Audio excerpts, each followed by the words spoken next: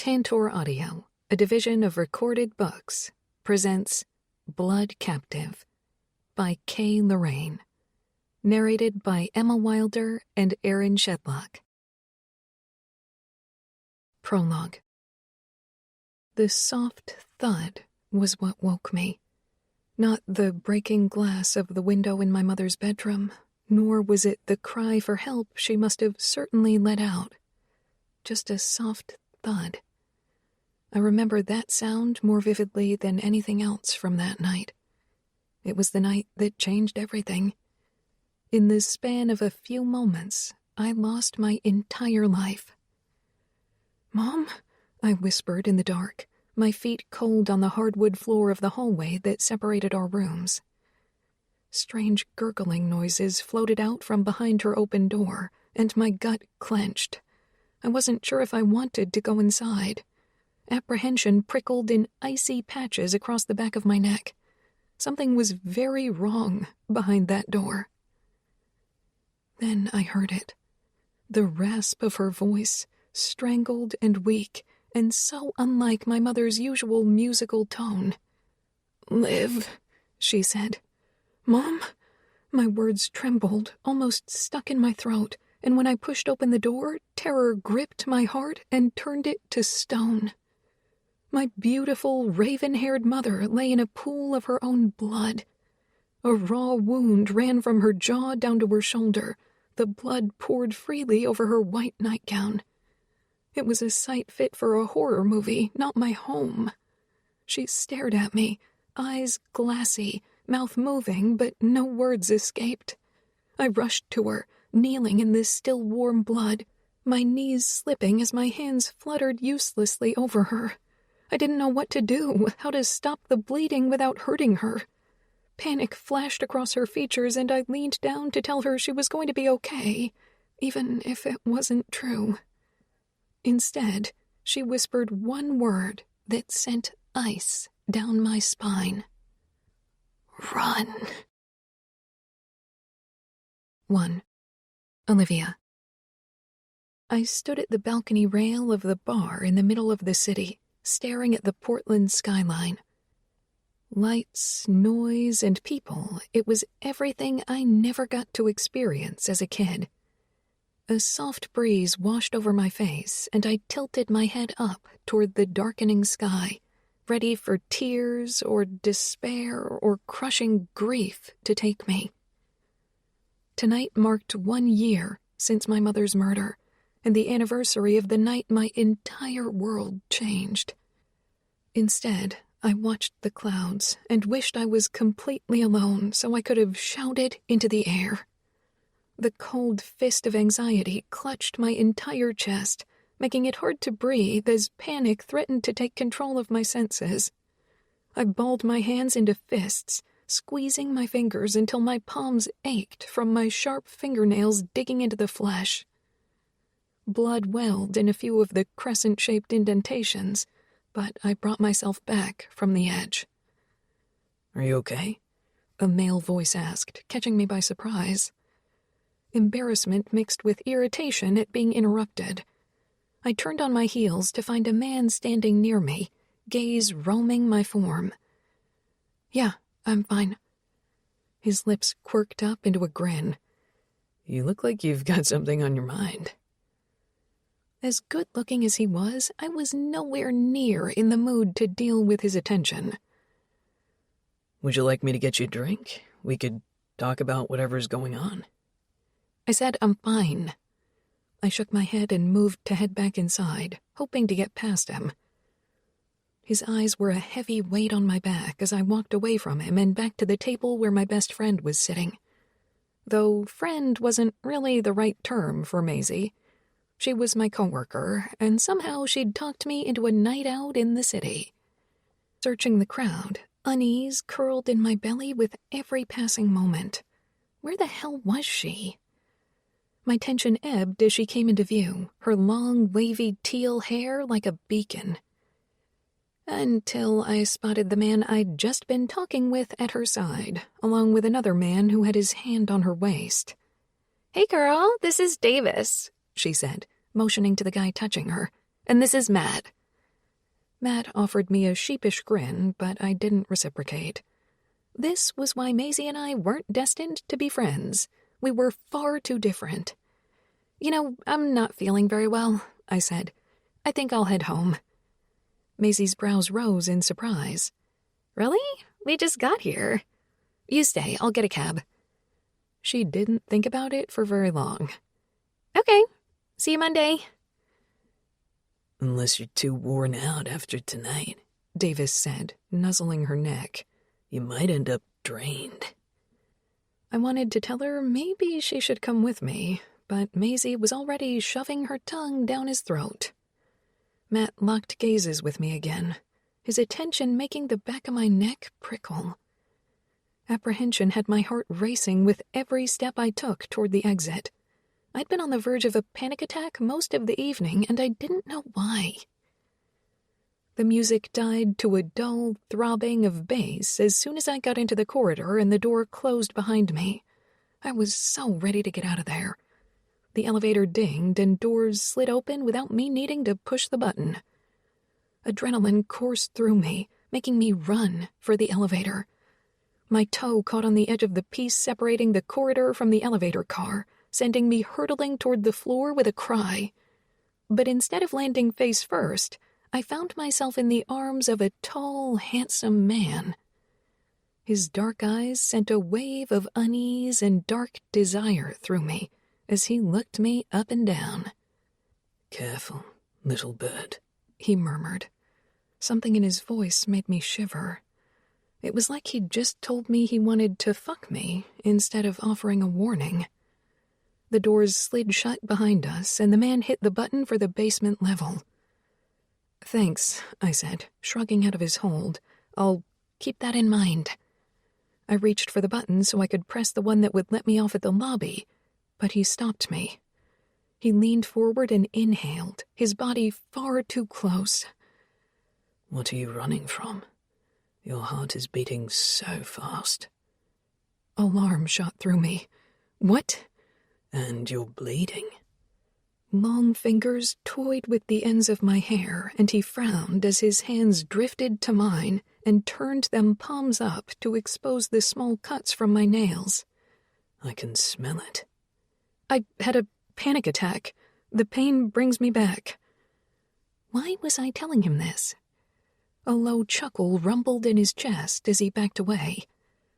"What's your name, little bird?" The last thing I wanted to tell this guy was my name. "Thanks for catching me. I should get going." I tried to move past him, but he stood in my way, and I really had no way out until the elevator opened. "Your name?" he demanded. "Olivia Stewart," I supplied, working hard to keep my focus off his magnetic gaze. It seemed like he was pulling me into the depths of his eyes. "Olivia." His soft utterance of my name twisted things low in my belly. He was strange and sexy, but I was also desperately uncomfortable. "You smell delectable, Olivia." I had no idea what to say to that. His entire demeanor was so inappropriate, so socially odd, I was at a loss for how to react. "Thanks," I said, but the word sounded like a question.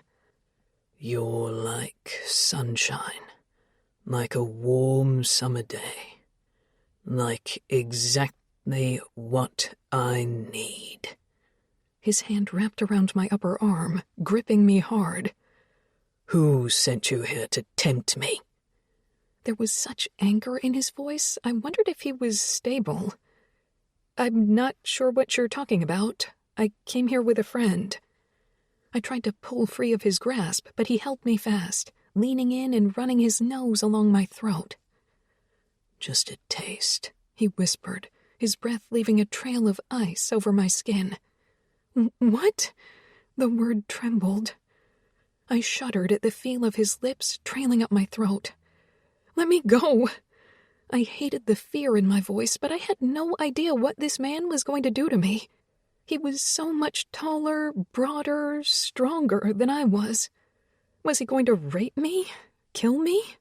I wasn't sure. All I knew was I needed to get out of here, get away from him. I don't think so, little bird. Did you really think that once I found you, I would let you get away from me? Smelling the way you do, it's a wonder no one else has taken you. What was he talking about? I tried to pull away, but his hold on my arm was like an iron band, immovable. Please, I don't know what you're talking about. A dark chuckle fell from him, low and dangerous. It would have been seductive if I wasn't so terrified. Do you really not know?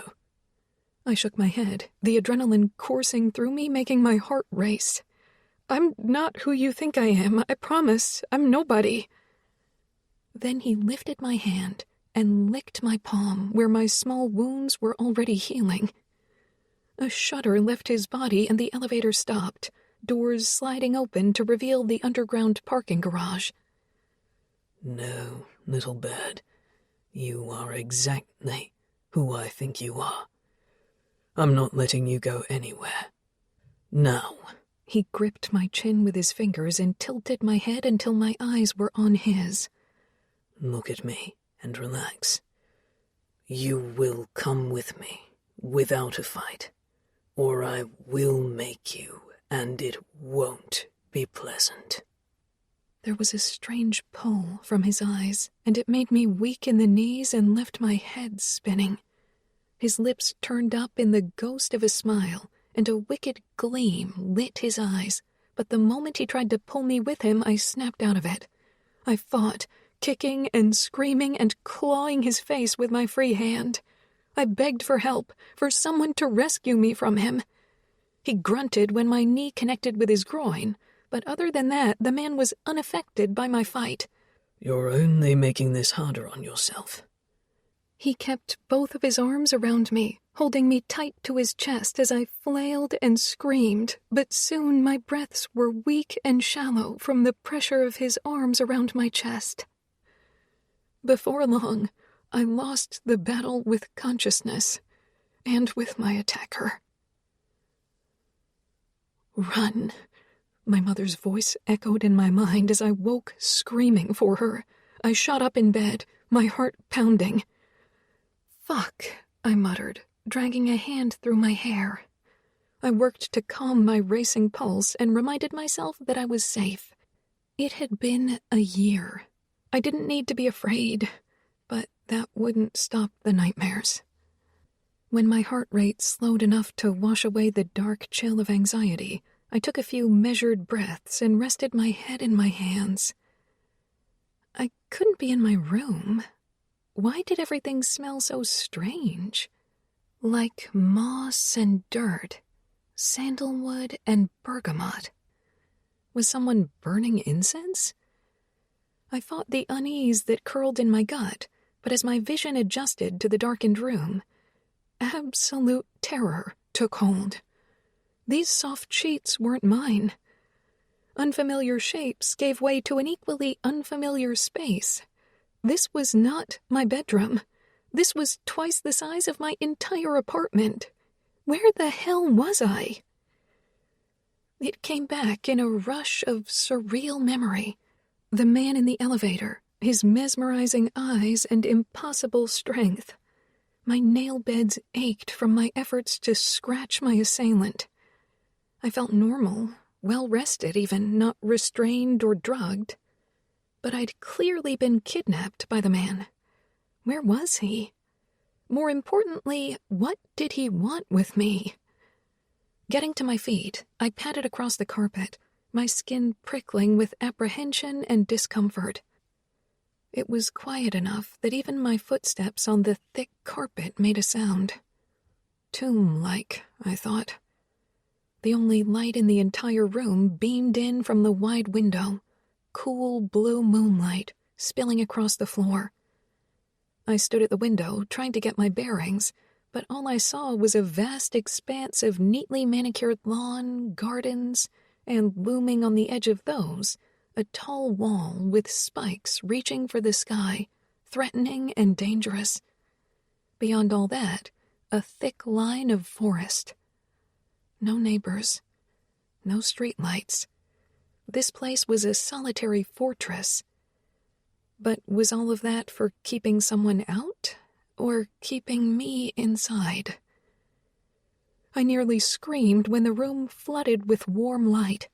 My heart lurched and I turned around, ready to fight for my life. But instead of the man who took me, I found a short, squat woman. Her face reminded me of a kindergarten teacher, kind and soft.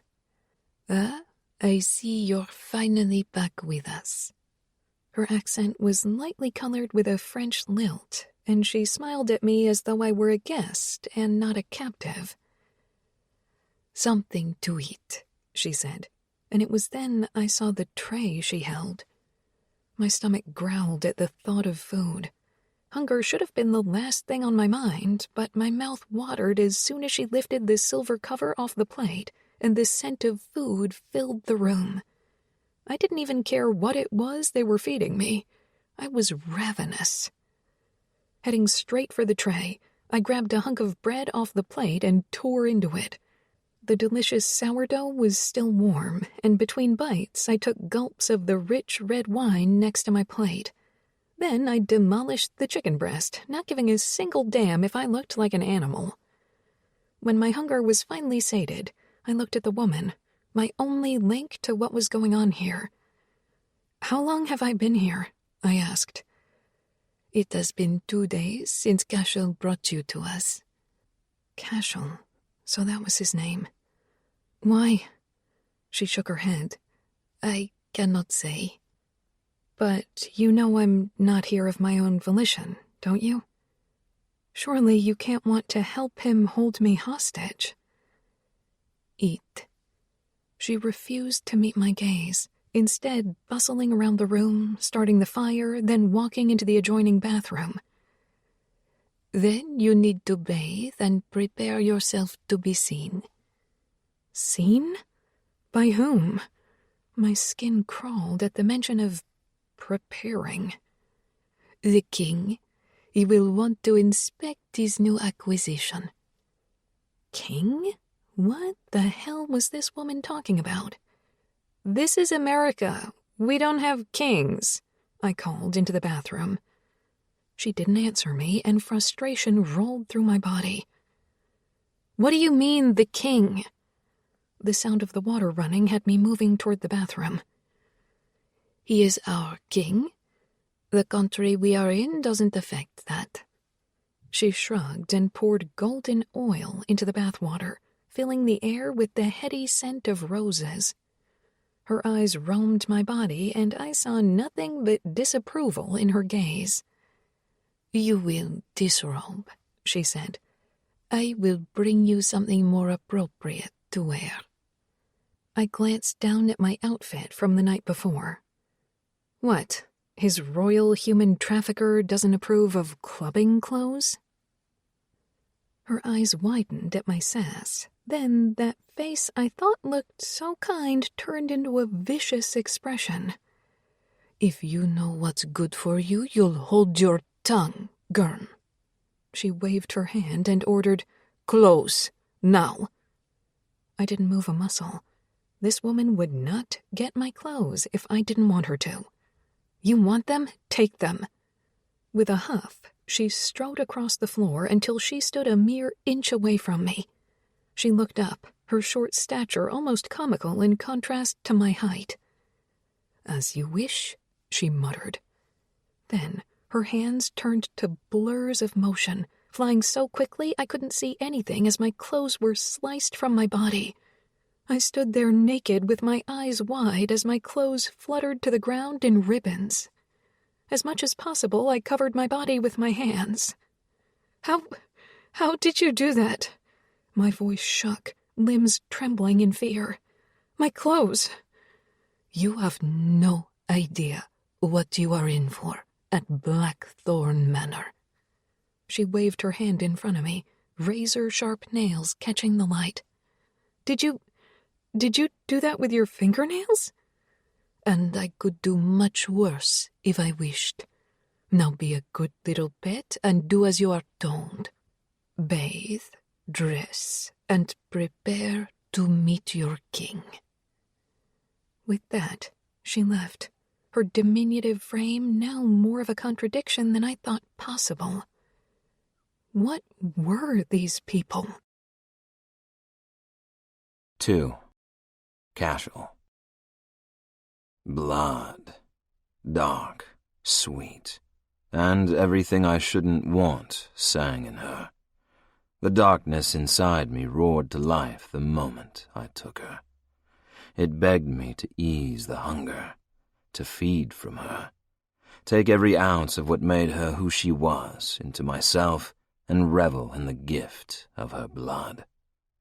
Even now, masked behind 3 floors and several rooms of the estate, her scent nearly broke my resolve.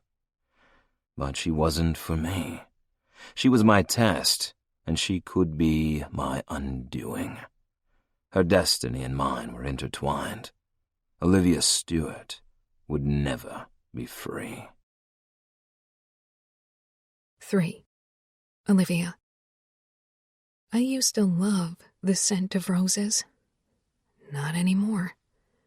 The oil in the bath was strong enough that even after drying off, I still smelled the cloying aroma. It coated my tongue, thick and heavy, unwelcome. I stared at myself in the mirror, my eyes so dark they were nearly black looking back at me, a perfect copy of my mother's. I pulled my hair into a twist at the base of my skull and made quick work of securing the locks with the clip I'd found on the bathroom's marble counter. Just as the terrifying little woman had promised, there were clothes left out on the bed for me. If clothes were what a slinky evening gown was called. "Great," I muttered, sliding my fingers over the dress made of thin ivory silk. It could have almost been classified a nightgown if it hadn't been for the lining and beadwork across the waist. I slipped it over my head and cursed my curvy figure. My nipples were hard points in the cold room, pressing outward against the silk, accentuating my full breasts. The silk clung to my body, showcasing every curve I had. "Why even wear clothes?" I asked the empty room as I brushed my hands over the fabric in a futile attempt to make myself more comfortable. "Why, indeed?" a low male voice said, catching me off guard. What was it with these people? They were terrifyingly quiet. I turned to face him, and my breath caught. Cashel, the man who kidnapped me. He stood in the doorway, staring. Well, smoldering was really the right word. Long legs encased in slim black trousers and a navy blue velvet jacket covered his broad shoulders. His devastatingly handsome features had me momentarily forgetting he was the bad guy. Fear crept back into my brain as soon as he moved off the doorframe and started toward me. "Get out of my room," I forced through a tight throat. He let out a low chuckle before inhaling long and slow. "Roses," he murmured. "Wise choice on Brenner's part. It cloaks your scent." There was that scent talk again. You're weirdly obsessed with how I smell. Wouldn't you be if a dessert made just for you was waved around in front of your face? Dangled like a fucking carrot on a stick? I don't understand what you mean. I'm not food. But the realization hit me like a punch to the gut. What if that was exactly why I was here? Oh God, is this like a Silence of the Lambs thing? Are you a cannibal? That fucking chuckle rolled through him again, and my fear was replaced with fury. "No, little bird. I'm not. I'm something entirely different." He held out a hand. "Come along. My father is ready to see you." Father? But Brenna said I was going to see the king. He grabbed my hand, a chill running through me at the contact. "He is." "Does that make you a prince?" "I suppose so. But I'm not the hero in your fairy tale, little bird. I'm the monster." I jerked my hand out of his grip and stared daggers at him. I never said you were a hero. Don't fucking touch me. His jaw clenched, anger flashing in his eyes as he matched my gaze. I could have you against this wall, begging for freedom, for your pitiful life. Then why don't you? Why am I here if you want to kill me so badly? I knew I was playing with fire, but what did I have to lose? I think you're powerless. You can't kill me. He didn't answer. Instead, just grabbed my hand again and tugged until I had to follow. I tried to pull away, but this time his grip was like iron, immovable, unbreakable. I slapped him hard, screaming and fighting with everything in me. I clawed at his face, kicked and shoved, but the man was immovable. He wrapped a hand around my mouth and wrenched me against his body. Just because I can't catch your scent, that doesn't mean you're safe from me. Or anyone in this house save Brenna. And even her, I'm not so sure. I bit down on his hand and he didn't react. He only pulled me tighter, his lips trailing down my throat. He released his hold on my mouth, and with a trembling voice, I asked, "What are you talking about?" But Cashel didn't answer me. Instead, he tugged me out of the room and down the hall, faster than my feet could steadily carry me. The hardwood floor was freezing on my bare feet, and my thoughts went to the pair of shoes Brenna had left me. Cashel hadn't let me put them on. In fact, he seemed like he couldn't care less if I was comfortable. "Slow the hell down, Cashel!" He stopped in his tracks, turning those dark eyes on me. What did you call me? Breath locked in my chest, I forced myself to keep my eyes on him. "Cashel. That's your name, isn't it?" It wasn't for Brenna to tell. I was going to give you my name when I was ready. When it was time. You know mine. This is a very different world from your own, Olivia. Tonight, you'll learn what it means to be in the company of the Blackthorne vampires. My wrist ached from the tight hold of Cashel's fingers, but my focus wasn't there. It was on the words he just said. Blackthorne vampires. "Did you just say vampires?" I asked, utter disbelief coloring my tone. He didn't look at me, but his shoulders tensed, and I watched that strong jaw tighten. Yes. You're crazy. Typical human. You can't believe anything you haven't seen. He turned on me then, his eyes blazing with anger. Then, with no warning, he shoved me against the wall until I was pinned by his large body. Your scent calls to me because of your blood. If I had less control, I would have drained you dry in that elevator. The only thing stopping every vampire in this estate from ripping out your throat is my father's order of protection. I fought my trembling limbs and couldn't deny the ravenous hunger in his expression. Vampires aren't real. I forced the words through my lips, even though I just wanted to close my eyes and will all of this away. Oh, we are very real. But we're nothing like heroes from your human novels. We don't pine for understanding. We are monsters, plain and simple. Not because we have to be. Because we choose to be. He stayed pressed against me, his gaze trained on my throat rather than my eyes. I felt his breath ghosting over my neck and furrowed my brow at the sensation. Vampires don't breathe. They're undead. Then his eyes locked on mine, and he reached up and brushed a stray lock of hair away from my face, fingers trailing over my temple and behind my ear. I thought you didn't believe in vampires. I swallowed and forced myself to calm my racing heart. I don't.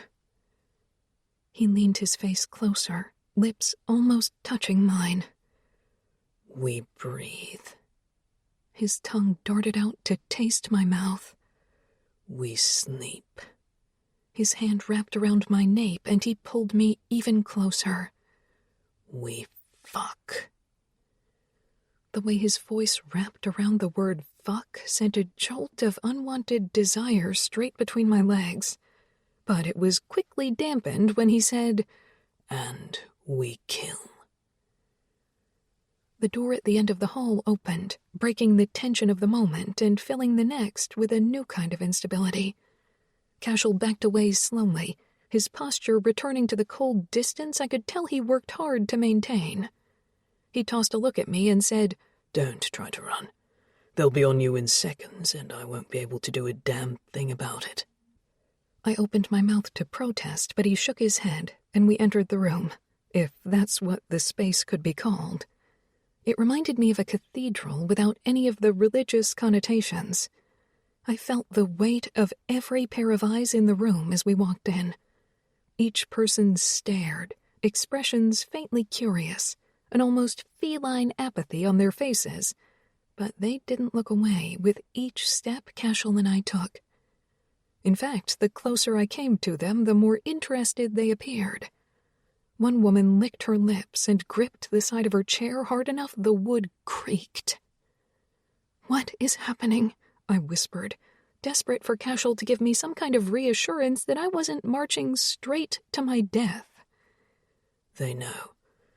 They know what you can do for them, and they're hungry. He linked our hands and held tight to me, possessive, demanding, and for once I didn't resist. Cashel may have brought me here against my will, but he was the only thing keeping me safe from these insane people. Calm down. Your heart is beating so fast it's causing your scent to overpower the rose oil. I won't let anything happen to you. If anyone gets to have you, it's me.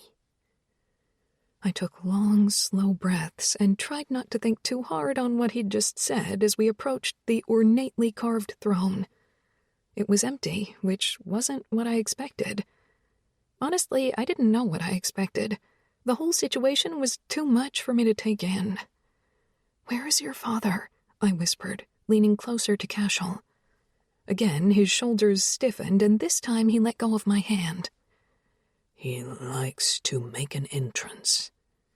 The crowd stayed deathly still as the door in the back of the room opened and a tall man, thick dark hair graying at the temples giving him a distinguished appearance, strode inside and stood in front of the throne.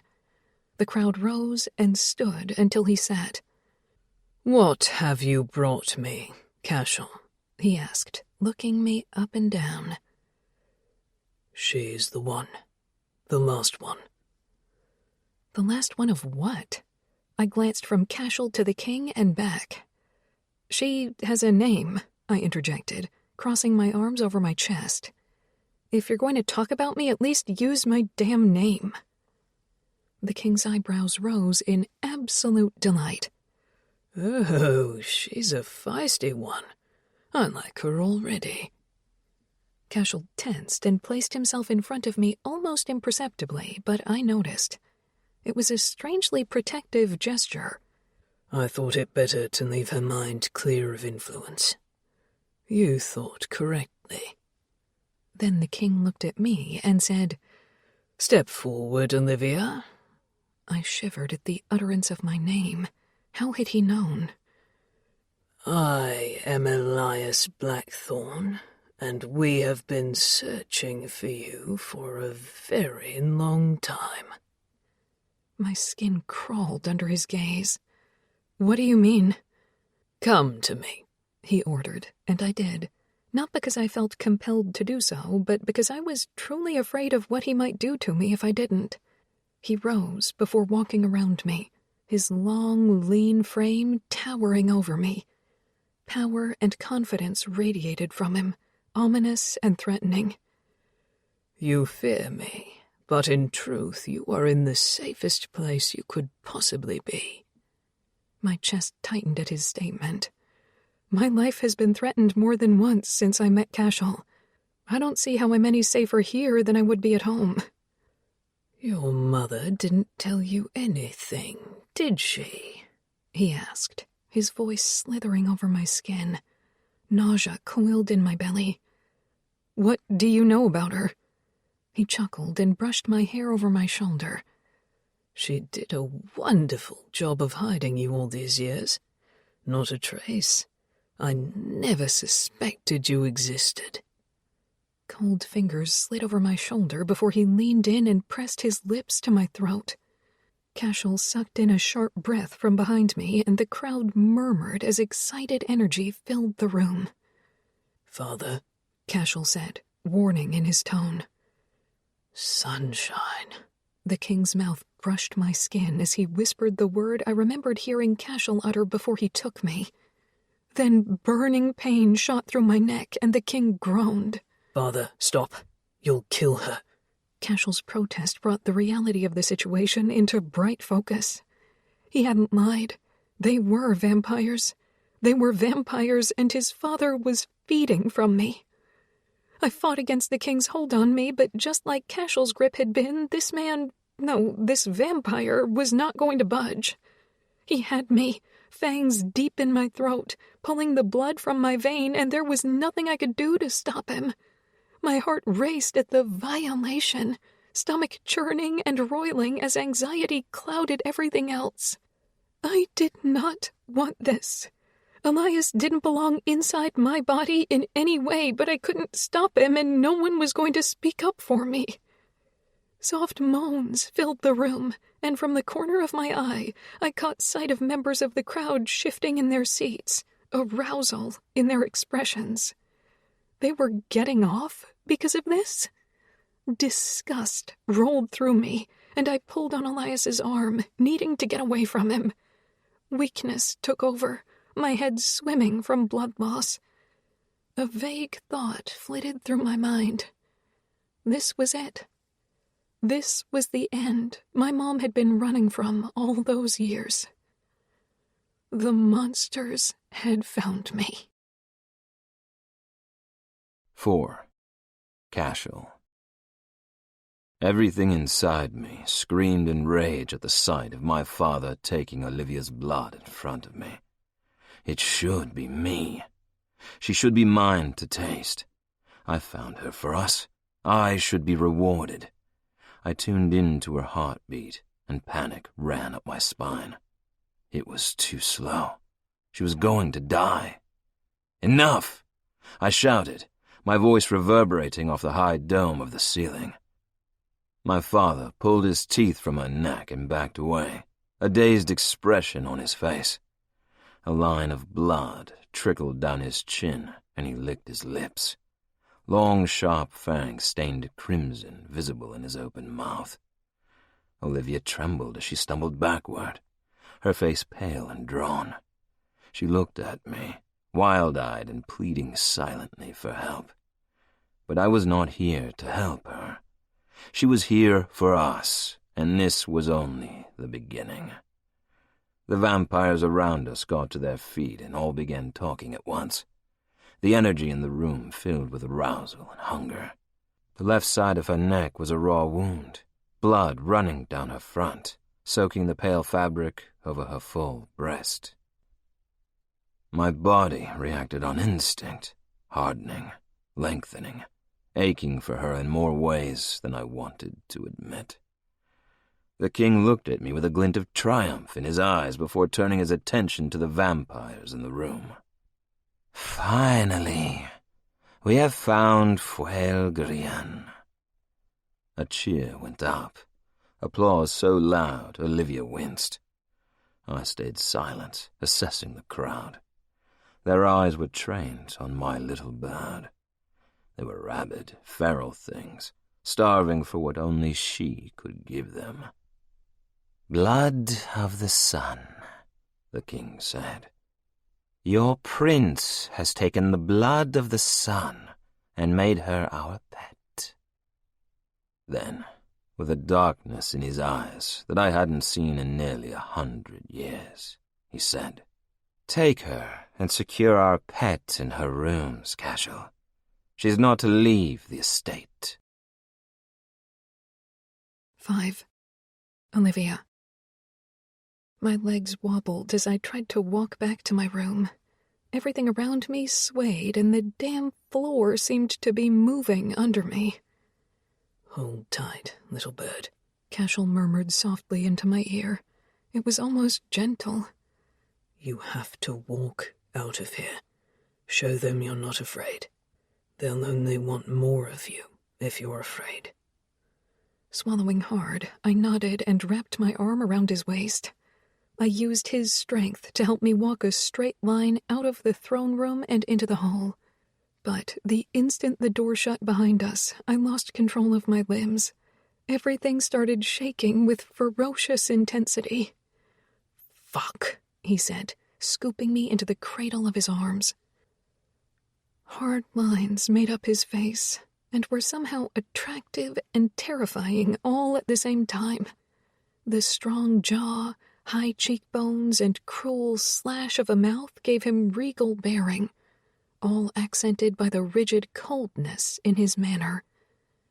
I'd thought him gentle for a single heartbeat, but he was right back to the asshole I labeled him as earlier. What did he mean by blood of the sun? I asked, worried if I didn't ask now, I'd never find out. He'd drop me off in my room and lock me away without another thought. "Your blood. It's the sunlight." He opened the door and placed me on the bed. "It smells so fucking good. I want to taste you right now. Feel the power you can give me." I reached up to my throat and touched the tender wound his father left on me. My fingers came away stained red, and I winced at the slight pain. "Does it always hurt?" "No." He bit his thumb and leaned down, hand outstretched. "What are you doing?"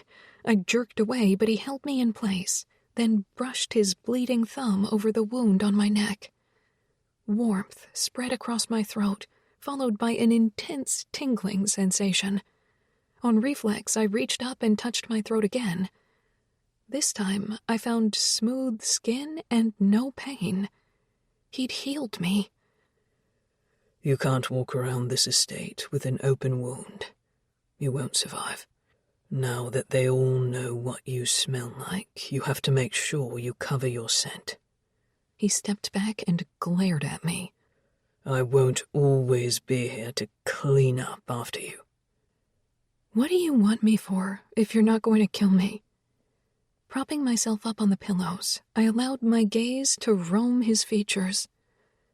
Tragically beautiful was a phrase that came to mind. Dangerous and bad for me in every way was another. "Did your mother really not tell you anything?" he asked, sitting on the side of the bed. I should have backed away, shunned his closeness to me, but I couldn't. Deep in my bones, I knew he was my only chance at escaping from here alive. I'd seen that glimmer of humanity in him. I had to hold on to that. "She was crazy, certifiably insane, but she wouldn't get help. She told me horror stories about monsters and terrified me." "They weren't stories." I swallowed past the lump in my throat. "I see that now." Then I shook my head and closed my eyes, fighting the anxiety bubbling in my chest. "We moved every 6 months, town to town, state to state. I've lived in almost every state in this country. She homeschooled me, we changed our names every time we moved." "Is Olivia not your real name?" It surprised me that he seemed to care. "No, I don't even remember my birth name. But this time I got to choose." "What made you choose this?" A hot blush crept up my cheeks. "There's a TV show. I like the heroine, and her name is Olivia." I had to look away, not wanting him to laugh at me. It's stupid, I know, but she's a badass, and part of me thought I'd be able to, I don't know, channel some of that if my name was Olivia too. "I didn't start out as Cashel," he said, catching me off guard. "My given name at birth was... Never mind. It's not important." I saw it the moment he closed off, like he realized his walls were slipping and he had to raise his guard. Eyes hard as stone, he glared at me. Why are we talking about names? That's not important. What you need to know is that there are two ways this can go. Either you give us your blood willingly, live your life comfortably here as our willing donor, or we take it by force and detain you in a much less pleasant environment. My gut clenched. They were going to slowly steal my blood. That seemed to me like an even bigger violation than holding me captive.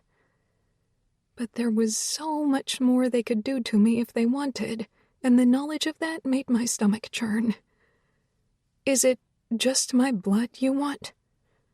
His eyebrow raised, and a smirk turned up the corner of his mouth. Oh, I want much more than that, but you're off limits, I'm afraid. No one is allowed to touch the king's supply. His gaze raked my body. Does that disappoint you, little bird? I heard the way your pulse picked up when you asked your question. You couldn't please me if you tried, Cash. He bristled at the nickname, or the insult, maybe both. I could have you begging for me to be inside you without ever kissing you. Ah, so it was a bruised ego, not the nickname. Prove it.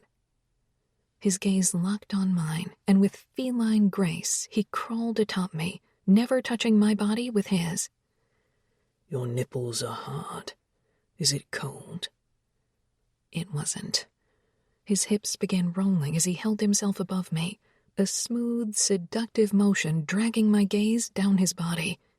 Lips a hair's breadth away from mine, he whispered, Your temptation delivered to me on a gilded platter, little bird.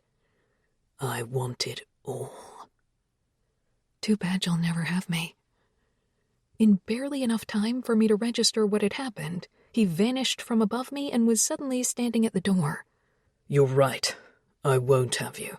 You are my father's plaything, his blood supply. You're going to give us more power than we ever thought possible. I stared at him, unable to fathom why he hated me but seemed to want me all at the same time. How long will you keep me here, Cashel? He narrowed his eyes. Forever, Olivia. You will never leave Blackthorne Manor. Cashel left me apprehensive, angry, and aroused.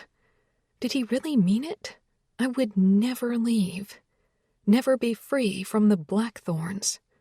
The moment the door closed behind him, I got up and ran for the lock, desperate to keep them out. It was stupid of me. I'd already seen their strength displayed more than once, and it was highly unlikely Cashel and the rest of his family wouldn't have keys to every room in the damn house.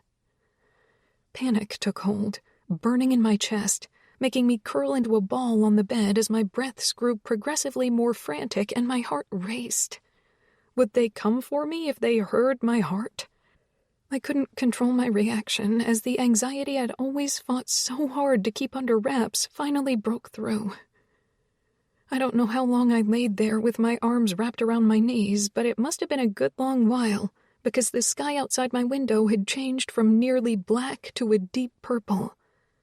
All I could think about was my mom, her desperate need to get us safe all the time, her stories of monsters who wanted to kill her, and lastly, the thing that I'd always thought was part of her mental illness, the curse she said her blood held.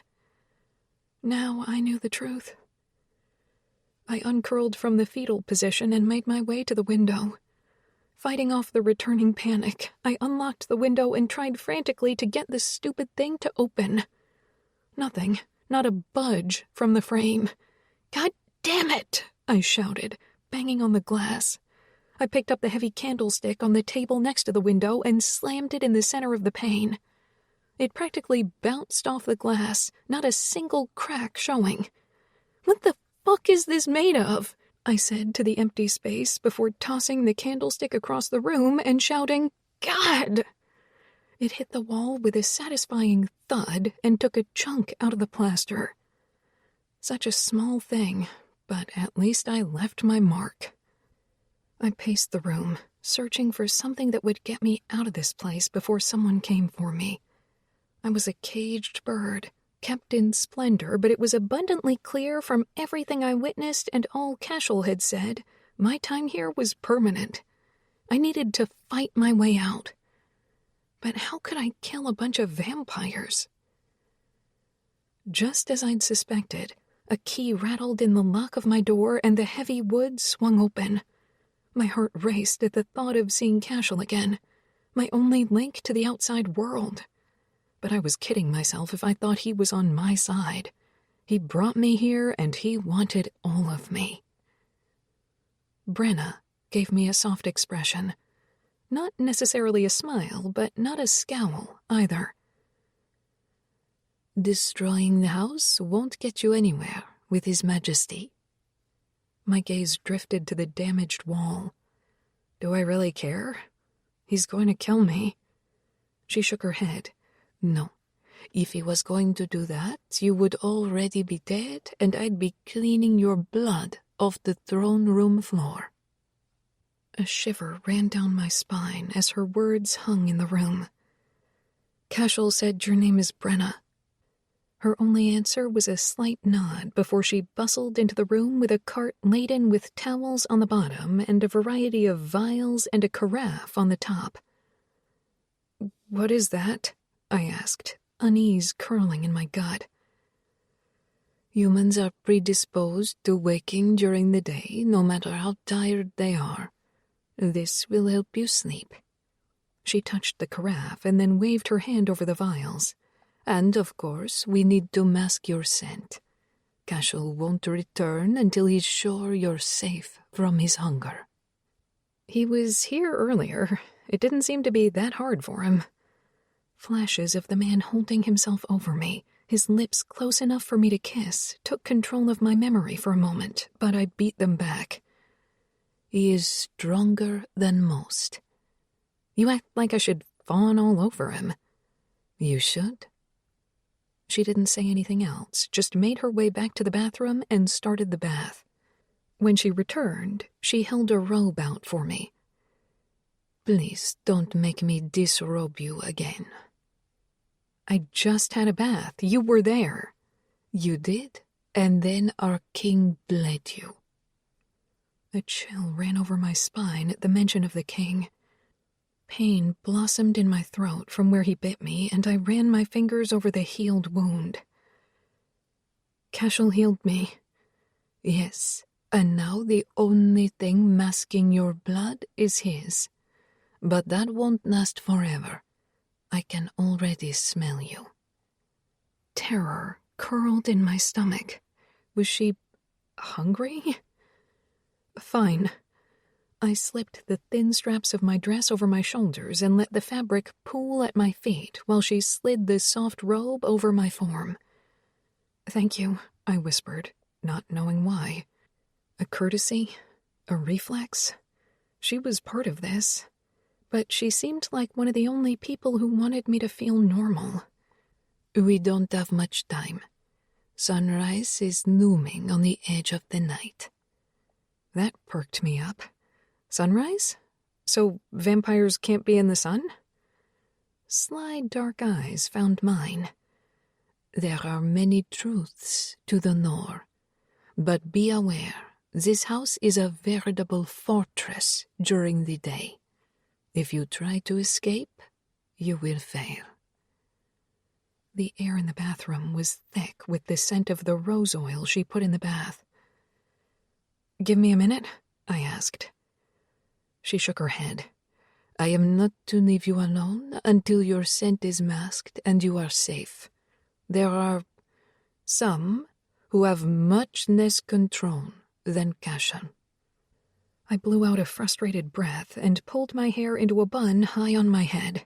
Then I dropped the robe before stepping into the hot water. Fine.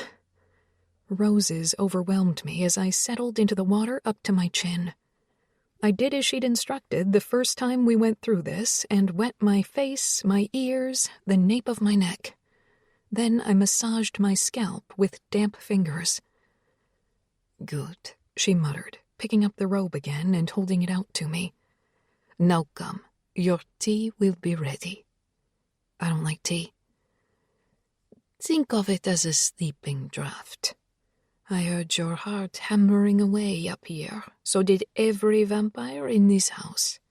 We may sleep during the daylight hours, but I can guarantee you none of us will forget you are here. You'd do well to remember your scent is stronger when you're afraid. At some point she must have set out a silk pajama set, because a deep purple lace-trimmed shorts and camisole sat draped across the bed. Why do you care if I'm comfortable? An almost hurt expression crossed her face. You're not simply food for us, Olivia. You are going to save us. Then she sealed her lips tight, regret flashing in her eyes. Tea, she said, her gaze leaving mine. Then I will leave you to your rest. I watched as she poured the brown liquid into a delicate teacup, then added drops of various oils until it smelled heavenly in the room. Then she held out the cup and saucer. Drink it all while I watch. What's in it? I asked. Oils, herbs, all blended with chamomile.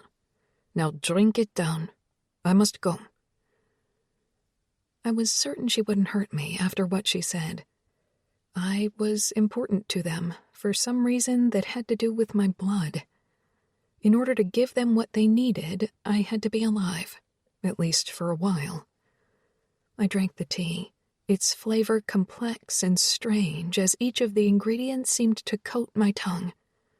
When the cup was completely empty, she took it and nodded. Have a restful sleep, Olivia. I will return after sunset.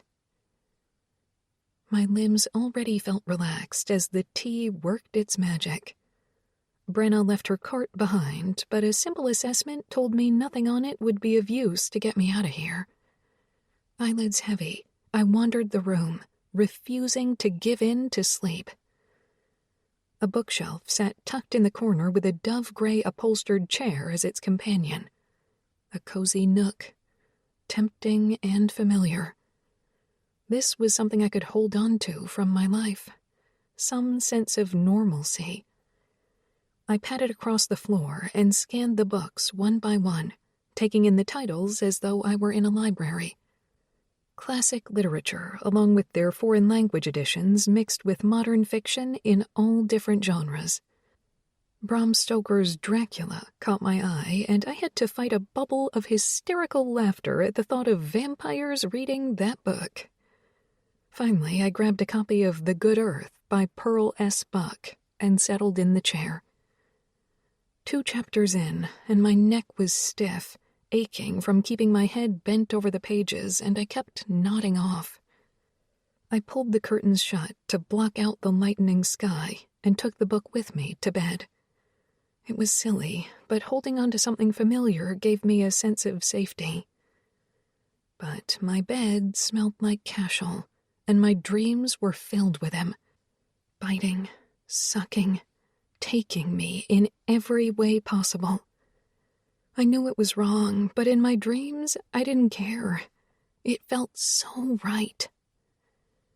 I woke on the cusp of intense pleasure, my hand between my legs bringing me to orgasm. But my heart lurched at the sight of the very vampire I'd been dreaming of. He stood by the side of my bed with dangerous desire in his eyes. What are you doing, little bird? 6. Olivia. I jolted fully awake and pulled my hand away from my core with embarrassment burning my cheeks. "Get out!" I shouted. "God, have you never heard of privacy?" He chuckled and shoved one hand through his hair. There is no such thing as privacy here. Not for you. My gaze raked his form, and I saw it, that tense posture which said he was affected by my aroused state. Besides, how could I resist when I heard you call my name? I called his name? Shit. Sorry, Cash, you must have heard me wrong. Perhaps called wasn't the right word. It was more a breathy moan, really. Getting out of bed, I positioned myself on the other side of the room. I can't control what my brain does when I'm asleep. It's been a traumatic few days. His dark eyes locked on mine, and I felt like I was caught in a tractor beam. The tug began in my belly, and I found myself taking an involuntary step toward him. But as quickly as it started, the connection was broken. Did you just mind control me? I asked, shock and anger burning in me. I did. Let it be a reminder of who is in charge here. I could make you mine with one word. I let out a harsh breath. But I wouldn't really be yours. It would be rape. You're too proud for that. I can see it in you. That mouth of his pressed tight, and he averted his gaze. I'd hit a hot button for him, and I'd be lying if I didn't mark a point for me on my invisible scorecard. You will join us for dinner. His words were terse and filled with frustration. Will I? Yes, you will. And what if I don't want to? I will toss you over my shoulder and carry you downstairs in nothing but the scraps of silk you're wearing. My traitorous nipples tightened at the thought of him putting his hands on me. Damn it. Why was my body betraying my mind? Fine. Give me a few minutes. You have 5. He crossed his arms over his chest and waited. Go. Don't I need to... I waved my hands uselessly. Mask my scent? In the blink of an eye, he was in front of me, his nose running along the line of my neck. No, I can barely detect your blood. Your arousal, however, that's an entirely different kind of temptation. You're a pig. He stepped back and pulled himself together while I watched. I might be that, but I'm not the one fantasizing about the person holding me captive, am I? 1 point for Cashel. Damn him. He was right, and I knew it. Stockholm Syndrome. My brain is protecting itself. Or your body knows I'd be the best you ever had. My eyes widened at his confidence, and I had to push back the curiosity knocking on my mind's door. In your dreams, Cash. A smirk turned up the corner of his mouth. It would seem in yours. Letting out a frustrated huff, I stormed into the bathroom and slammed the door, only to come right back out again. I have no clothes, I told him, hands on my hips, anger rising to the surface. Did you check there? He pointed to the tall armoire near the window. That is the purpose of this particular piece of furniture. I narrowed my eyes and stared at him. No, I didn't. Even as I shook my head, I walked toward the armoire, knowing there would likely be an entire wardrobe hidden behind those doors. When I opened the heavy doors, I sighed at the sight of new clothes, some folded neatly, some hung from wooden hangers. When did someone have time to go shopping? He shrugged. Brenna is very good at her job. His heavy sigh made my shoulders stiffen. It was an annoyed sigh, not one of sadness or frustration. Don't let me keep you, I said, carefully perusing my clothes. I gave you 5 minutes. It has been 4.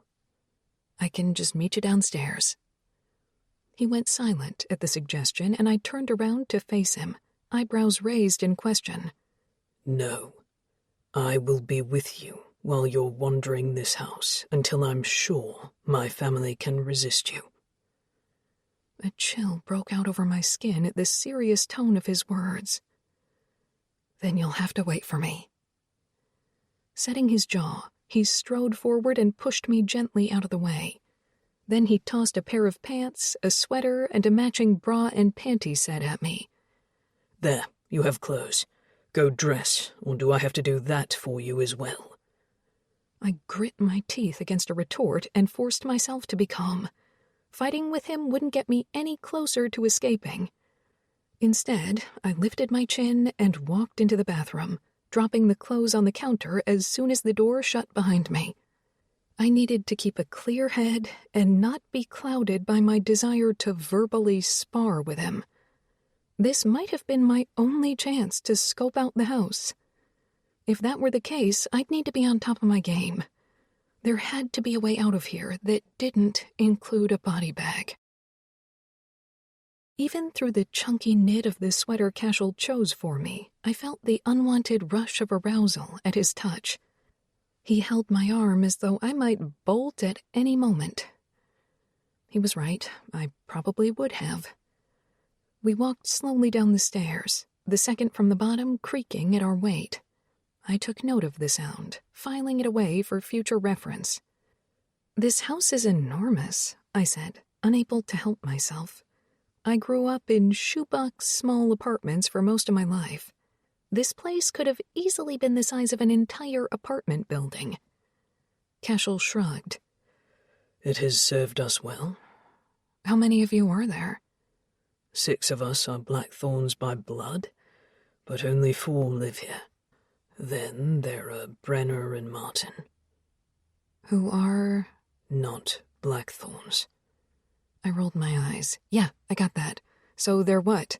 Indentured servants? Is this like some kind of vampire version of Downton Abbey?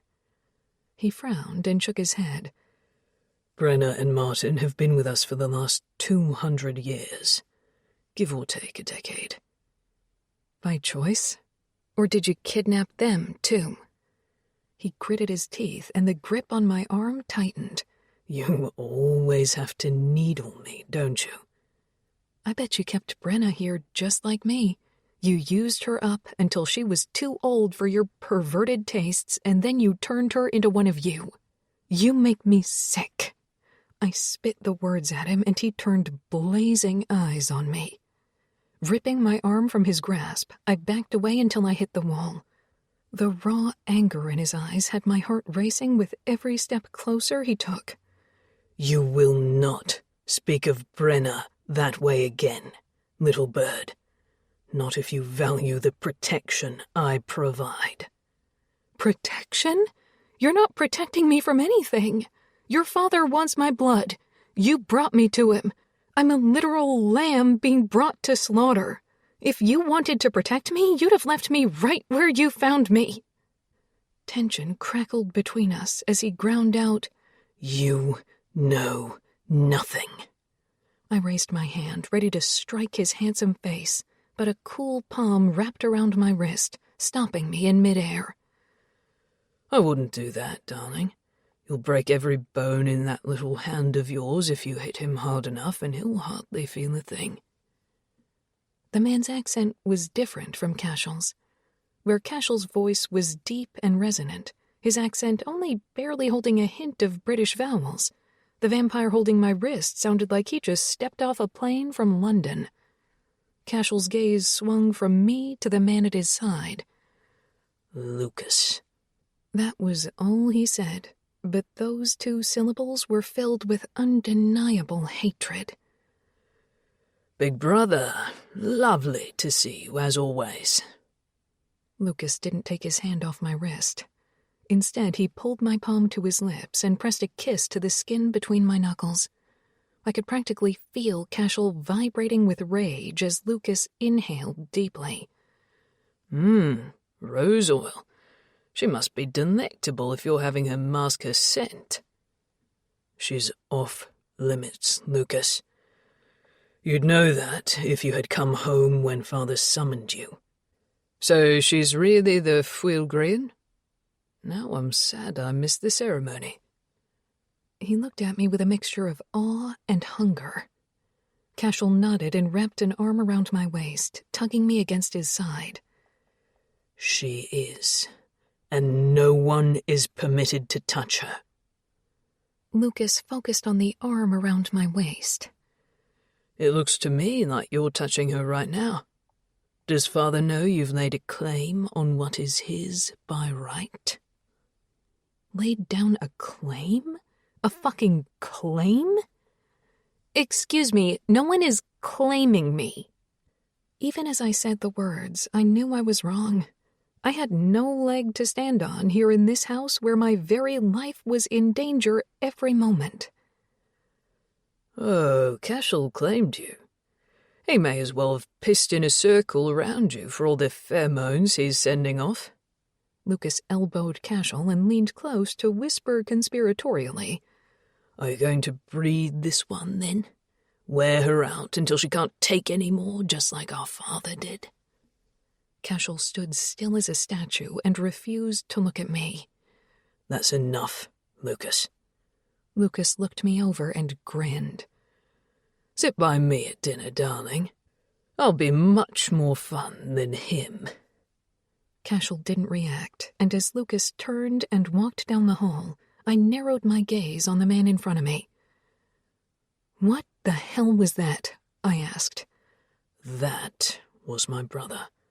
I realized that. I was talking about the breeding bullshit. I put on a fake British accent and said, Are you going to breed this one, then? Cashel took my face between his large palms and pressed our foreheads together. It was a level of familiarity we hadn't achieved, but I couldn't stop him. No, there will not be any breeding between us. Not if I can help it. My eyes went wide when he stepped back and dragged a hand through his dark hair. So you're saying vampires and humans can produce children, yes, but they're half-breeds. Tainted. This just gets better and better, I muttered. Cashel's fingers brushed my forearm and I flinched at his touch. If he could knock me up, I was definitely staying away from him. Which way to the dining room? I asked, needing to get this night over with. He put one hand behind his back, a formal gesture that seemed out of place in this day and age, but all at once completely fitting. Straight ahead, he said. I strode forward, my head held high, shoulders back, false bravado running through me like an electrical current. I couldn't let him see how much that revelation spooked me. The idea that he could get me pregnant terrified me. But the thought of him being inside me, well, in another situation, I would have welcomed a man like him into my body. Quiet your thoughts, little bird. I may not be able to hear what you're thinking, but others at the table will be able to.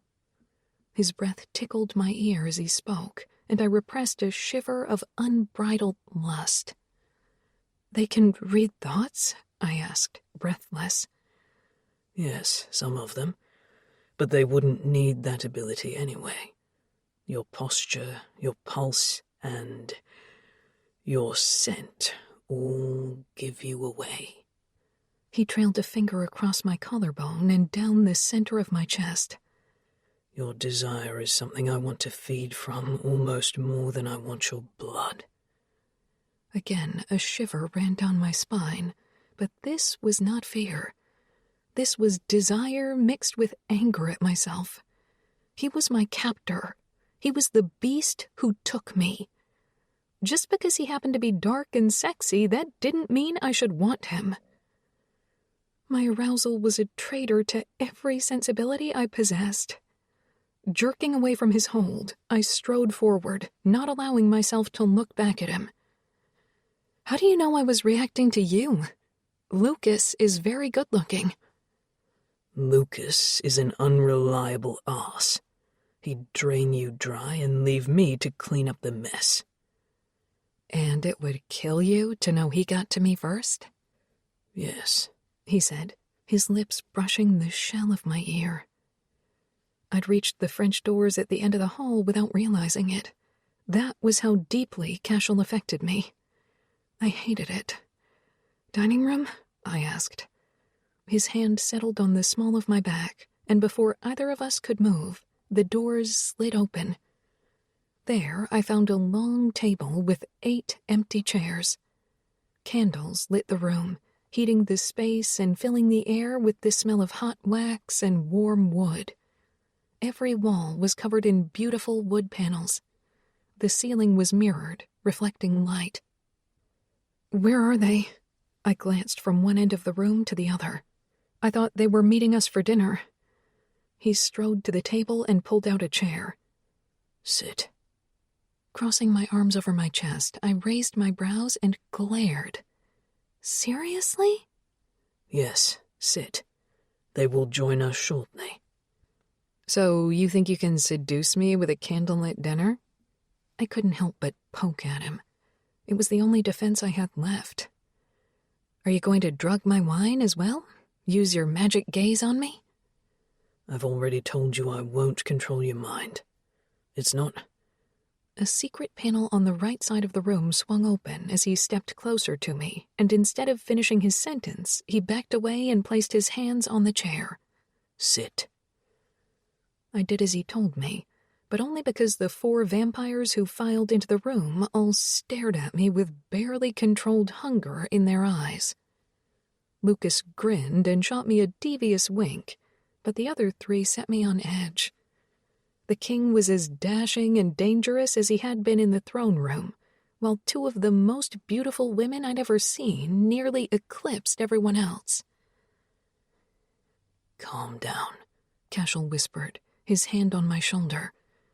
"They can sense your fear, and it's only adding to their hunger." I took a few long breaths and fought for control of the anxiety building in my chest. I could not have a panic attack here and now. Not with 5 hungry vampires closed in a room with me. Cashel's face filled my vision, his eyes the color of black coffee. "Little bird, look at me. Slow your breaths.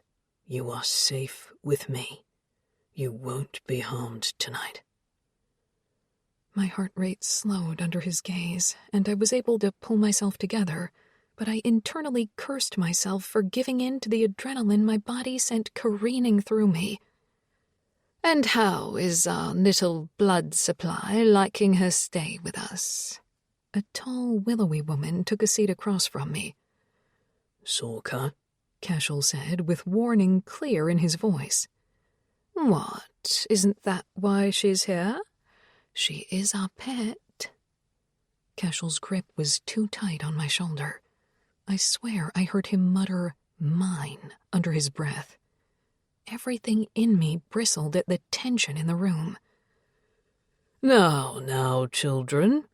The king stood at the head of the table, his gaze on me.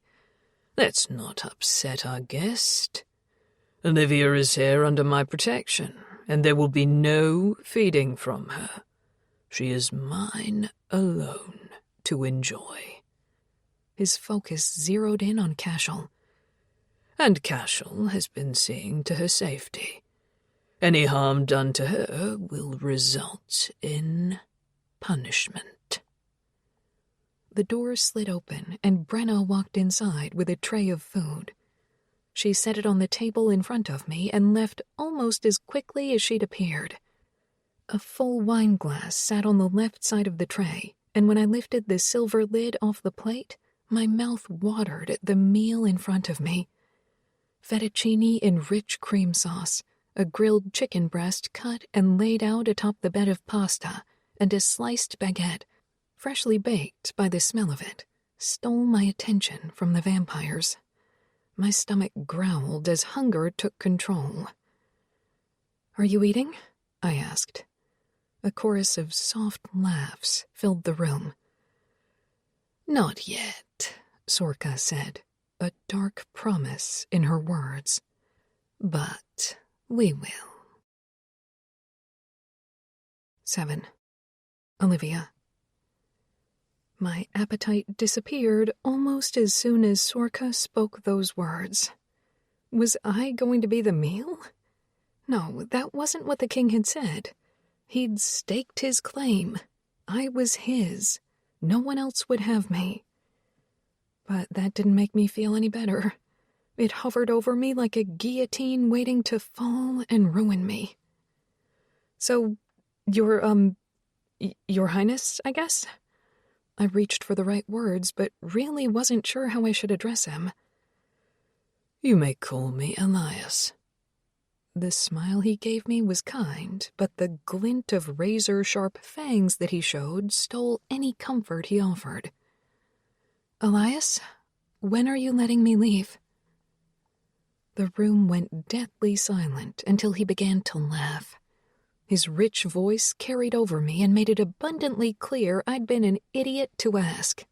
My dear, you are home, and after you've had some time to acclimate to life here at Blackthorne Manor, you'll do your duty and serve me. How exactly am I supposed to do that? By any means I wish. My limbs trembled as I fought to keep myself calm. If you'll excuse me, I'm suddenly not very hungry. Cashel's hand was on my shoulder, pressing me down into the chair. Eat, he ordered. I'll eat when I'm hungry. You don't own me. I spat the words, but the lie tasted bitter on my tongue. He did. They all owned me. They'd stolen me from my life, and I'd live or die by their whims. Sorka chuckled and shook her head. Who is the master and who is the pet? She muttered. I am, Elias said, and Cashel will do well to remember that if he wants to maintain his status as heir, I can replace my chosen successor, son. Cashel's fingers dug into my shoulder. You eat now or you starve, little bird. Maybe I will starve. It seems to me I have something all of you want. I don't have to give it to you. I could easily end all of this. I grabbed the fork from the table and held it to my throat. With enough strength, I could do it. It would hurt like hell, but I didn't think I could stand being fed from over and over by Elias, or any of them for that matter. Tears sprung to my eyes, and I fought them back, unwilling to let these monsters see me cry. Spare us the dramatics, pet, Elias said. Cashel, control your charge. In one swift movement, Cashel had the fork out of my hand and my arms restrained. Do not threaten to harm yourself again, little bird, he whispered into my ear, or I will be forced to punish you. Rage burned in my belly, but I wouldn't win this, not with strength on his side. I moved toward my plate, but he still held me tightly. I can't eat without my hands. This is your one chance. But if you so much as move a muscle in an effort to end your life, I will strap you to this chair myself and force your dinner down your throat. I swallowed down the fear which threatened to escape in the form of a whimper. Then I nodded, not trusting my voice to work. The pressure on my arms lessened, and I stared at my food, avoiding the gazes of each vampire at the table. It took everything in me to eat every bite of my meal, but I did it. I forced myself to keep down my food, even with this sick feeling in the pit of my stomach. When I was done, I tossed my fork onto the table in a very unladylike manner. I couldn't have cared less what they thought of me. There, done. May I be excused? I sounded like a petulant teenager, but I couldn't stand being in the same room as them much longer. You may, pet, Elias said, and Cashel stood to accompany me. I bristled at the thought of him stalking after me. Cashel, she may not be able to leave the house, but she certainly has freedom to roam the halls. Someone is always watching. It doesn't have to be you. I shoved back my chair and headed for the door. Freedom, if only inside the estate, seemed like a fleeting opportunity. I desperately hoped they wouldn't send someone after me. They didn't, but as soon as I was out of the room, I let my fear take hold, and I leaned against the door, shaking like a leaf. The murmur of Cashel's voice struck a chord in me that I didn't like. I'd come to crave the sound of him already, and I hated myself for it. The scrape of chairs on the hardwood had me jumping away from the heavy door as the murmur of angry voices rose to a full-fledged argument. Hope filled my chest. They were distracted. Maybe they couldn't or wouldn't hear me. This might be my only opportunity to escape. The hall was silent, the house still, and I took my chance. I kicked off my shoes in hopes my steps would be silent and bolted as fast as I could. I worked to control my pulse, my breaths, running with everything in me through drawing rooms, endless hallways, sitting rooms, in a maze with no sense of direction. I didn't care. And when I finally did catch sight of the front door, my feet hit the floor with such force I thought for sure the Blackthornes would come after me. But there was the door, within my grasp. My heart hammered in my chest. I didn't know if I'd be able to get far, but if I didn't try, what was the point of all of this? Cashel. "What are you doing, Father?" I asked as soon as Olivia left the room. He glanced from me to Calliope, then to Lucas and Sorka. "Me? I'm having dinner with my family. What are you doing, Cashel?" He eyed me, lips set in a firm line, palms flat on the table. He exuded a calm reserved for a psychopath. "She's alone. What if she escapes?" A wicked laugh escaped him. "Then you'll hunt her down. You'll drag her back here, kicking and screaming, and lock her in the cellar for the rest of her days, if you have to." "I can go get her," Lucas offered. "She seems to like me better anyway." Before I could stop myself, I lunged across the table and wrapped my fist in the front of his shirt. "You'll keep your hands off her." Lucas's chair fell backward, hitting the floor with a crash. "Take your hands off me, brother. I'll tear your arm from the socket if you ruin this shirt." "Enough," our father said, his voice booming. "Lucas, you don't have enough control to be alone with her. You know that." "And Cashel does? He's a walking hard-on around her." I bristled internally, not wanting them to see how his words affected me. "I can't control myself," I muttered. "Something you still have yet to master." "What about me?" Calliope asked. "I'd be free—" "No." My interruption was curt and harsher than I'd intended, but I was the only one who could handle Olivia Stewart. Because this was my father's test. I had to pass if I was going to take his crown. We have to have her if vampires are going to be strong again. She's vital to Father's plan, to cure sun sickness. I swallow past the lump in my throat at the mention of the disease taking our kind by storm. She needs to feel like she has allies in you, and a protector in me. You'll get too close, Callie. You know that as well as I do. "But at least I won't kill her." Her pointed glare burned straight through me before we all heard it. Running. A racing, panicked heart, panting breaths. "Go, Cashel," Father said, but I was already out the door before the sound of his voice died in the air. Olivia. I gripped the handle and pulled. My heart sank when the door didn't move. "No, little bird, you're not leaving." Cashel's hand slid over mine, and a tear slipped down my cheek. "Let me go. Let me out of here. I don't want to die." I pleaded with him, a sob building in my chest. "Don't kill me." "No one is going to kill you. Not if you stay here." I pounded on his stone-hard chest and screamed, "Stop lying to me! That's what I'm here for. Just let me go." "Cashel, shut her up before I do it myself." Elias's bland tone had me turning my angry gaze on him. He stood 10 feet from us, a bored expression on his face.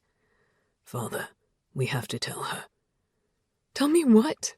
I asked through my tears. Elias sighed. that you are safer here than anywhere else in the world. Now that your mother is dead, you are the most valuable resource on the planet for our kind. Why? Explain. I've heard you all tell me I'm special, but I need to understand what makes me that way. Your blood is the key to allowing us to walk in the sun again. And believe me, you'll be hunted the world over without us to protect you. What do you mean? I'm a human. But you descend from a line of powerful magic. Your bloodline used to hold so much sunlight that one drop could kill a vampire from the inside out. It was a way for your people to defend themselves against vampires. Centuries later, they only served to dilute their power, losing the magic it took to keep the defense up. We've been tracing your line for 300 years, finally stopping with your mother. My stomach churned. Did you kill her? Elias shook his head. No, but when she died, the magic transferred to you. And now we will keep you safe from those who try to drain you. And in return? He grinned. You'll give me the blood donations I need. Cashel stiffened next to me, his jaws setting. Clearly he didn't like the idea.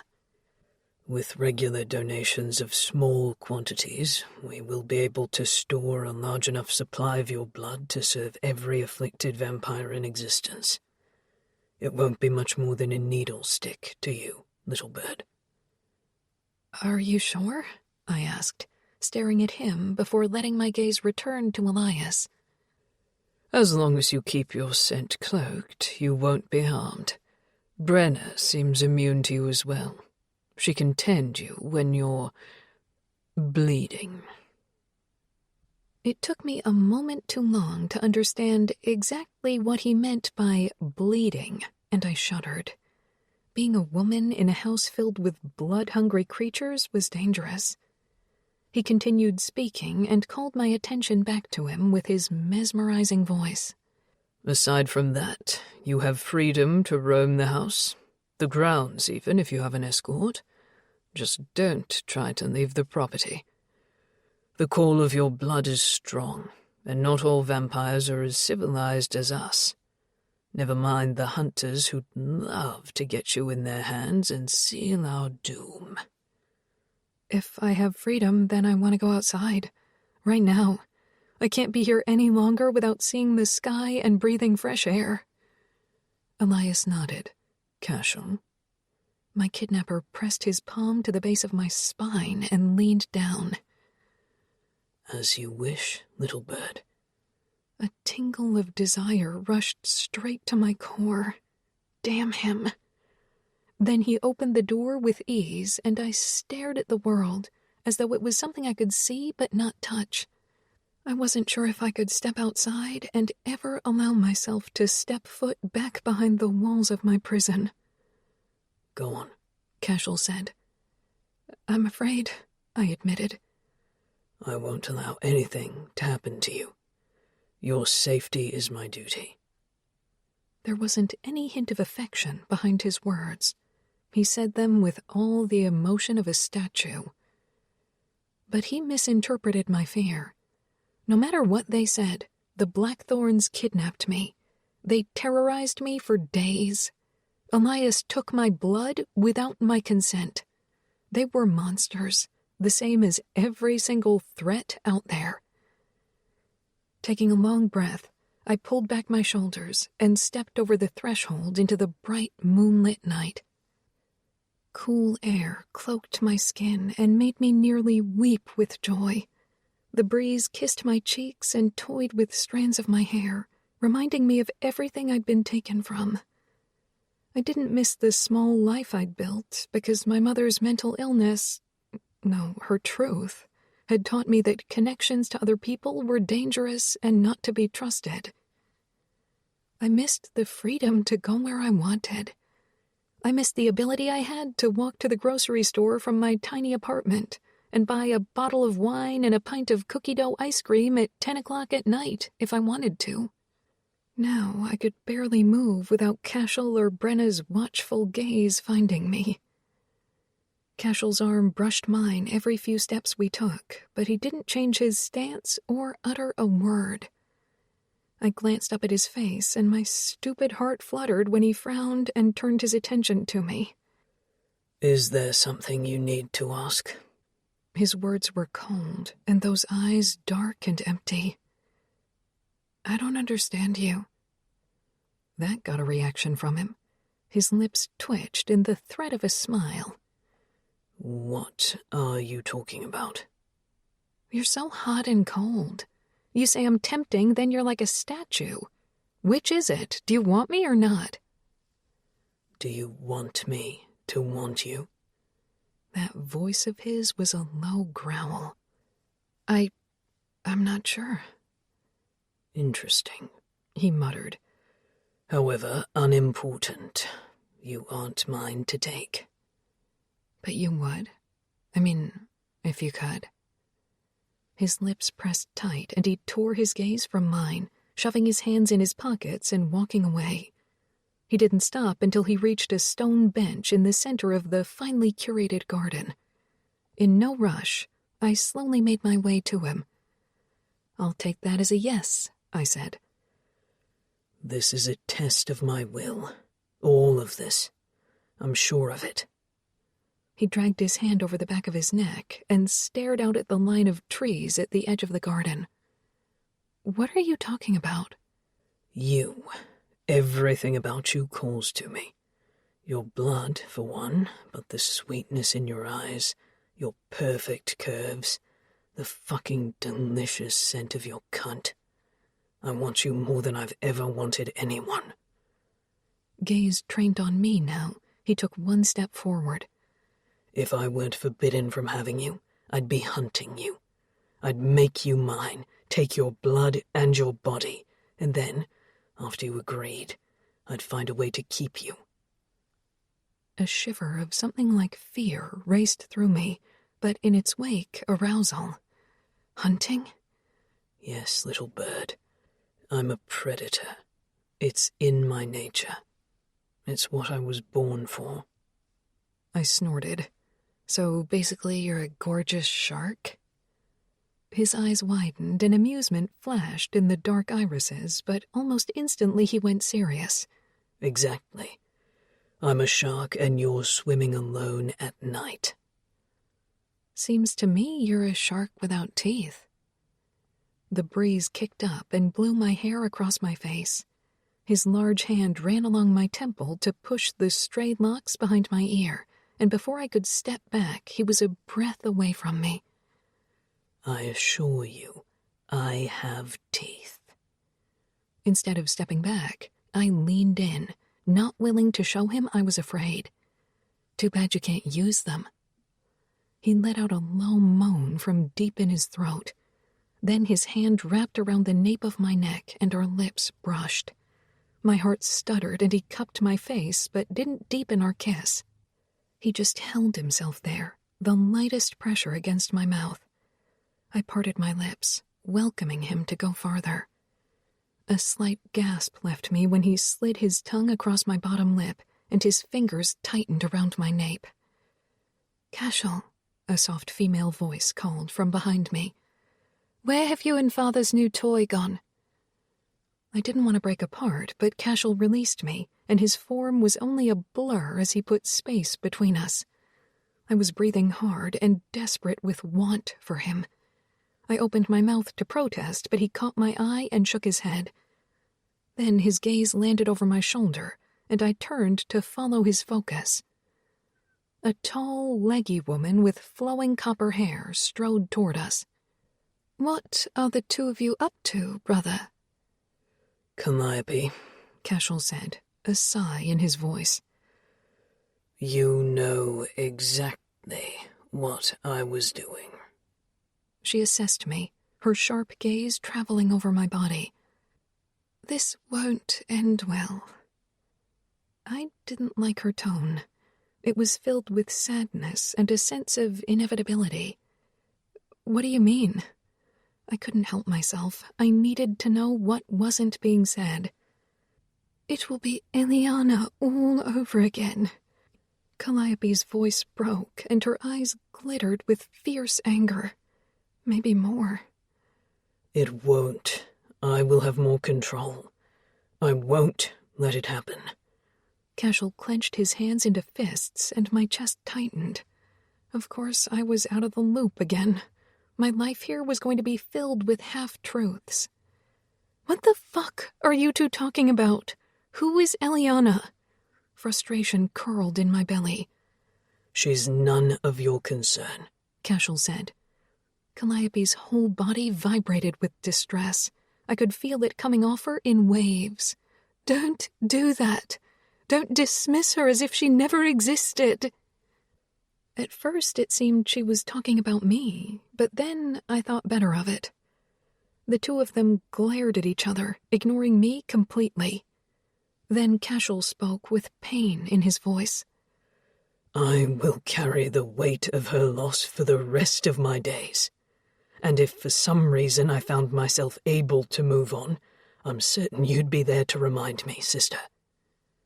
Yes, you don't deserve to forget. Sheer venom in her voice, she trembled as she took 2 steps toward her brother. And if you're not careful, your little pet will be added to your list of regrets. Cashel stood tall, his hands still balled into fists, and that strong jaw of his clenched, but he didn't respond. The two of them faced off, each waiting for the other to back down. Calliope gave in first, her focus flicking to me. Don't trust him, Olivia. He'll leave you heartbroken if you're lucky, dead if you're not. Then she turned on her heels and left us, her words hanging in the air.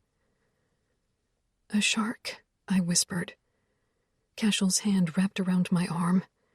Come on, we've spent enough time out here. I tugged free of his grip and stared at him. What happened to Eliana? She died. He said the words with such a cold, callous apathy I fought a shudder. My stomach twisted. I thought so.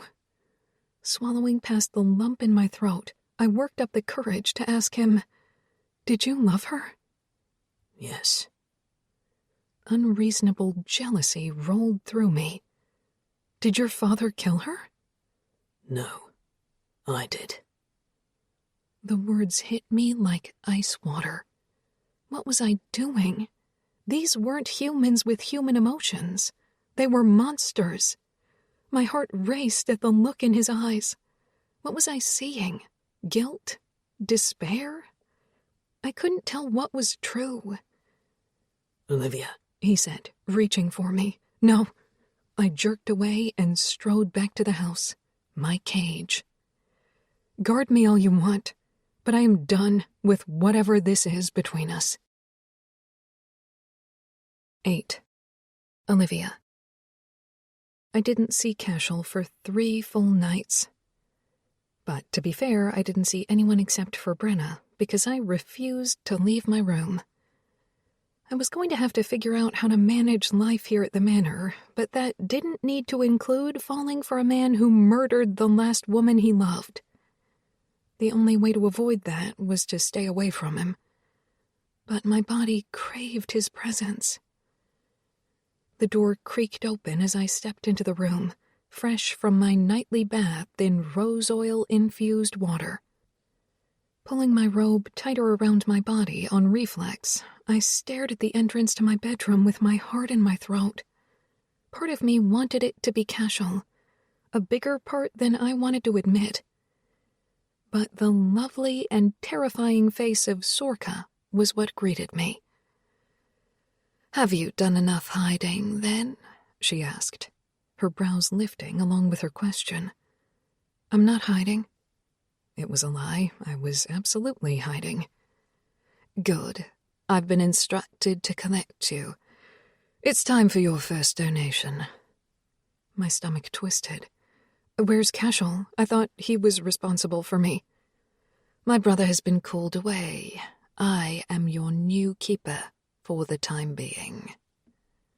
She looked me over like I was a meal, and she was ravenous.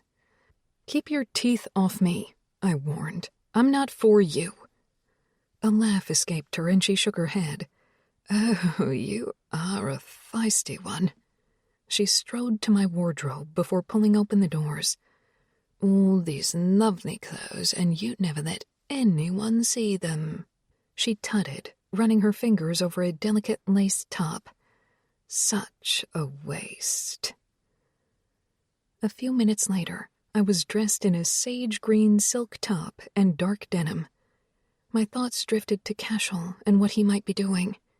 I shouldn't care, but every time I thought about his expression when he told me he wanted me, that he'd keep me, my heart squeezed.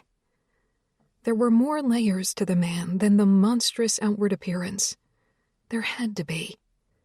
Sorka fashioned my hair into an intricate fishtail braid, and when she was finished, she leaned in and whispered, "You'll be Cashel's ruin if you don't stop this pining." Apprehension shivered along my spine. What? He does want you. He's hunting you even if he doesn't realize it. But you'll ruin him if you give him hope. I stepped away from her. "Did you just read my mind?" She shrugged. "I can only do it when I'm in close contact with a person who is projecting. You don't mask your thoughts very well." "Can all vampires do that?" "Most. Cashel and Callie can't. Our mother, she passed on certain other abilities to them. The rest of us can, with the exception of Lucas." "Why?"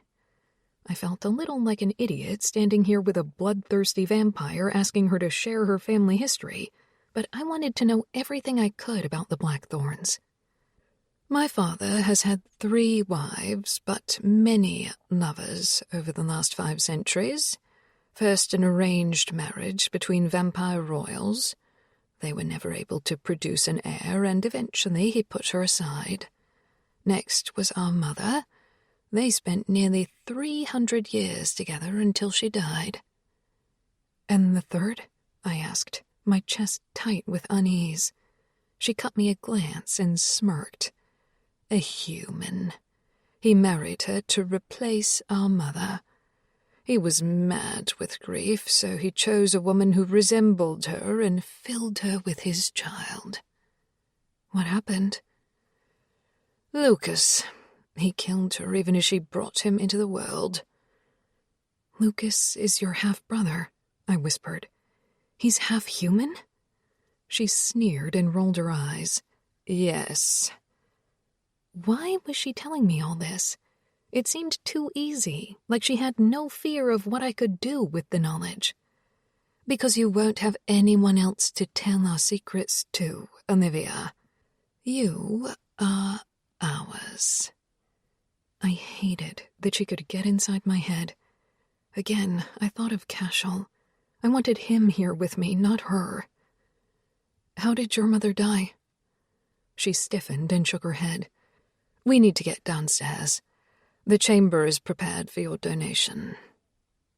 Eyes trained on me, Sorka gestured for me to lead the way. "I don't know where we are going," I said. "Down the stairs, then to the left. He'll be waiting." Throat tight, I swallowed and started forward. My steps reverberated off the hardwood floor of the hall, each click of my heel like a ticking clock marking the time of my end. What if they decided to take all my blood right here and now? My heart hammered as a panic attack crept up my body and wrapped itself around my chest, squeezing the breath from my lungs. I barely registered Sorka's annoyed sigh, but when she put her hands on my shoulders and locked gazes with me, all I saw was her. "Calm yourself, Olivia." My pulse slowed as her irises turned to thin rings around enormous pupils. "Relax your mind and let go of your fears. You are not anxious. There is nothing to be afraid of." "I'm not anxious," I repeated. The vice around my chest released, and full breaths filled my lungs. Calm overtook me, and even when she snapped her focus away from mine, I remained in a state of ease. I had nothing to worry about, nothing to be afraid of.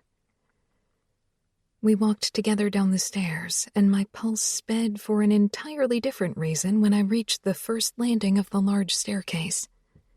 Cashel stood at the bottom, back to me, his dark hair slightly tousled and reckless, a leather jacket covering his torso while black jeans encased his legs. I'd never been calm enough to truly appreciate him, but the man was a work of art. "Cashel," I breathed, so softly a human wouldn't have heard me. Cashel did. He turned in one smooth movement, eyes finding mine before his brows pulled together in a concerned furrow. All the fear and anger I'd been holding on to was gone, as though I'd never felt that way in the past. I practically threw myself at Cashel. His strong arms caught me and he held me tight against his chest. His astonishment was clear in his posture. Something wasn't right with me. "Sorka, what did you do?" Sorka laughed and waved a hand in dismissal. "I only gave her what she needed. She was panicked. A little mindfuck never hurt anyone." A mindfuck? Had she trapped me in her gaze? You took away my anxiety attack." Cashel's fingers dug into my biceps. "Yes, she did. And now she'll have to be punished for it."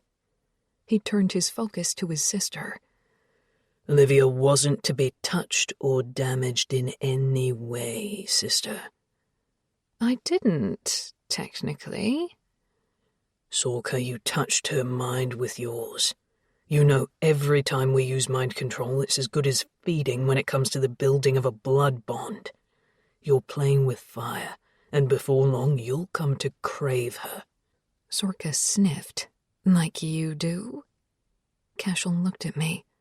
"Yes, like I do." I allowed myself to wonder how many times he'd used his mind control power on me, because to my knowledge it had only been once. But would I remember? Had he tasted me without my consent? That fear pushed its way through the spell Sorka cast on me, and my heart picked up its pace again. "Let me go," I said. "I have an appointment." I wriggled in his hold, but Cashel didn't move a muscle.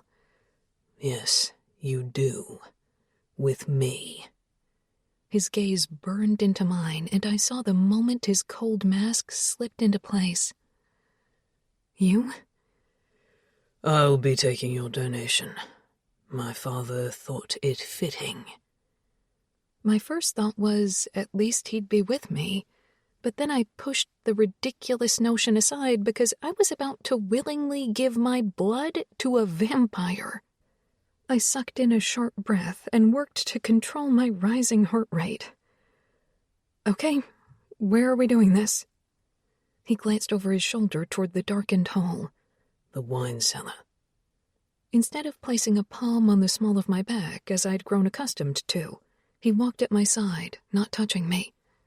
"Where were you?" I asked. "I needed separation." Again, those brows pulled together.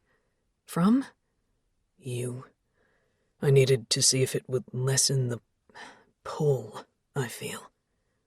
Tension coiled between us with every step we took. And did it? "No." We reached the end of the hall, and I frowned at the dark wood paneling.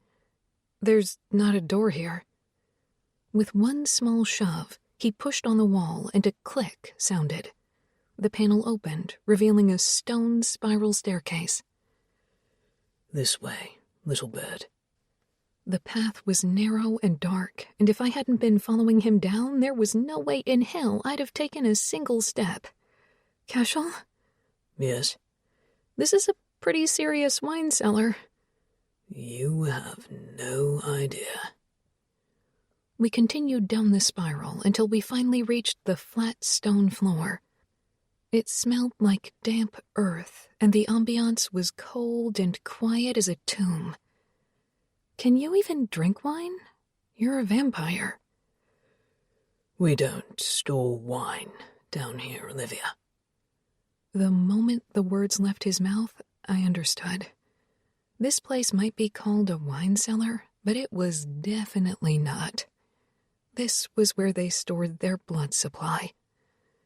Oh, I whispered. I see. The hall was lit by soft golden light fixtures set into the wall. It should have made everything feel warmer. Instead, the effect was the opposite. Perhaps because I was starting the slow path to my eventual end. One day, I wouldn't survive my blood donation. The question was, when would that day be? We reached a door, ornate carvings brushed with gold covering the surface. You're shaking, he said, still not touching me. It's cold in this damn house, but you wouldn't know, you're basically dead. It was a low blow, but I owed them nothing. So far, all I've had is their word they are keeping me safe. I haven't even seen the effects of my blood on them. You haven't seemed to mind my temperature in the past. It was true. Maybe his hands were cold on my skin, but it didn't bother me. All he did was arouse me. It didn't matter that he was a vampire. His touch did something visceral to me that I couldn't deny. It's time. His interruption was welcome. I had no idea how to respond to him, until he opened the door and everything came into a sharp pinpoint of focus. The wine cellar was a sterile circular room, shelves all around, and each one was filled with vial after vial of red liquid. Is that blood? I asked. Yes, vampires, remember? I nodded, trying to make myself keep calm. In the center of the room was a chair. Just a simple, cozy-looking chair. But I knew that's where he'd take my blood. Sit, he said, gesturing toward the chair. This will be easier if you're relaxed. I laughed, a nervous, high-pitched trill. Relaxed? You think I can relax? If you trust me, yes. I don't. You've given me no reason to trust you. He stood in front of me and reached out, touching me slowly. Fingers trailed over my cheekbone, down my throat and over my collar. And I can't promise I will. How were you going to do it? I blurted the question, breaking the tension between us. With your teeth? His brows rose, and he dropped his hand from my skin. No.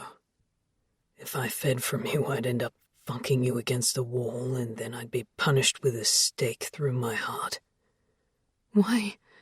My voice was breathier than I wanted, but the truth was he said the worst things, and I wanted him to do them all. He stepped closer. I backed up. Because you're his. And what if I don't want to be? Fingers wrapped around my wrist, and he tugged my hand behind my waist. Then he did the same with the other wrist.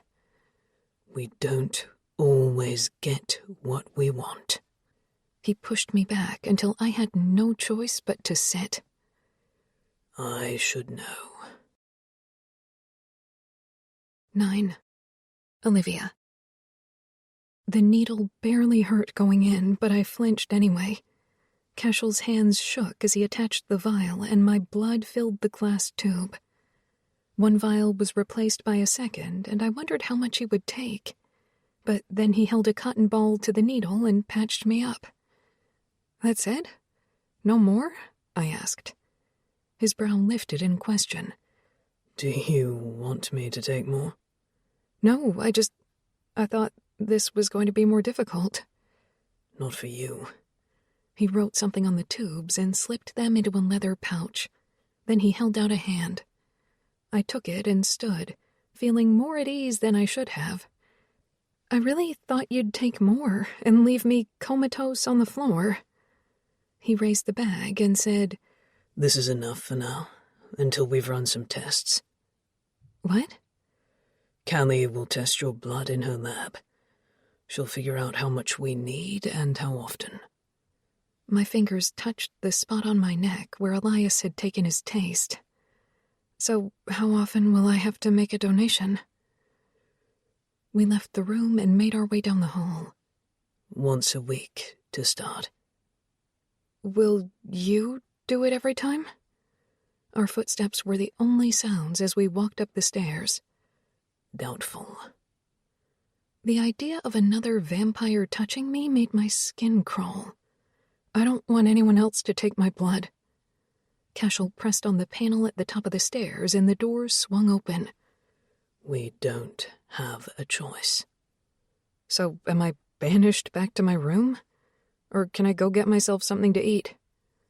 The weight of his gaze had my breaths coming in shallow gasps. Yes. Yes, I'm banished? Yes, you can go get something to eat. We've discussed this. You're free to roam the house, little bird. You're not a prisoner. I snorted. That is exactly what I am. His exaggerated sigh betrayed his frustration. Would you rather be dead? Because without me and my family hiding you, that's what would happen. No. My tone was petulant, but I didn't understand how to explain this. I was a caged bird with no allies. My only company were a bunch of cats who wanted to eat me for dinner. He cupped my cheek before stepping back and dropping his hand. Your blood is coveted by every vampire coven in the world. It's like a siren call. It's why your mother lived like a nomad. Every time you moved, it was to avoid being found. I think you're forgetting that by keeping me here, you're denying me any kind of normal life. I can't have friends, a job, fall in love. I trailed off because the pain in Cashel's expression stopped me. Love isn't all it's cut out to be, Olivia. It ruins more than it heals. I didn't know how to respond, so I glanced down at my feet while gathering my thoughts. That makes me sad for you. Have you really never thought love made you better? All love did for me was break me. He straightened his shoulders and pointed his gaze behind me. If you'll excuse me, I have to deliver your donation. I wanted to stop him, to ask him if he'd explain what he meant, but he was gone in a blur. The house was eerily still as I walked down halls and explored rooms. I hadn't taken the time to explore since my arrival, but now I knew there wasn't going to be an opportunity for me to escape, and I'd likely be murdered if I did. After finding the kitchen, I made myself a sandwich and let the crushing silence settle over me. Where were they all? I'd lived the last few days under the constant knowledge that there were hungry vampires lurking in the halls. He's stronger than you give him credit for, Lucas. Calliope's voice carried through the open door to the library. It stopped me in my tracks. No, he's not. I can smell the bonding all over him. He'll have a bread before Father can get what he wants. Would that be so bad? Maybe then we could keep her. Lucas snorted. Keep her? You're an idiot if you think she's not going to be dead by the end of the year. My stomach churned, but still I listened. Cashel won't allow that. Cashel has no choice. Lucas's voice was filled with derision. He never has, no matter how much he tries to assert himself. Father will kill her before he lets Cashel have something he wants. A sharp poke in my shoulder had me gasping before I could stop myself. I let out a squeak of surprise and turned to find Brenna standing behind me. Eavesdropping is dangerous in a house like this. You're more likely to hear something you shouldn't and end up in trouble, Olivia. Her words were mixed with a hint of amusement and a lot of concern. I wasn't I started, but stopped. I absolutely was. The conversation in the library had ended, the silence heavy in the air. I'd been caught by more than Brenna. Calliope and Lucas stared at me through the open door. "Well, come join us if you're going to insert yourself in our conversation," Lucas said. "After all, this concerns you." Brenna nudged me forward, and I told myself this was no more dangerous than meeting Elias in the throne room when he first tasted me. They wouldn't hurt me. They couldn't. "So," I started, forcing myself to appear calm and collected. "Who is going to explain what bonding is?" Lucas let out a cough of surprise and ran a hand through his hair. "You're nothing if not direct." "It seems like vampires are nothing if not cryptic. If I want answers, I have to be direct." "Fair," Calliope said. Then she glanced at Lucas with a slight smirk. "I do like her." Fine, but I'm not going to be able to do this without a drink."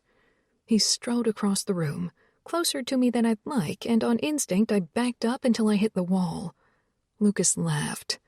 "Calm down, darling. I'm not going to take a drink of you. We do drink more than blood." Relief washed over me as he went to a bar cart next to the first set of built-in bookshelves. From an etched crystal decanter, he poured a rich red liquid into 3 wine glasses. With a flourish, he held one out for me. I attempted to smell the contents of the glass without them noticing, but I failed. Lucas chuckled and lifted his glass. "It's wine, nothing more." Then he downed the contents and sighed. "Perfect. Rich and full-bodied." "Cashel didn't mention you drank wine." I took a sip and let the flavor roll over my tongue. It is delicious. "Not quite as good as the real thing, but it eases some of the ache," Calliope said. She licked a stray drop of crimson from her lips, and I fought a shudder. I settled myself on the velvet chair across from the fireplace and let my gaze roam the walls of books. Leather-bound tomes of all colors filled the shelves all the way to the ceiling. How old were these books, I wondered. The house itself seemed centuries old based on the architecture alone. Taking another drink of my wine, I strengthened my nerve. Then I stared at Lucas, who had joined me by the fire. "So, bonding?" He sighed. "It's a sort of connection. A claiming instinct, if you will." "Cashel is uncommonly protective of you," Calliope interjected. "He's fighting it, but he's showing signs of a blood bond with you." "I don't know what that's supposed to mean. He hasn't fed off me." She shook her head. "That's only part of it. But if you want to stay alive, you'll fight your attraction to him.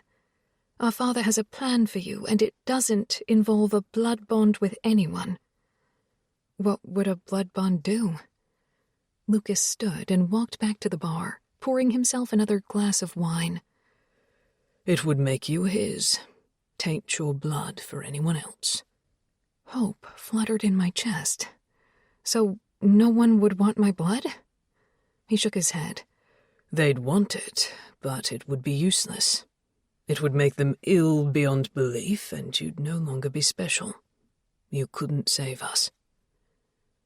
I let that bit of information wash over me, hope and a plan forming in equal measure. "Then why put us together all the time? Why make Cashel do everything he said to do? Protect me, take my blood?" Calliope huffed. "Because he can." She perched on the arm of my chair and toyed with a strand of hair that had come loose from my braid. "Elias Blackthorne fears nothing more than losing power to his progeny." Humming softly in acknowledgement, I brought the wineglass to my lips and drained the rest of the red. The glass was pulled from my grip and returned completely full between the span of my breaths. At least vampires were good for something. I'd never go thirsty again as long as Lucas was here to dispense wine. As the hours passed, I fell into comfortable conversation, forgetting these 2 vampires could easily kill me. I simply let myself be relaxed, because there was nothing else I could do. My eyelids drooped as fatigue won out over all else. I yawned and stretched. How do you guys manage to stay up all night? This is so hard, and I slept most of the day away. Calliope sighed. That's a typical human for you, assuming everyone is on their schedule. You may never get used to this. Some of our humans have adapted. Others struggled and ended up leaving us. Did they leave on their own, or because you killed them? My question was harsher than I'd intended, but the combination of wine and exhaustion made me careless. I've never killed anyone. Calliope got to her feet and dumped her wine into the fire. The flames hissed and crackled in protest, dimming as the liquid doused them before they flared back to life. I'm sorry, I said. I didn't mean not all of us are cold-hearted killers, Olivia.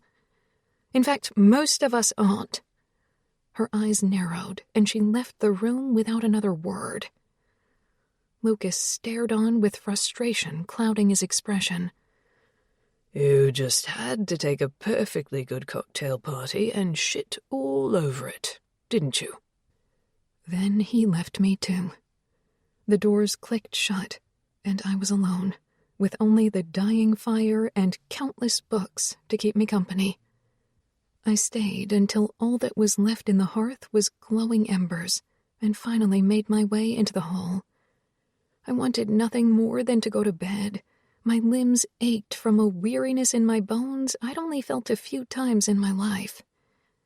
But if I was going to adjust to this new schedule, I knew I had to stay awake for a few more hours. The click of my shoes on the floor echoed off the walls, the cadence of my footsteps in rhythm with my heart. I roamed, learning the pathways of the estate, the sprawling rooms filled with antique furniture, walls lined with oil paintings, portraits of Blackthorns I recognized and some I didn't. I could only assume the portrait of a dark-haired beauty that hung next to the shiny black grand piano was Cashel's mother.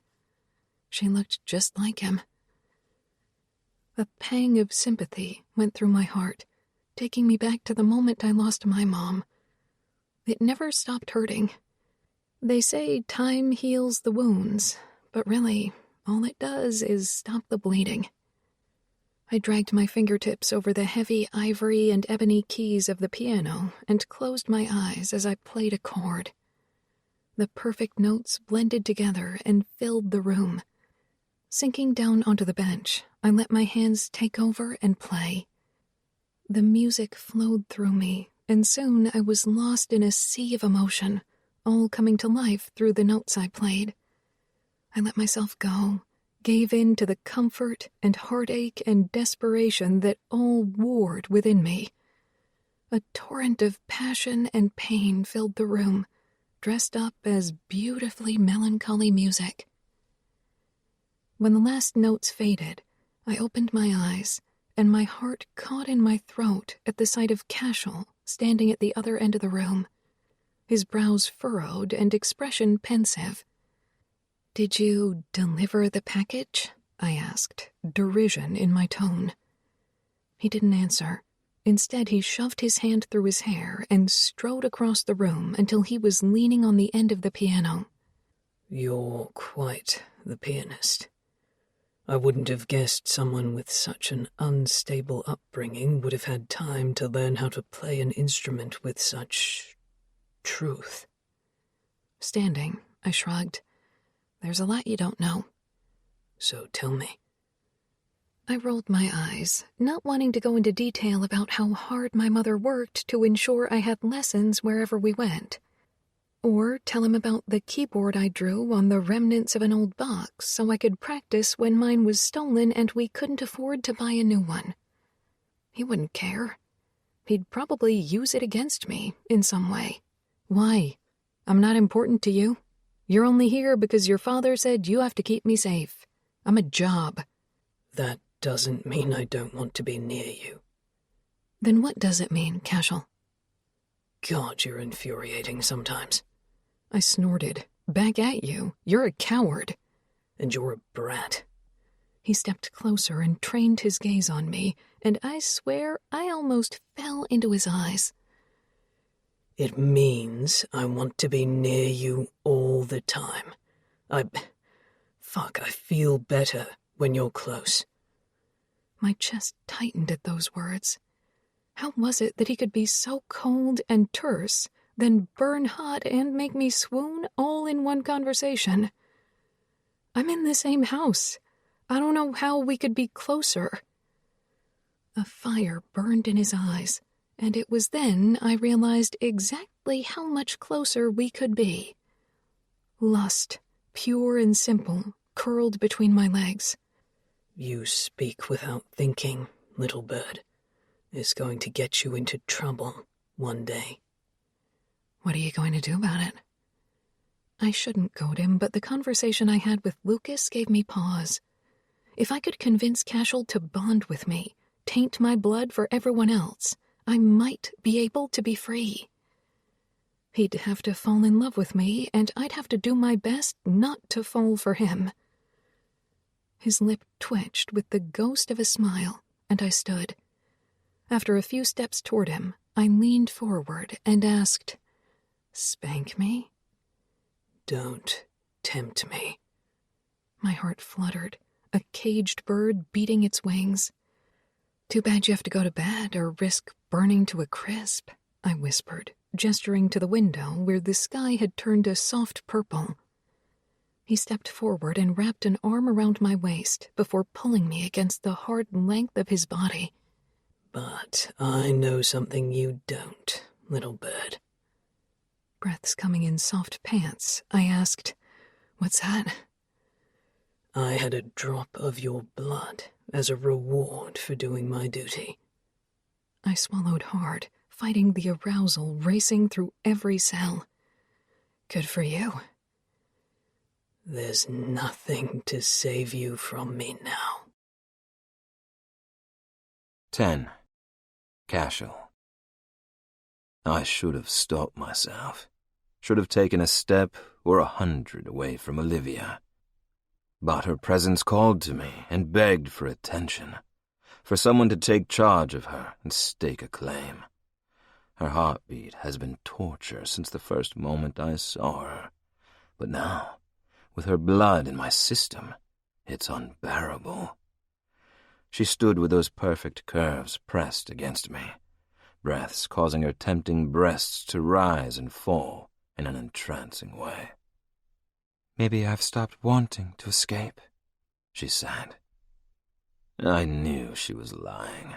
I saw the ghost of hope in her eyes. She was trying to get to me, but what she didn't know was I'd been prepared for her little seduction scene. She thought I'd fall for it, that I'd allow us to have a blood bond. But that could never happen, because the moment her blood was tainted, she would be dead. My father would see to that. I've told you, escape isn't an option.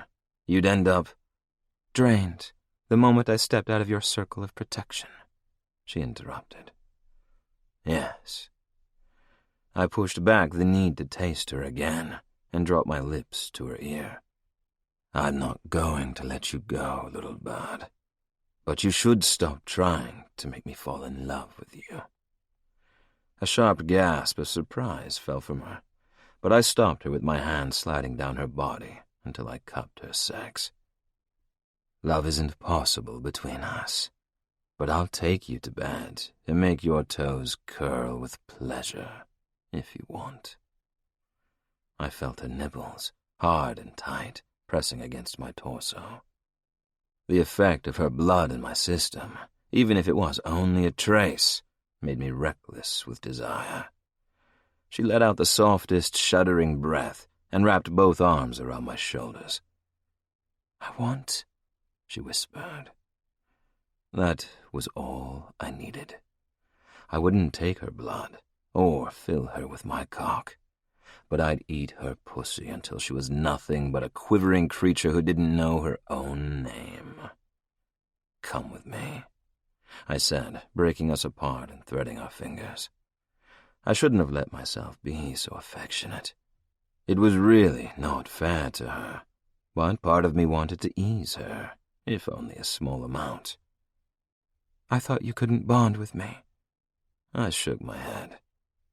There are many ways to make you scream my name without bonding you to me. Today, I'm going to show you. In truth, my father would be none too happy about what I planned to do to his captive. But if I didn't touch her, taste her pleasure on my tongue at least once, I would never be able to get her out of my system. I gave her hand a small squeeze, working hard to ignore the tug at my heart from the intimate gesture. This was sex, nothing more. It couldn't be more. In absolute silence, we walked down the hall until we reached the stairs. She vibrated with nervous energy, like a virgin on her wedding night. I couldn't help the thought as it raced through my mind. I also couldn't help that the idea of claiming her like she was mine to keep forever made me hard as steel behind my trousers. You need to learn how to cloak your thoughts, little bird. If you don't, we'll be caught before this gets fun. I thought you couldn't read my mind, she said. You're right. But again, you project your feelings so clearly. Anyone with a slight bit of intuition could tell what you're thinking. I pull open her door and wait for her to walk inside. She pressed up against me, her lips tantalizingly close. Then teach me. Show me how to cloak my thoughts so we can be together. I know it's wrong.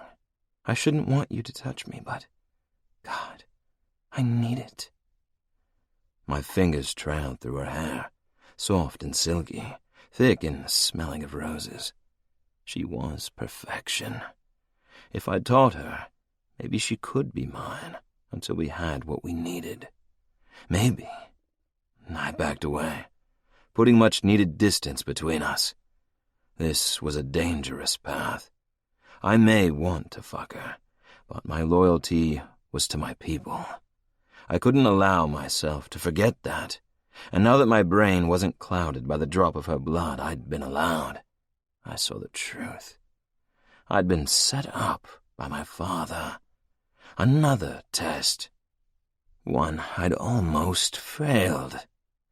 I strode across the room, putting distance between us, cursing my stupidity for losing focus. Did you think you were going to get me on your side?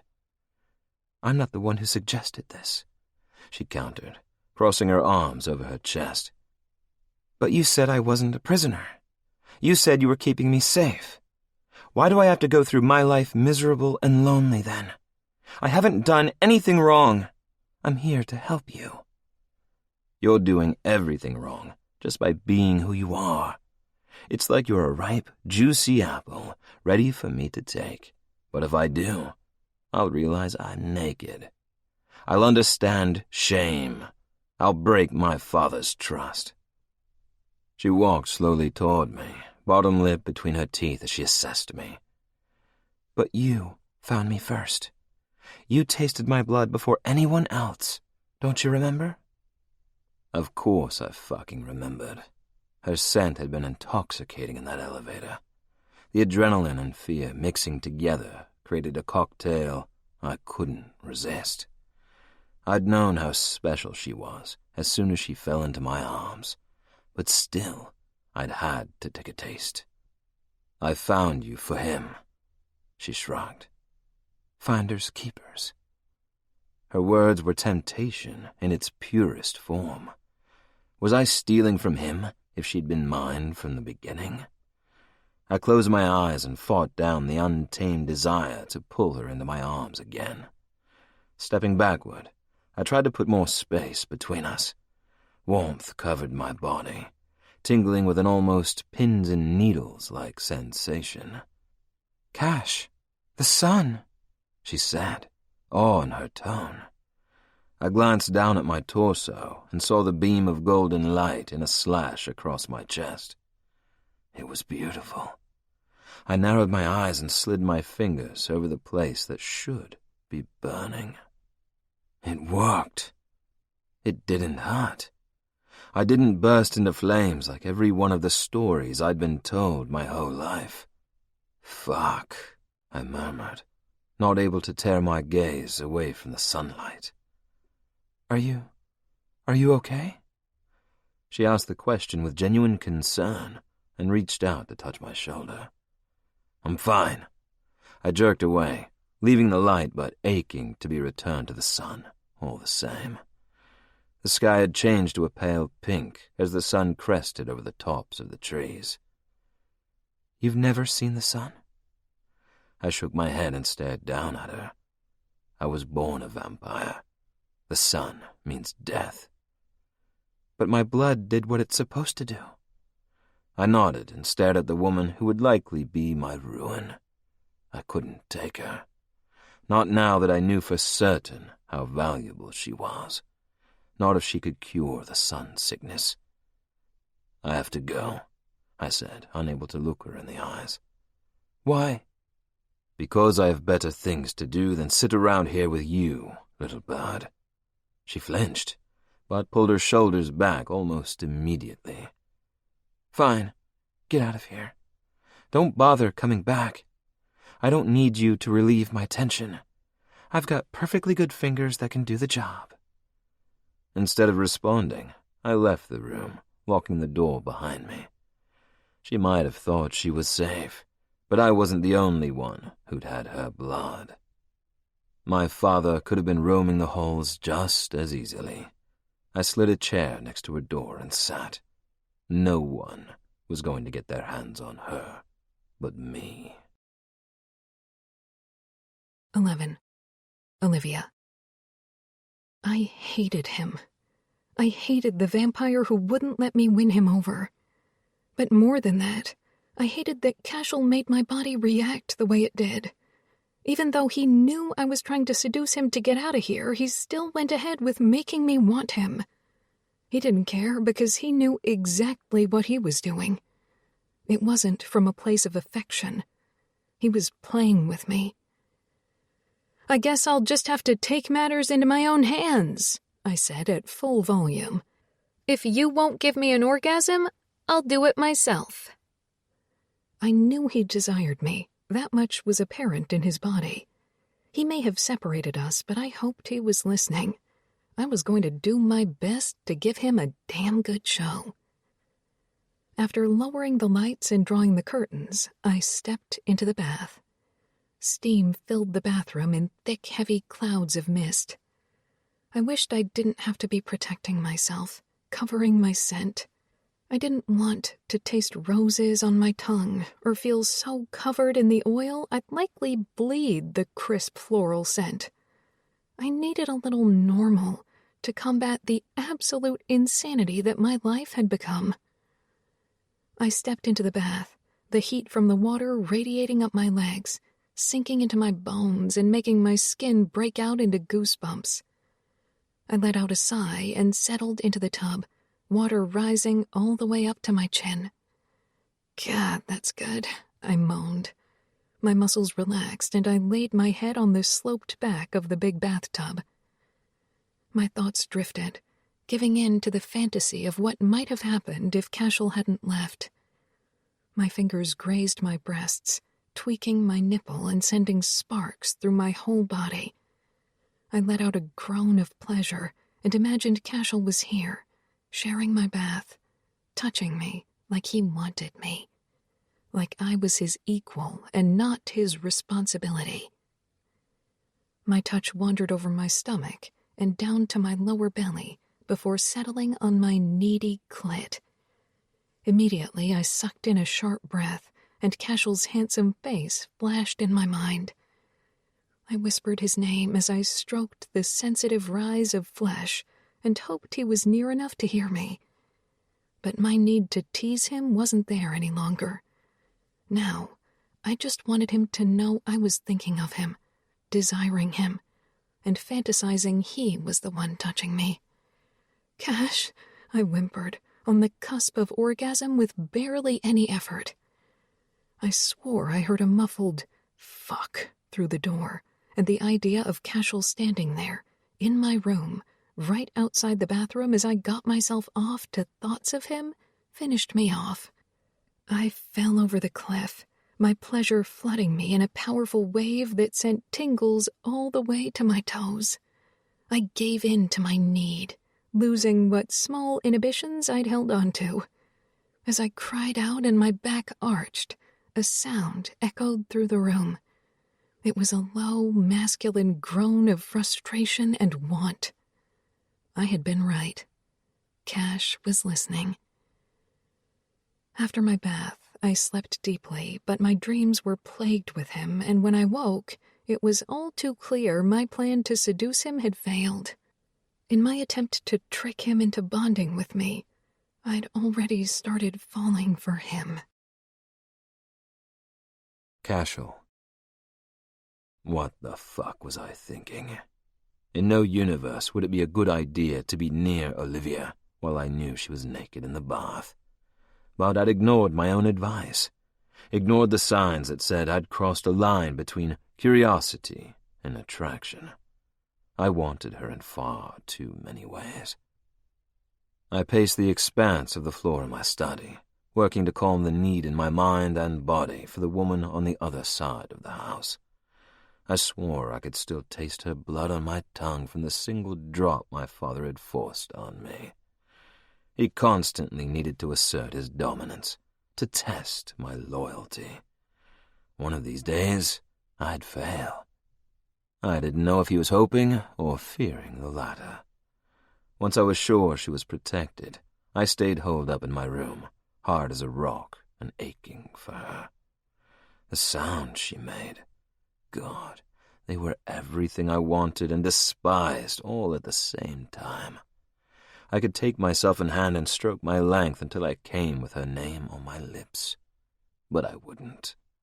Finding release to thoughts of her would be another step toward my ruin. Minutes turned to hours, but still her moans echoed in my memory. Hell, I muttered, dragging a hand through my hair. I pulled open my door and stalked out into the hall, stopping at the staircase. I had a choice. I could go to her, take her and ease my lust simply by joining our bodies and spending myself inside her. Or I could leave. I could leave her here, put her behind me, and move on. But then she'd be alone with my father, and after what he did to her, I knew she wouldn't live past a few months without me.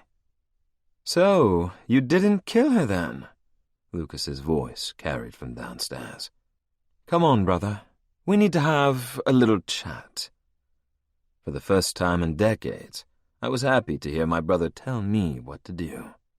He broke the spell my little bird had put me under. I joined him downstairs, finding him draped across the velvet chaise lounge, his posture mimicking the painting of our long-dead grandmother.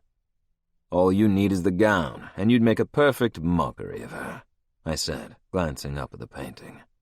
"Grandmother Marie, what a bitch." I crossed my arms over my chest and nodded. She was. If sun sickness hadn't taken her, I was sure one of her children would have eventually committed matricide. "What did you want to talk about, Lucas?" "You tasted her. Father nearly killed her. You smell like sunshine." One drop, just the taste he forced on my lips. And I almost fucked her on the piano. I wanted her more than anything in that moment. I was willing to give up everything just to feel her. He draped his arm over his eyes. Instead, I left her in her room. I had a flash of clarity and control. I sighed. It was the hardest thing I've done in a very long time. "You need to feed." I stiffened, my back going ramrod straight under his scrutiny. "I haven't had time." "You'll lose control and kill her," he said, his voice a teasing sing-song.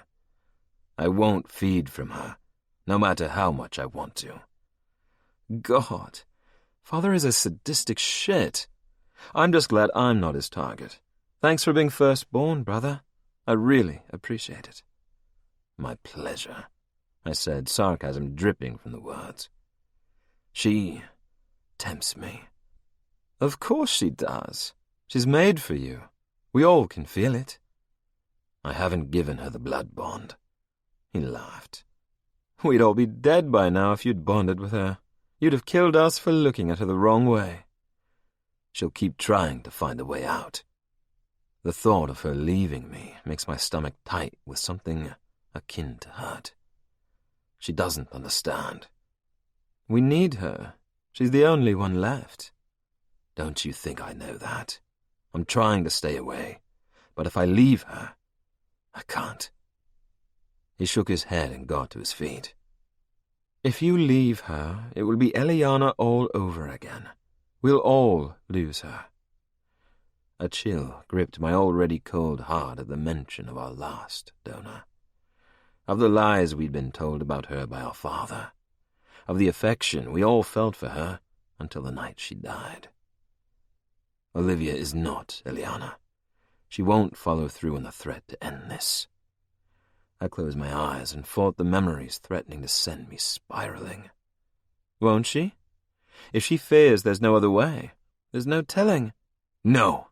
I shouted, the word loud enough for the single syllable to echo off the walls. She can't. This time it's real. She is the one we need. Make her love you, then. Make her fall in love so hard she never wants to leave. Promise her the world as long as she stays by your side. I can't do that. Oh, brother, you're already lost to her. I shook my head again and walked to the window.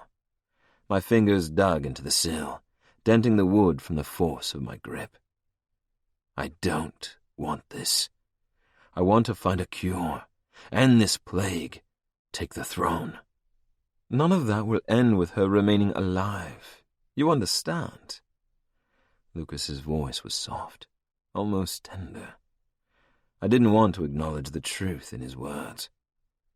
Even if she can't cure us, her blood will prove too tempting for him, or you.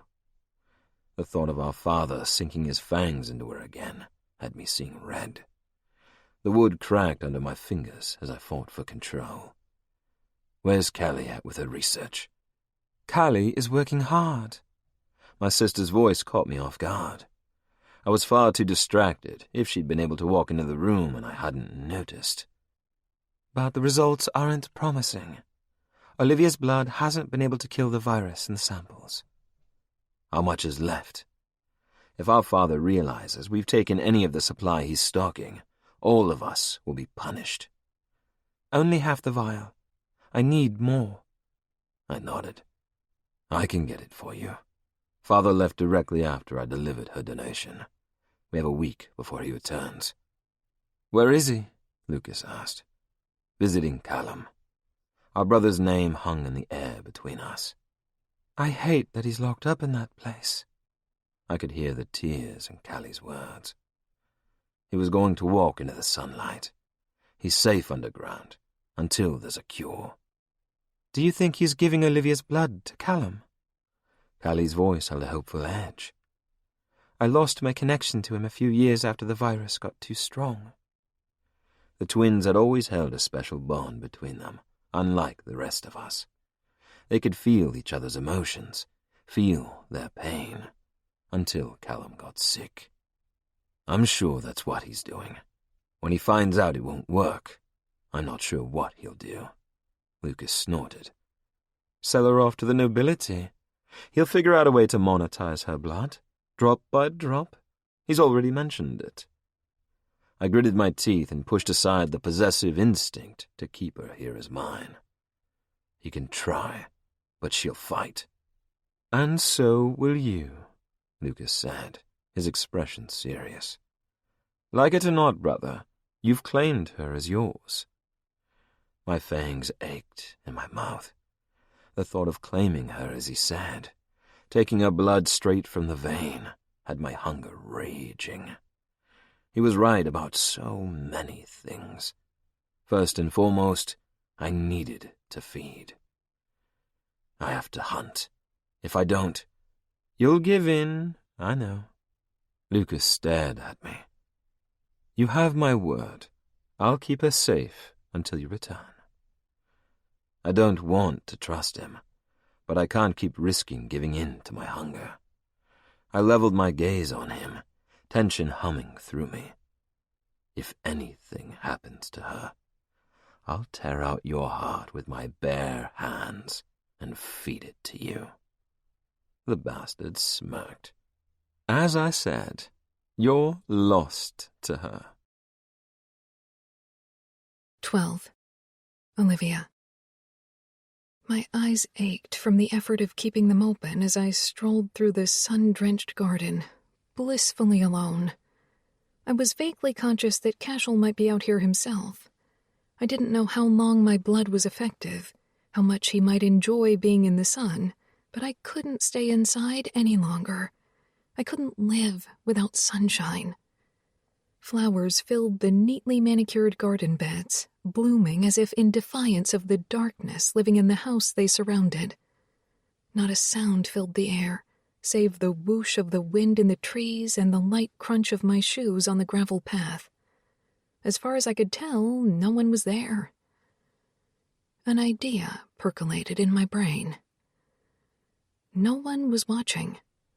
They'd let their guard down, trusted that I was taking my sleeping medicine, that I wouldn't leave now that they'd told me how they were protecting me. Panic built in my chest, but I worked to push it down. I didn't know if they'd sense me, even while they slept, but it didn't matter. They couldn't come for me, not without my blood in their systems.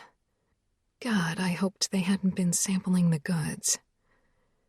With a calm I didn't know I possessed, I strode toward the long driveway, thankful I'd found workout clothes and tennis shoes in my wardrobe. If I wasn't trying to escape her, I'd have hugged Brenna. I was close. The wrought iron gate loomed in the distance, topped with spikes, at least 14 feet high, and holy hell, were those gargoyles standing sentry on either side? It was eerie and out of place in the beauty of the morning, but I needed escape more than anything else. More than I needed to fall for a sexy-as-sin vampire who wanted to eat me. I could climb a tree when I was a kid. I could climb this fence. Okay, Liv, one foot in front of the other, I muttered to myself, hoping my words would cover the racing thoughts of escape. These flowers are so pretty, I should pick some and bring them into my room. I ran for it, putting everything I had into launching myself at the fence. The bars rattled and clanged, loud enough I was sure Cashel would have heard me if he were here. My hands were slick with sweat, slipping on the bars, but I dug my feet in and forced my legs to push me upward until I reached the top. My skin was tight and every muscle tense, but I refused to look behind me, instead swinging my leg over the top of the gate and propelling myself over. The inside of my knee caught on the top of one of the spikes, the metal digging into my skin. A sharp burn ripped through my leg, but I kept going. I had to get out of here. Pain ricocheted through my body when I hit the ground. My shoulder protested the rough treatment, but I got to my feet with shaking legs and took a few sharp breaths. Shit, I'd really hurt myself. I ran my hand over my leg and winced as it came away wet with blood. Glancing over my shoulder, the house sat cold and quiet, ominous, sinister. A prison, but one I was free from. Then, once again, I ran. My run turned to a limp before long, the bloody wound on my leg aching and stinging as my pants pulled with each movement. I had to get as far away as possible, get myself to safety, and figure out how to continue hiding. The scent of roses was overwhelmingly strong, and I reached for this small secret pocket in the waistband of my pants. The fabric was wet, and a sob filled my chest before I could stop myself. The vial of rose oil I'd hidden there in case of emergency was cracked. All but a few drops of the liquid now coated my pants. I supposed it would hide my scent for now, but I couldn't wear these clothes for long, especially with my blood on them. "It's okay," I whispered. "It's going to be okay." A rustle in the brush on the side of the road had my heart lurching in fear. Was Cashel onto me? Had he come to find me? I couldn't tell if I wanted to see him or not. My shoulder throbbed, my thigh burned, and I wasn't sure how long I'd have to walk before I found someone to help me. I had no money, no supplies, no identification. This plan had been stupid, to say the least, but I'd acted on impulse. The longer I walked, the more concerned I became that I'd never find a town. The road was long, winding, and unpaved. Not a good sign. But, as if God were answering my unspoken prayers, as I rounded another bend, I saw the familiar red of a stop sign. I let out a sharp yip of elation and hobbled my way to the connecting road. I could have kissed the pavement. A real road meant more traffic, more people. Humans. Trusting my instincts, I turned right and walked along the shoulder. I'd take the first ride offered if it meant getting me back to civilization again. Before long, I heard the rumble of a car approaching. The vehicle slowed to a crawl, and I heaved a sigh of relief when the driver rolled down his window. "Hey, you okay?" he asked, his handsome features warm and kind. I knew better than to be pulled in by a pretty face, though. "I need a ride to town," I said, hoping desperately he didn't ask for more details. "I crashed my bike on a trail." He looked me over, taking in my battered leg and dusty clothes. I prayed my story was believable enough. "Sure, of course. Hop in." Leaning over the passenger side, he opened the door for me and I slid in. "Thanks." "No problem. I'm Logan." He held out his hand and I just sat there staring. I didn't want to touch him. It felt wrong. "Liv," I offered, needing to separate myself from the Olivia who'd been a captive of Elias Blackthorne. "Where's your bike, Liv?" The car began moving, and the stop sign behind us grew smaller and smaller in the mirror view. I released a tight breath in a rush. Left it behind, it was a goner. "We can go back and get it if you need to."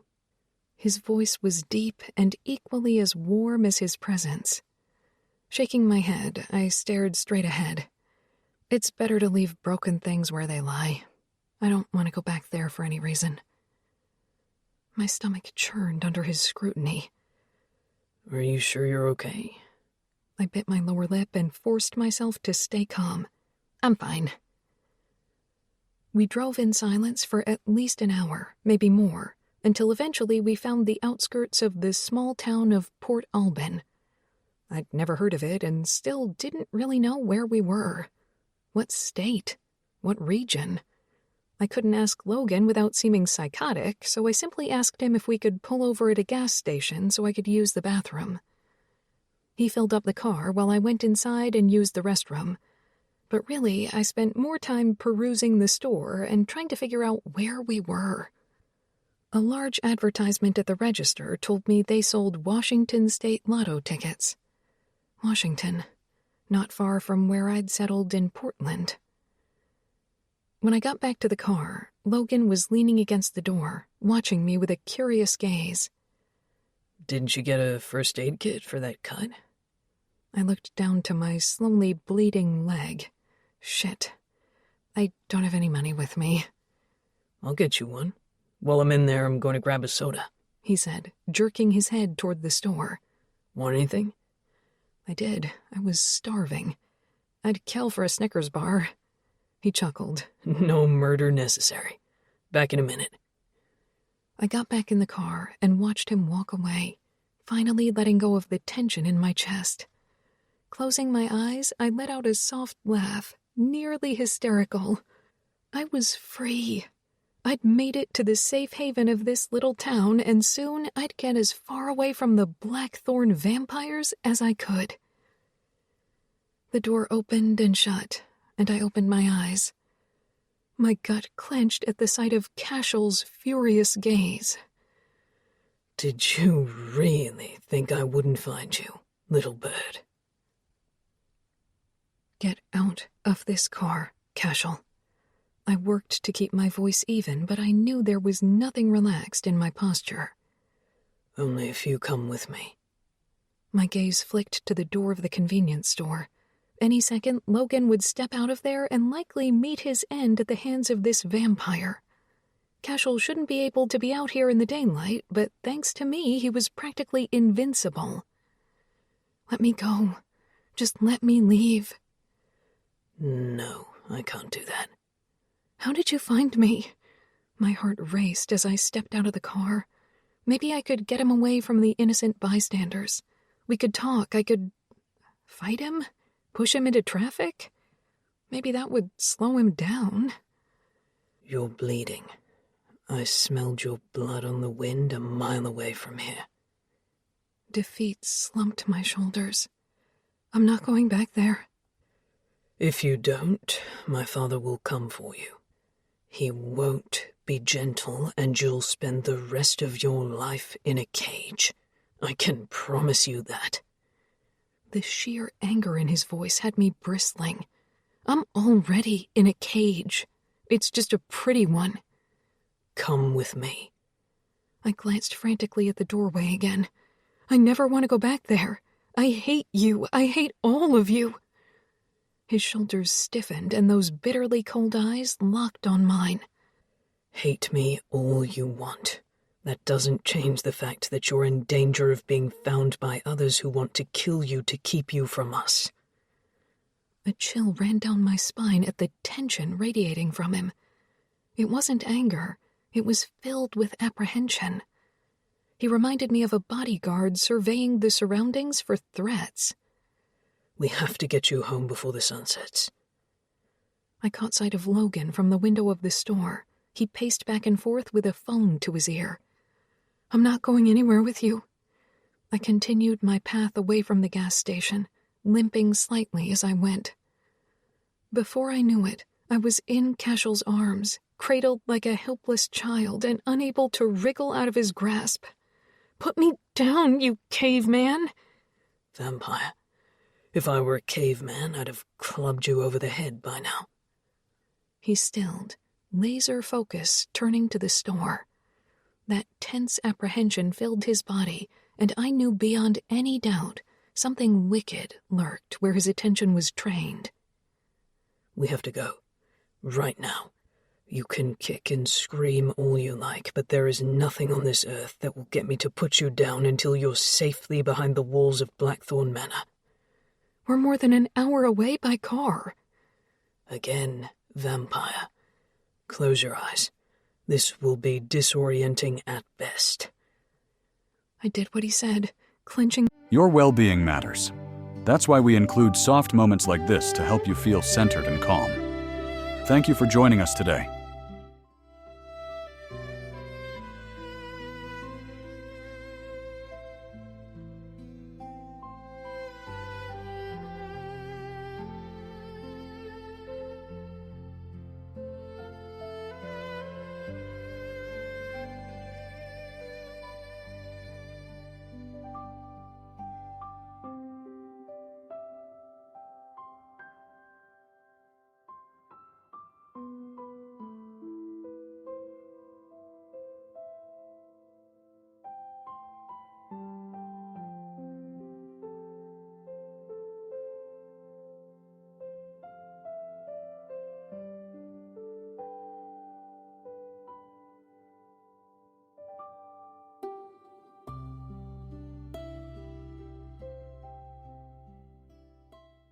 My teeth and burying my face against his chest.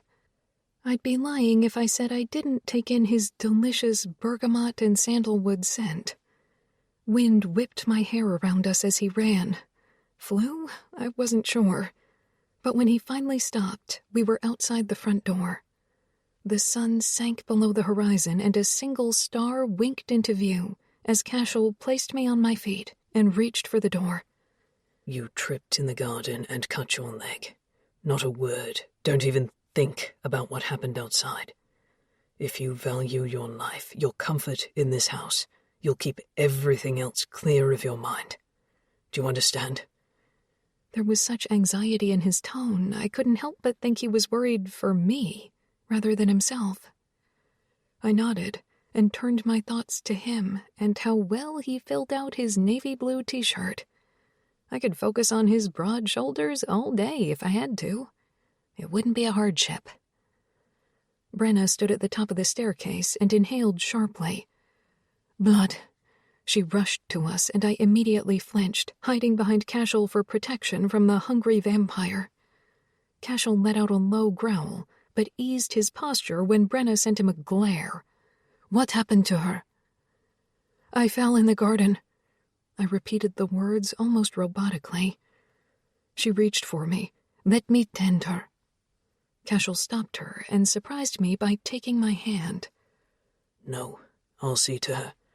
Please tell Father we'll be late for dinner. Careful, Cashel. Brenna's warning seemed too familiar, motherly almost, but he only nodded and tugged me up the stairs and to my room. I couldn't read him. The vampire was either seething, afraid, or going to eat me. Cash, don't speak. Not a single word. We need to take care of your injury before you get yourself killed. He shoved open my door and pushed me into the room before slamming the heavy wood shut and locking it. You may reek of roses, but your blood is stronger. I watched him stalk around the room, searching the space for something unknown. What are you doing? Looking for something I can dress your wound with. I sat on the bed, inspecting my leg. It had stopped bleeding, but it still hurt like a son of a bitch. I just need to clean it. It's already closed. He shook his head. Take off your pants. A cough of surprise left me. Excuse me? You heard me, little bird. Take off your pants. No. I need to clean your leg, and we have to burn those pants. Burn them, I murmured, rolling my eyes. Yes, burn them. They are soaked in your blood. We only have so much control. Lucas is hanging on by a thread as it is. If you came downstairs with bloody pants and so much as a scrape, he'd likely have his fangs in you before I could stop him. That shut me up. I tugged my yoga pants down my hips, a fierce blush burning my cheeks. Fine. He knelt at the foot of the bed and put both hands on my calves, the chill of his grip startling on my overheated skin. What are you doing? I asked, scrambling back. He held me and tugged until he was between my spread thighs. Cleaning you the best way I can. My breaths came in sharp gasps when his lips met my injured knee and he began to lick. It didn't hurt.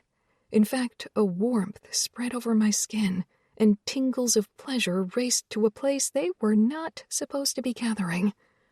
I fought a moan as the tingles built and turned to waves. My hands balled into fists in the coverlet. I bit my lip to keep from crying out. And when he fixed his lips over my sensitive thigh, my toes curled into the carpet. I was going to orgasm. Holy shit, I was going to orgasm while he was barely touching me. Cash, I whispered, the golden edges of euphoria teasing me. He backed away, eyes nearly black, breaths coming in ragged pulls. Change for dinner. Don't try to leave again. 13. Olivia. Cashel didn't join us for dinner for the next few nights. Brenna stayed with me, at my side until I fell asleep every night. She mixed my sleeping draught and watched me drink it down. I was effectively on lockdown until further notice. But my dreams were filled with moonlight walks and garden encounters with him. Every time I woke, I ached for him, and I wondered if he'd somehow put me under some kind of spell with his eyes. "Where is he?"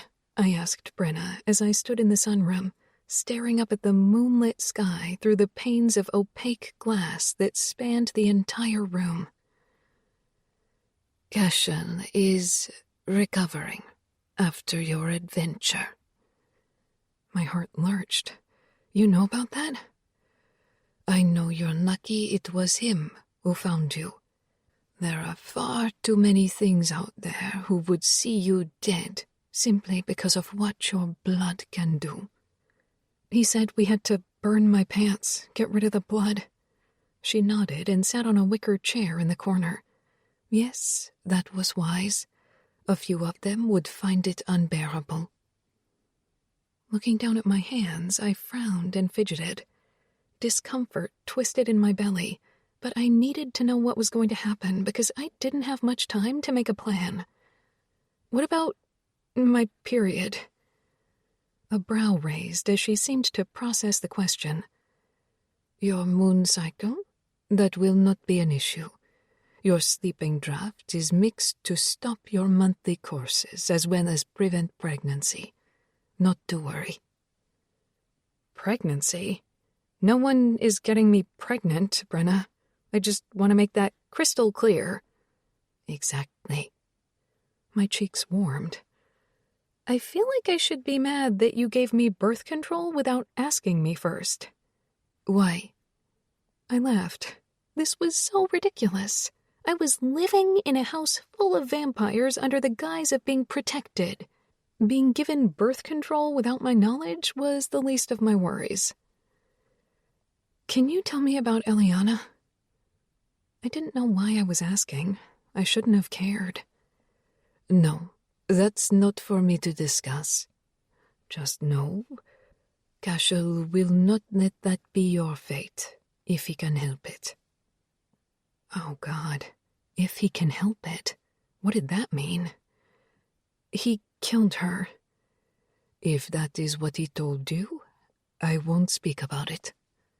Brenna, please, I need to know. I want to trust him after... I trailed off, thinking of how he'd treated me. His protection, his frustration, the desire behind his eyes. But there was anguish there, too.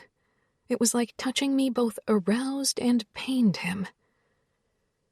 If you trust anyone in this house, trust him. That is all I will say.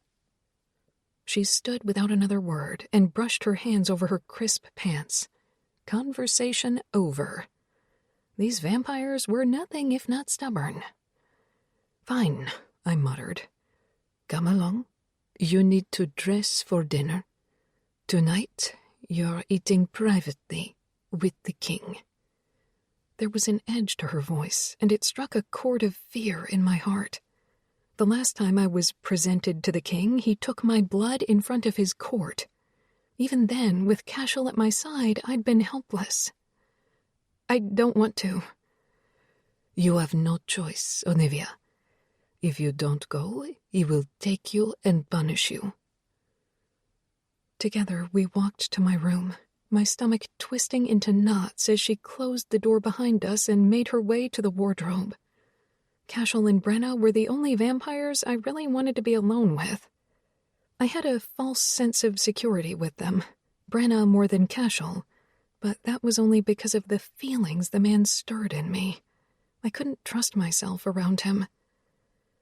I want Cashel to come with me, I said, as she zipped the back of the blood-red gown she'd chosen for me. I felt like the color was a bad choice. Like something used to taunt a bull. He can't, I'm afraid. The king stood in my open door, the sight of him leaving a pit in the bottom of my stomach. I hadn't even heard the door open. What did you do with him? I asked. I'm teaching him a lesson. The dark gleam in his eyes was so reminiscent of his son's, but there was nothing arousing about seeing it in this man. All I felt were the cold fingers of fear creeping up my throat and causing anxiety to flood my body. The rest of them stay away, as they should, but Cashel is special. He's proving himself time and time again. He'll be my heir. You are his ultimate test.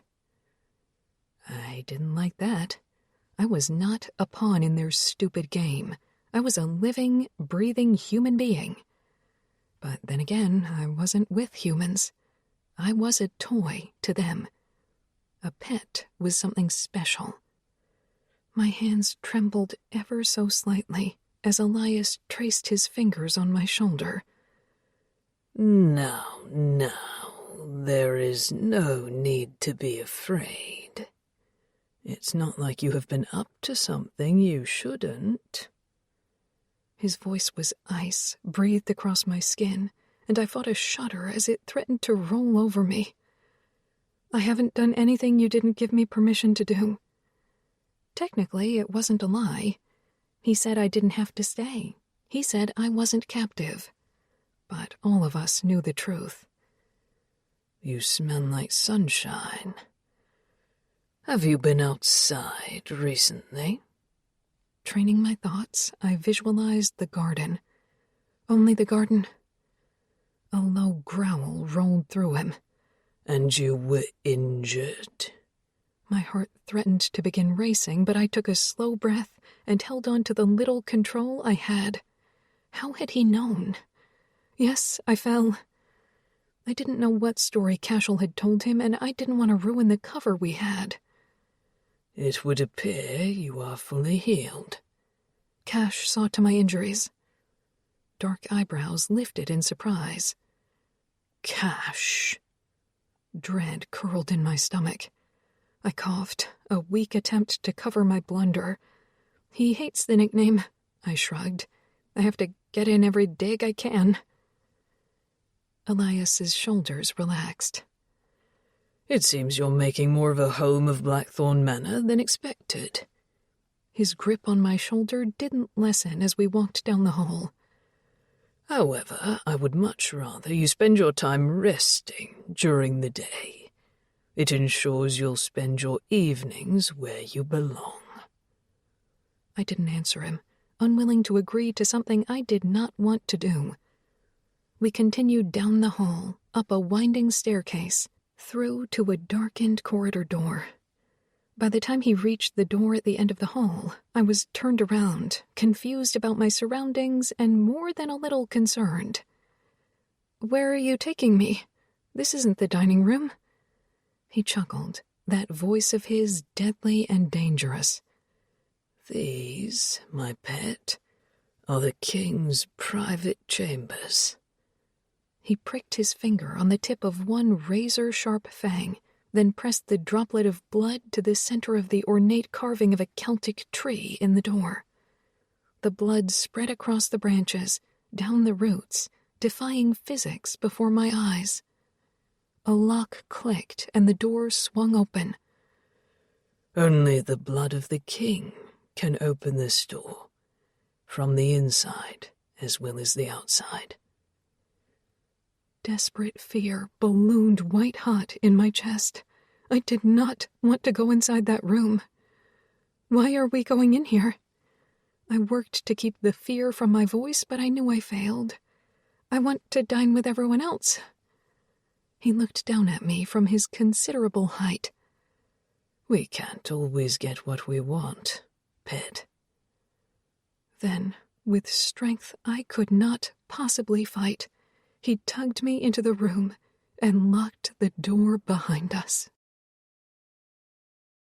Cashel.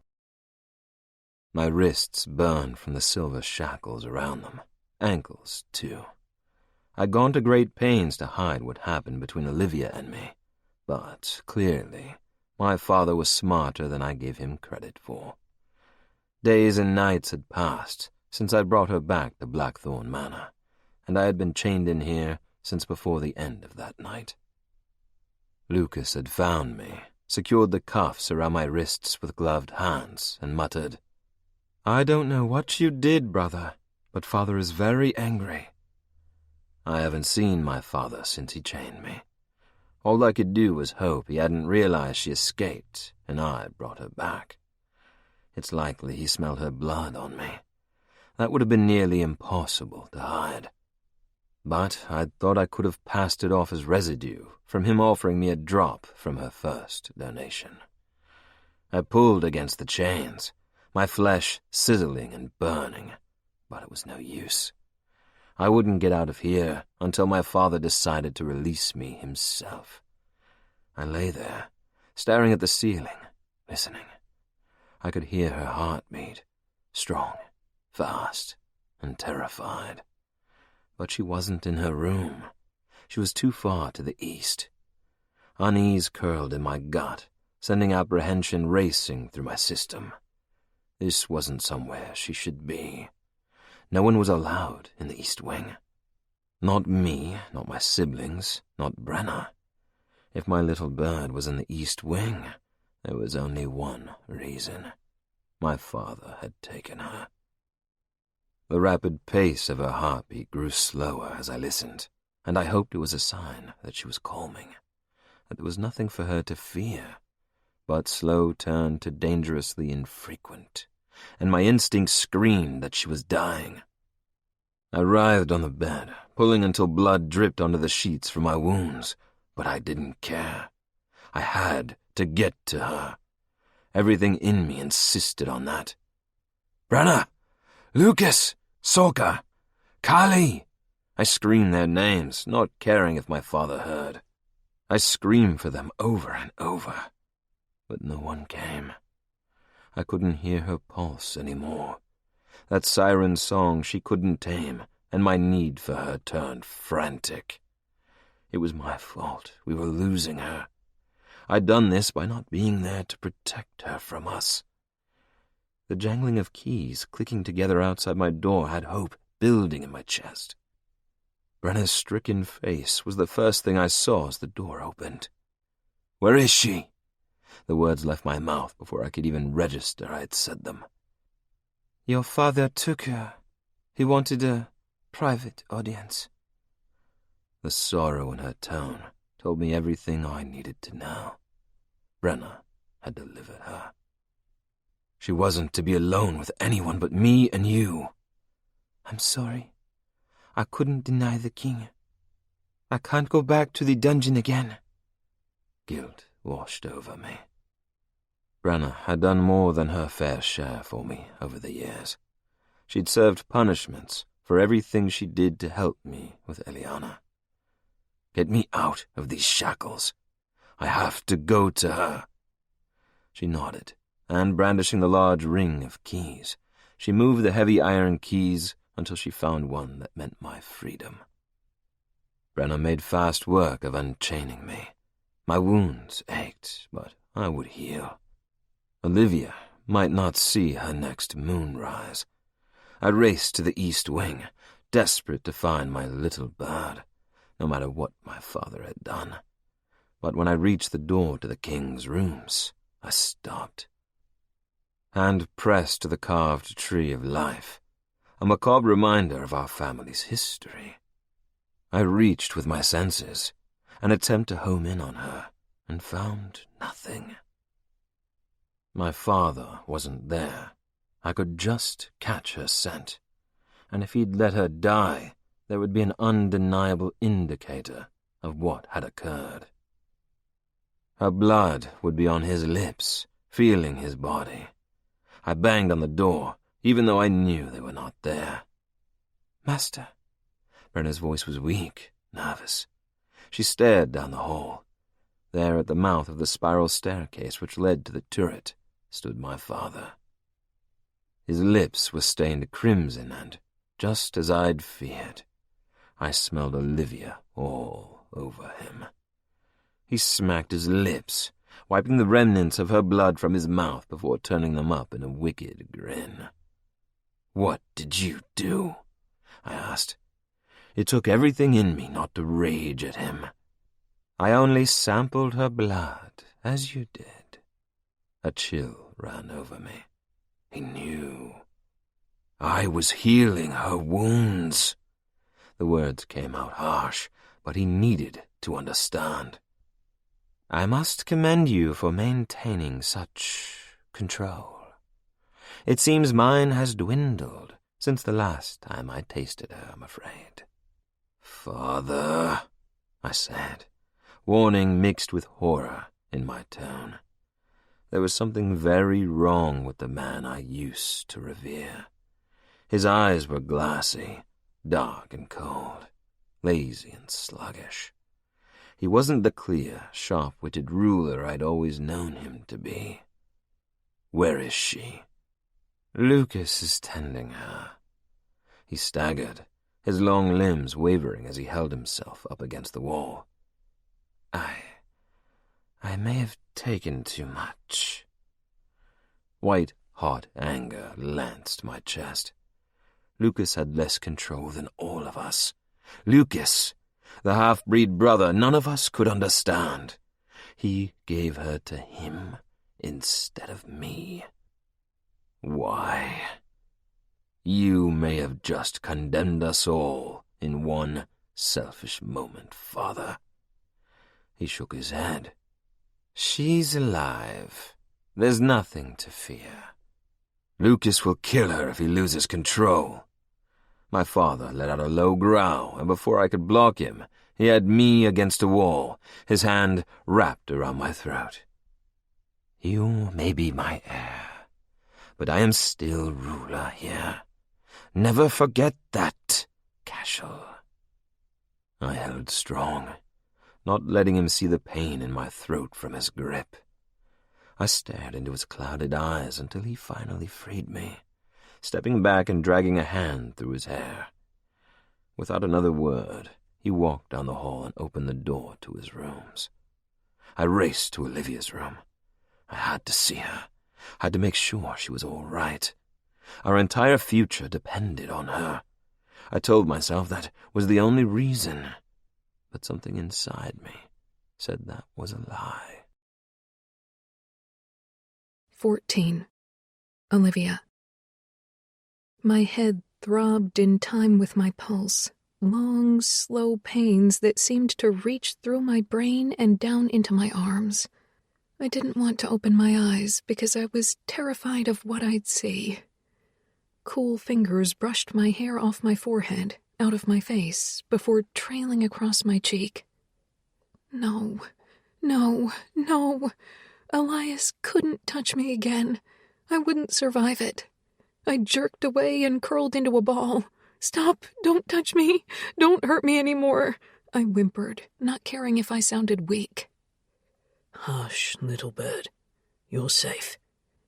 Cashel's voice was soft and low, far more welcome than the one I'd expected to hear. I blinked a few times, trying to clear the fog from my brain. Cashel? His palm rested on my shoulder, so gentle, tender, even. Was he toying with me? You need to sit up. Drink something. You've been unconscious for 3 full days. I'll send for Brenna. She can see to your bath and some food. Nausea clutched at my stomach when he mentioned food. No, nothing to eat. I can't. Little bird, look at me. I didn't want to. If I looked at him, I'd cry. I'd give up my little bit of strength. My shoulders trembled as my breaths came in harsh pants. No. I managed to eke out that one syllable, but my pulse pounded in my ears, teeth chattered, and my chest felt like something was sitting on it, crushing me. I balled my hands into fists and closed my eyes, but then I saw Elias in my memory. I felt his sharp fangs on my wrist, his icy touch on my skin, the pain of his bite, the unwanted pleasure as he violated me by taking my blood. The panic overtook me, clenching my belly, removing all senses around me and zeroing in on the only thing I didn't want to remember. The bed dipped and I sucked in a sharp gasp as Cashel's strong body molded to mine, his arms wrapping around me and pulling me close. What did he do to you?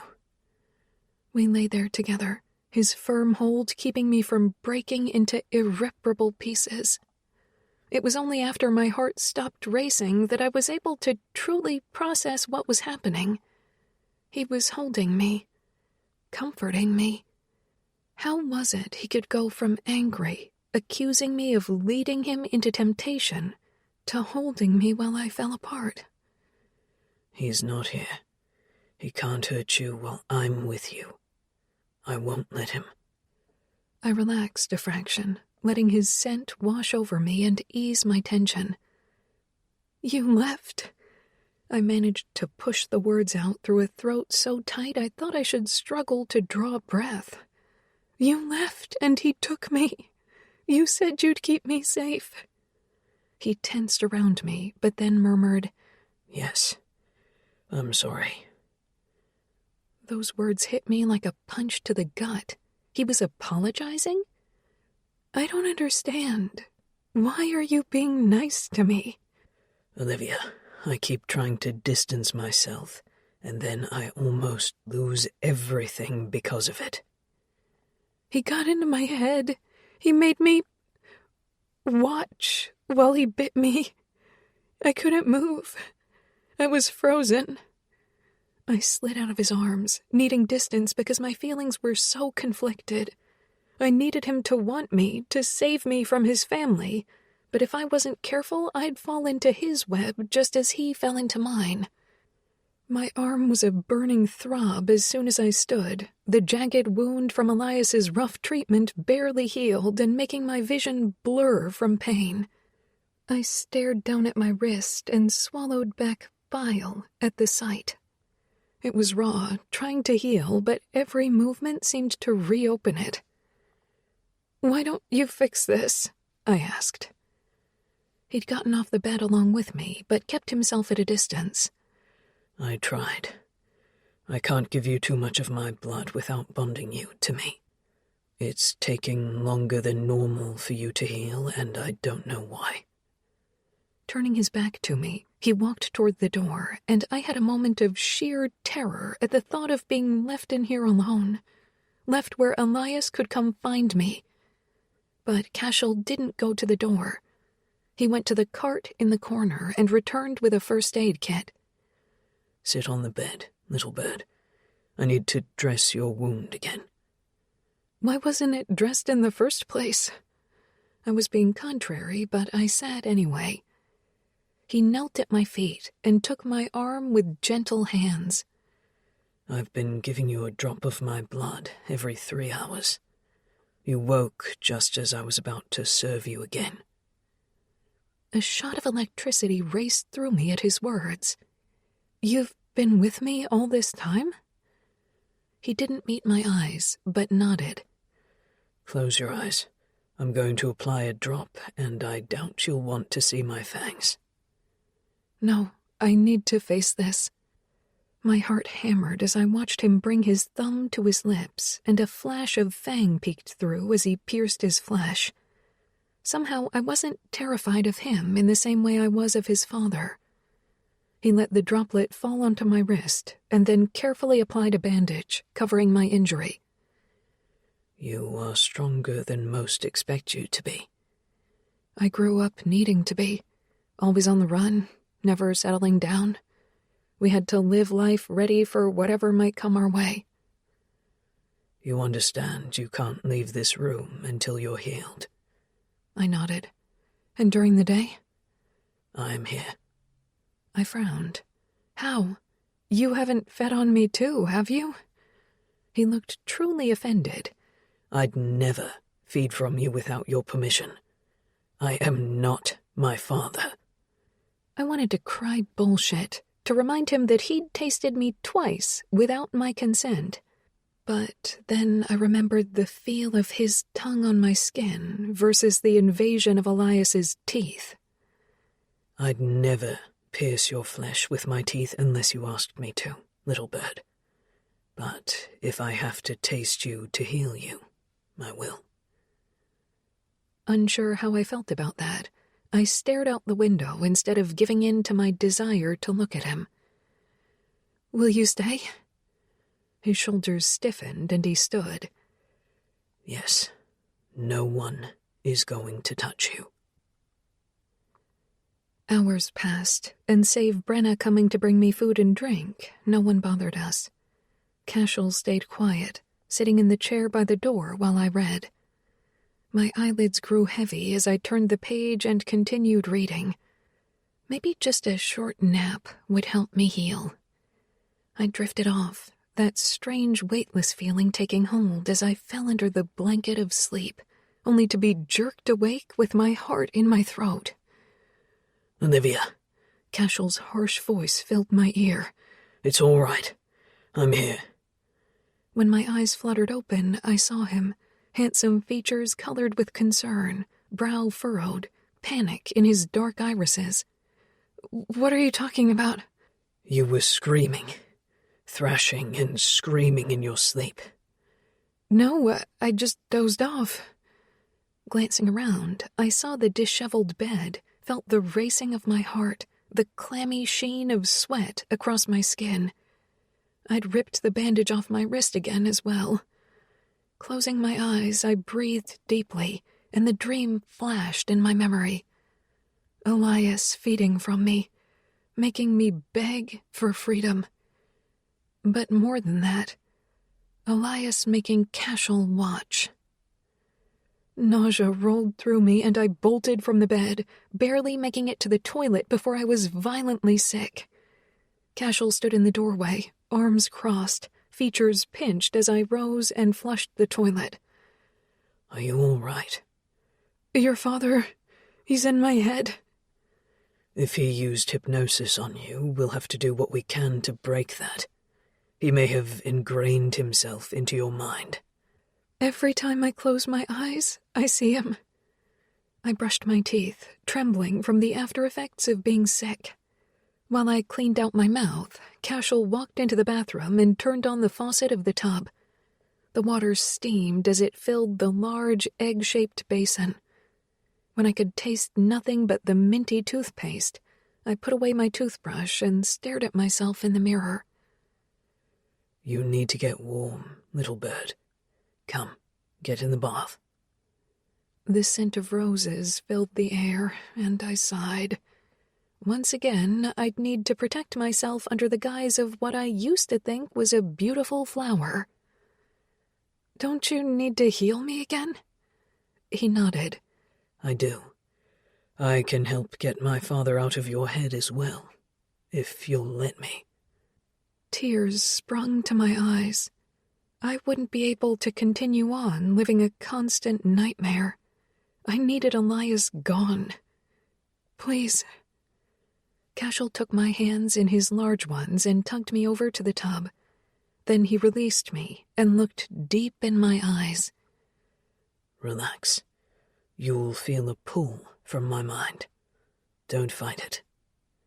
My breaths were short and sharp, the fight instinct kicking in at the feeling of falling his deep gaze created.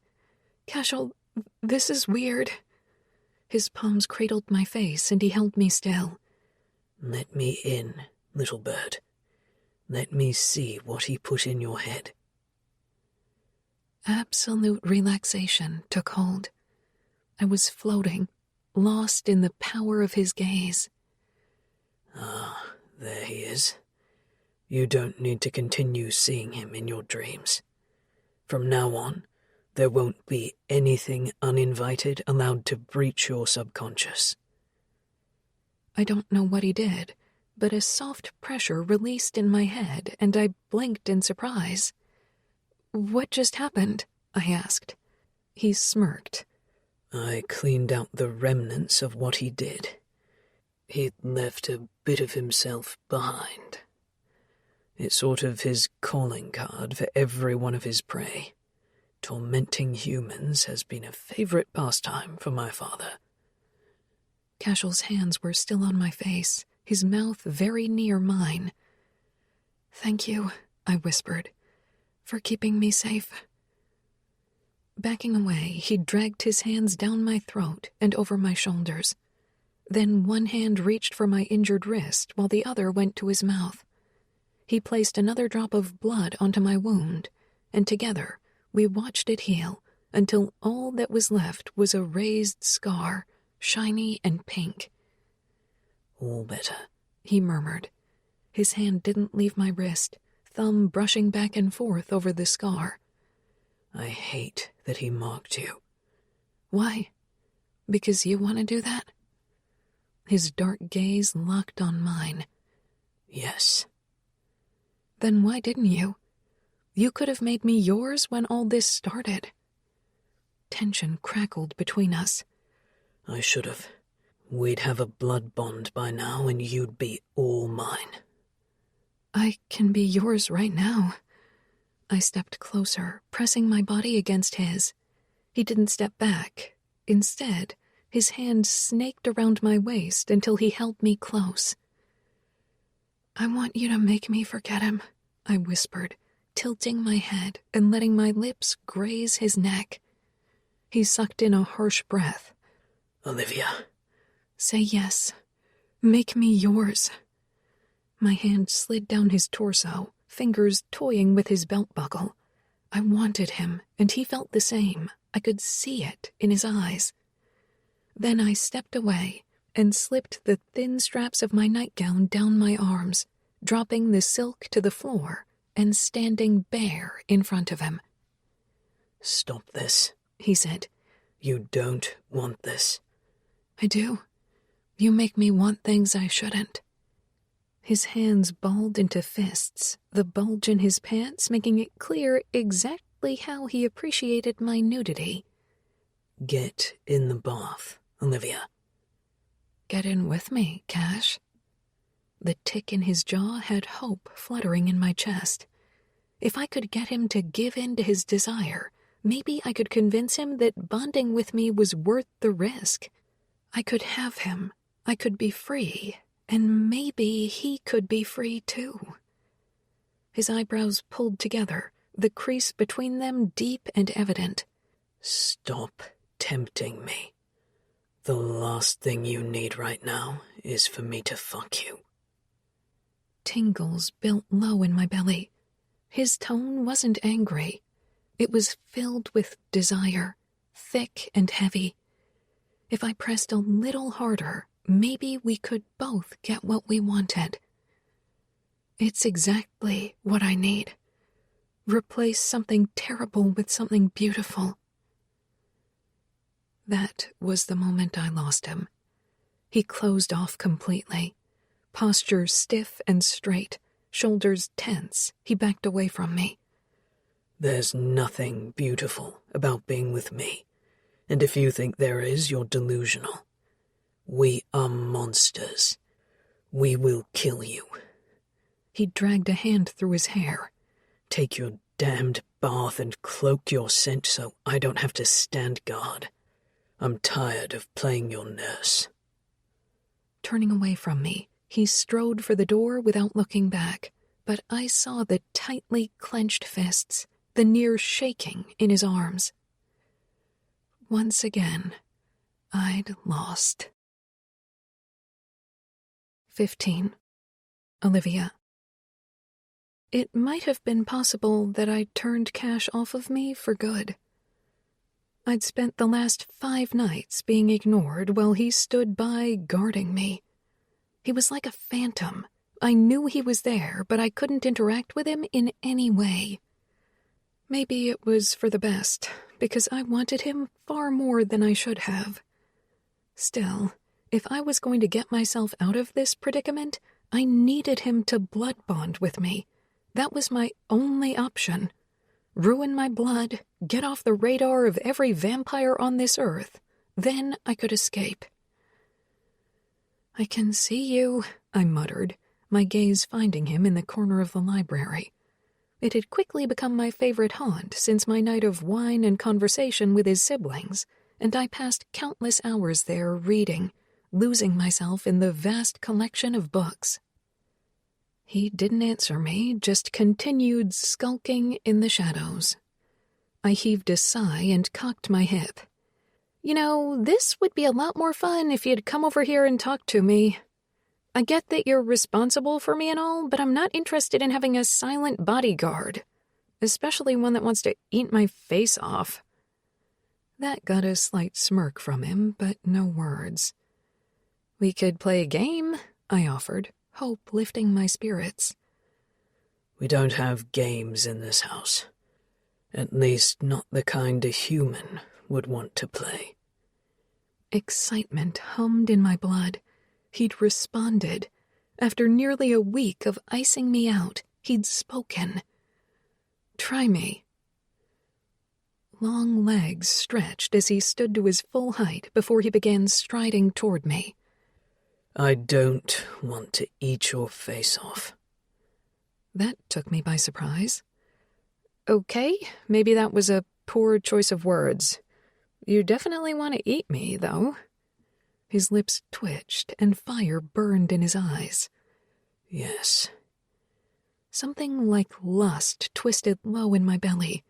It was mixed with a healthy dose of fear, though, and I couldn't process how I felt about that. Look, I'm sorry about the whole bathtub thing. I couldn't read his expression, but his eyes flicked away from mine for barely a second before he said, I wasn't aware of a bathtub thing. You know, what I did...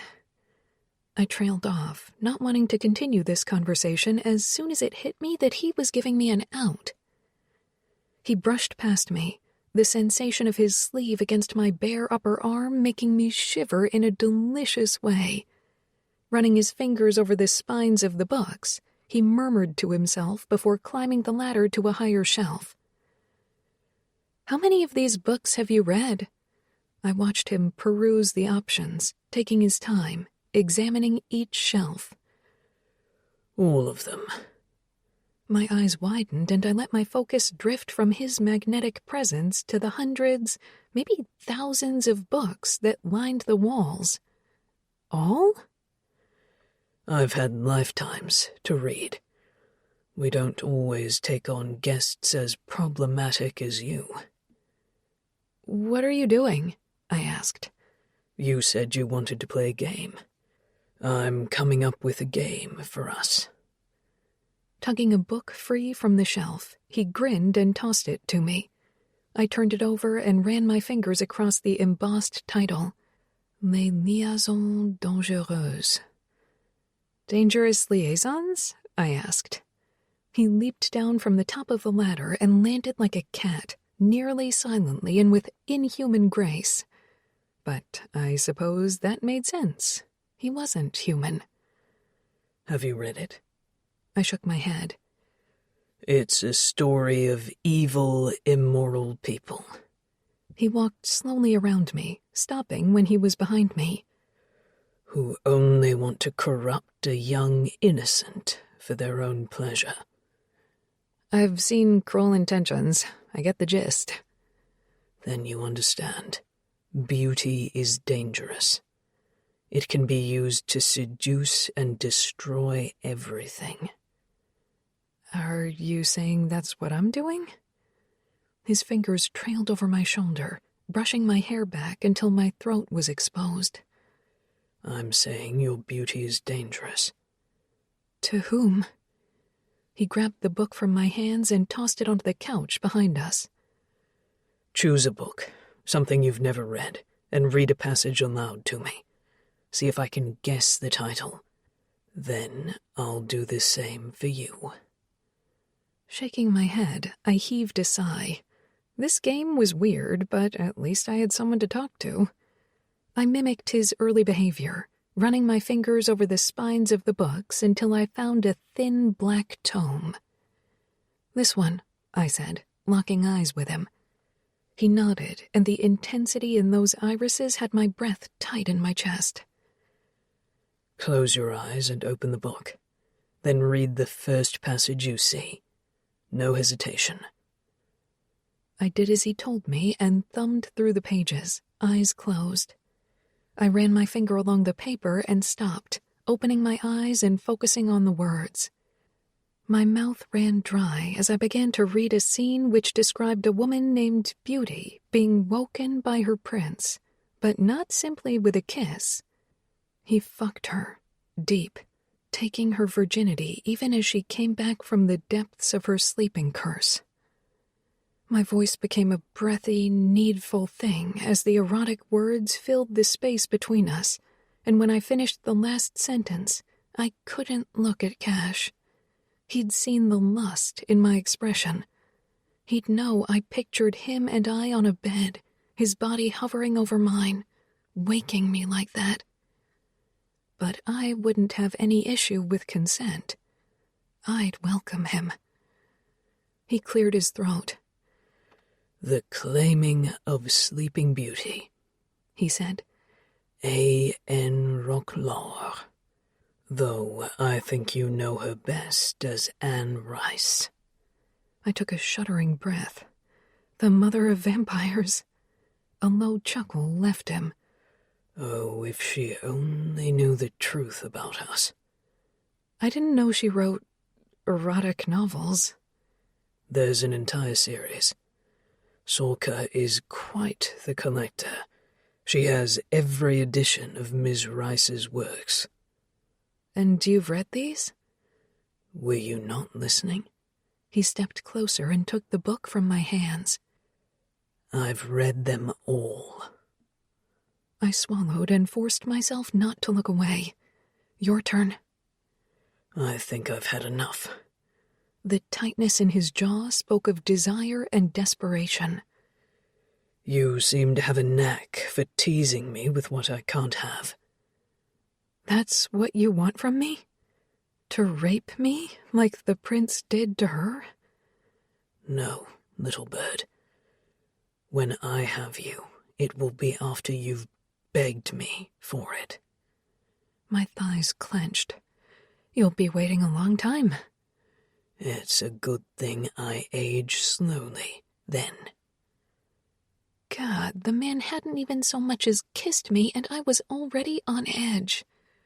I think this game was a bad idea. Why? Don't you like how I make you feel? He stepped closer. Your heart is racing. The call of your body to mine is like a homing beacon. You want me. I can sense your lust. Your beauty is dangerous, I told him, echoing his earlier words. Are you trying to seduce or destroy me? Or is it both? Maybe I'm tired of fighting this thing between us. My breasts ached for his touch. What good is fighting? Are you happy alone? I'm not. I closed the distance between us, my palm resting on his broad chest. For the briefest moment, I let myself search for a heartbeat, fighting a gasp when I found one, slow and steady. We don't have to be alone. He let out a shuddering breath and clutched my waist, tugging me flush to his body. I could feel the steel length of his erection pressing into my belly. He wanted this. He wanted me. Olivia, he whispered. This is dangerous. Good. No risk, no reward. Then, in the quiet of the library, my vampire gripped me by the waist and lifted me until my legs wrapped around his hips. I wanted him to kiss me more than I wanted air to breathe in that moment, but he didn't. He stared at me with tortured want in his eyes. Are you trying to ruin me? I wanted to say yes, to tell him I needed him to betray his family to free me.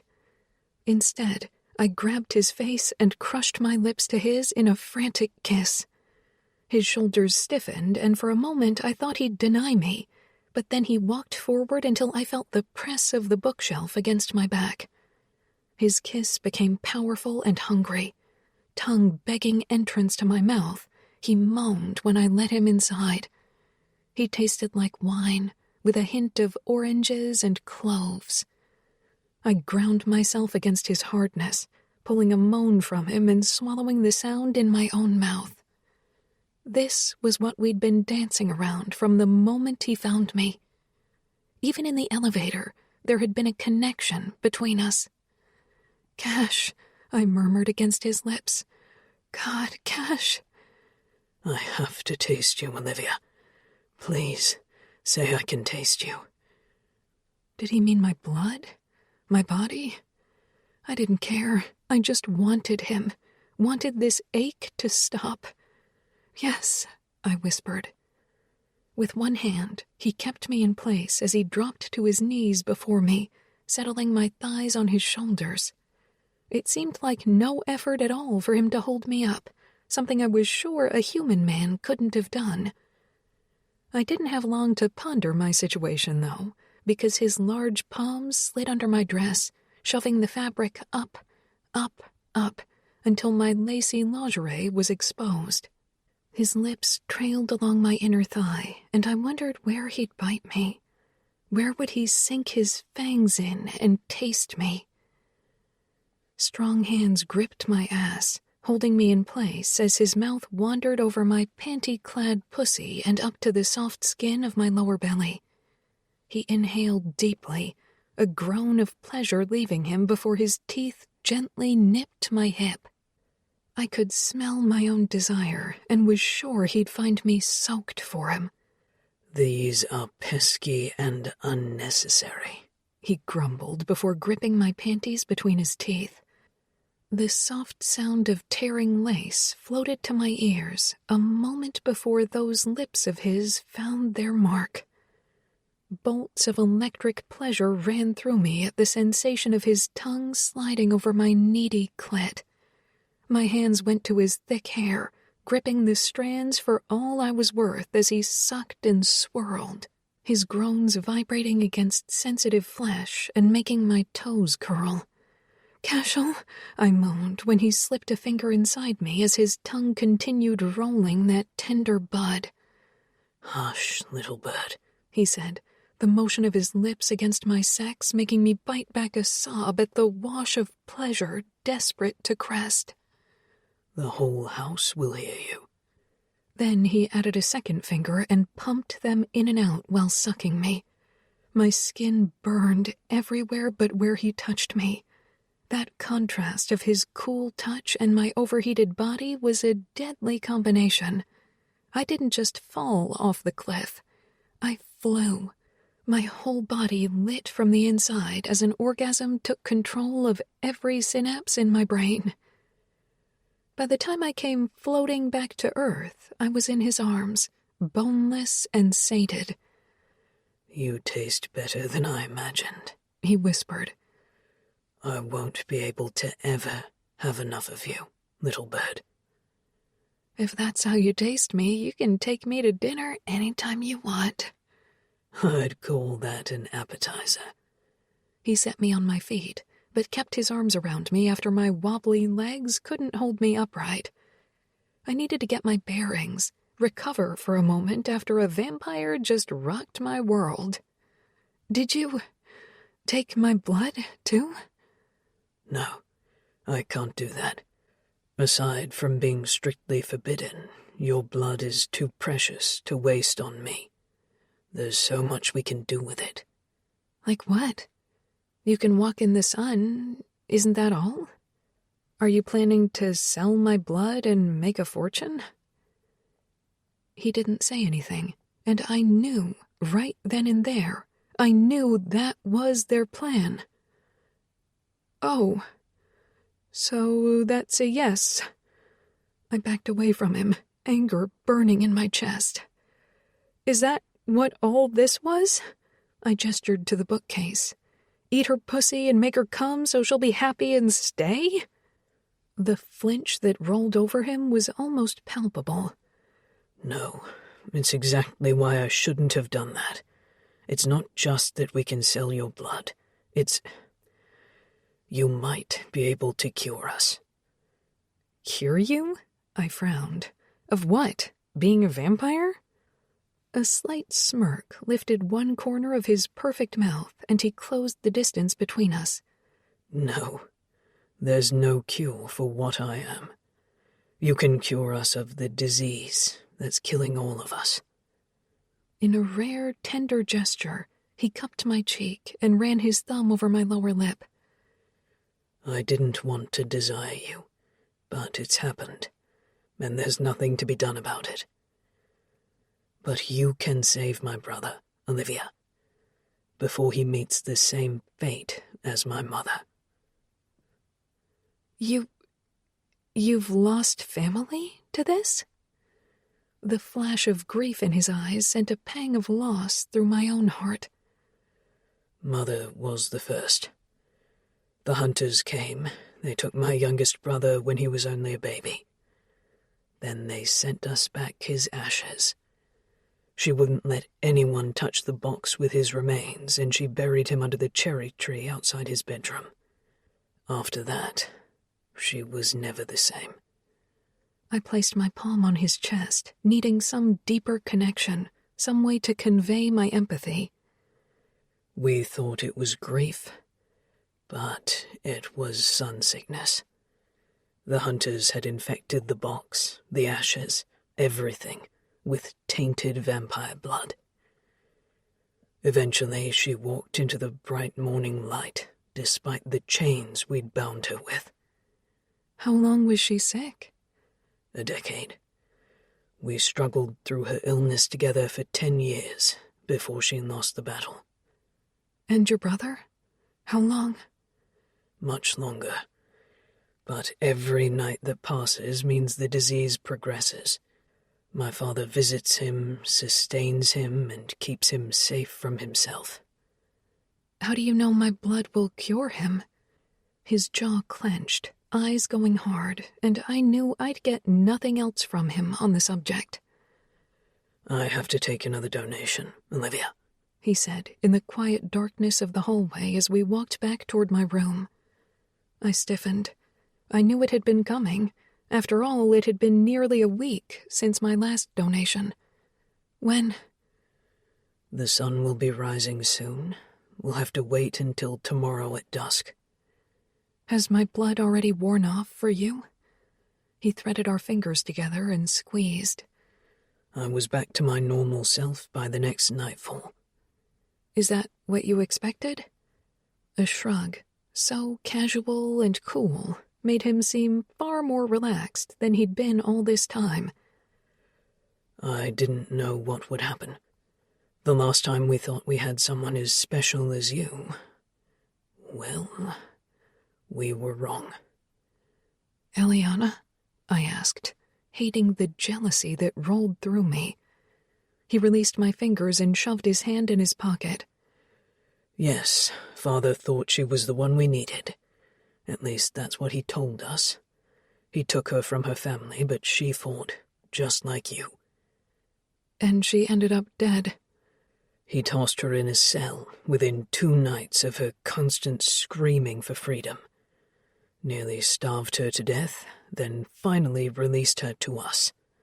Said she was wrong, that her blood was too weak. But now that I've tasted yours, I think she never had what we needed in the first place. He was just desperate to find a cure. For your brother? He shook his head. This cure was for my mother. I placed my palm on Cash's arm and stopped walking. He waited for me, and when pained eyes met mine, I had to suck in a sharp gasp from the wave of emotion cresting in my chest. I'm so sorry, Cash. Thank you. So you see, little bird, we both know what it means to lose a mother. And Eliana? You loved her? We all did, except for my father. I would have blood bonded with her if my father hadn't had his way with her one night not long after my mother's death. He raped her? That's not the story he tells, but I don't know what to believe anymore. I found the 2 of them in bed together. I used my gift to force her to tell me her deepest, darkest secrets, to answer all of my questions. In the end, I broke her mind. The raw hurt in his voice, the guilt, swarmed me, making my skin flush hot and cold. What did she tell you? That she wanted him, that he could give her more power than I could. She never wanted me or my love. And you believed her? She couldn't have lied. Her mind wasn't strong enough. Did you ever forgive her? The words stuck in my throat. I wanted to know, but didn't, all at the same time. I left her alone. Abandoned the woman I swore to love because of her betrayal. But the more I thought on it, the more I wondered if what she'd done was to protect herself from my father's wrath. Callie had a strong bond with her as well, and she sent for me when Ileana's behavior grew steadily more erratic. My heart hammered, dread curling in my belly. I knew this wouldn't be a story with a happy ending. I'd known that from the start. You said you killed her. I did. I left her. I broke her mind and left her. Then, on the night I came home, she flung herself from the balcony of the room you're in. And you blame yourself, still? A tiny, bitter laugh escaped him. Don't you blame me? Everyone does. I drove her mad because I couldn't handle her betrayal. I forced my mind control on her and ruined her. She died to get away from all of us. I'm not her. I said the words with a strength I wasn't sure I really possessed. Did you sleep with her? Feed from her? No, she was forbidden, just as you are. And do you always do what your father tells you? His jaw tightened and he looked away from me, pressing his palm against the small of my back. I do what I must. When we reached my door, he opened it without a word and waited. Are you coming in? I asked. No, I need protection from the sun. You need your rest. You could taste me again, this time with a little fang. He chuckled and gripped the nape of my neck with gentle but firm pressure before pulling me against him. Careful, little bird. I might take you up on that offer. I'm not stopping you. Now that I'd had part of him, I wanted more. I wanted it all. Forehead pressed to mine, he took a long, shuddering breath. No, not until I figure out a way to keep you. Then he left, his delicious, intoxicating scent still in the air, and my heart twisted with a mixture of desperate sadness and the flutter of anticipation for our next meeting. I couldn't go through with my plan now. Cash didn't know it, but this conversation, this layer of him that he'd revealed, changed everything. 16. Cashel. I needed to stop staring at Olivia, but as she walked around the garden, fingers brushing the tops of the night-blooming flowers my mother loves so much, my heart ached. Something cracked inside my chest, and I instinctively pressed the heel of my palm to the place it hurt most. I had to go out and remind her she needed to provide another donation. I had to break the peaceful moment in her chaotic life, and I hated that. Not because I didn't want the inconvenience of a fight, but because I found myself caring about her. Fuck, I muttered, shoving my hands in my pockets. I couldn't let myself care. She was supposed to fall for me. I wasn't supposed to fall for her. Would you like for me to go get her? I could do with a little one-on-one time with our little pet. Sorka asked me the question from her place at the table, where she'd been slowly sipping wine since the sun set. No, I'll do it. You're hers now, you know. You were right. You weren't supposed to fall for her. Ice filled my veins and settled in my gut. Stay out of my head, Sorka. Stop being lazy and keep your walls up, Cashel. My hackles rose, and a low growl built in my throat as Sorka got to her feet. Don't touch her. Her palms were pressed hard to the top of the table, and everything in her radiated tension. It's not her. Don't you hear them? I closed my eyes and let my ears take over. Heartbeats. 5 distinct heartbeats that weren't the cadence of my little birds. They could be just the odd group of mischievous teens searching for the hidden estate rumored to be in the woods, but honestly, with Olivia's blood as valuable as it was, I doubted it. Go, get Lucas, seal off the lab. Throat tight, I raced out of the house and into the garden where Olivia stood, now bathed in moonlight. She turned, and her smile gave me pause. For the first time, she seemed absolutely happy to see me. There wasn't hesitation or even a small bit of fight in her eyes. She wanted me here with her. But I couldn't revel in that. There were other beings outside, and I didn't think they had good intentions. "We have to go inside, right now." I bit the words out through clenched teeth, not wanting them to hear me. "Why?" "Now is not the time to question me, little bird. Walk with me. Don't look behind you." Her eyes widened, and she took a sharp breath. "You tell me what's going on as soon as we get inside, Cash."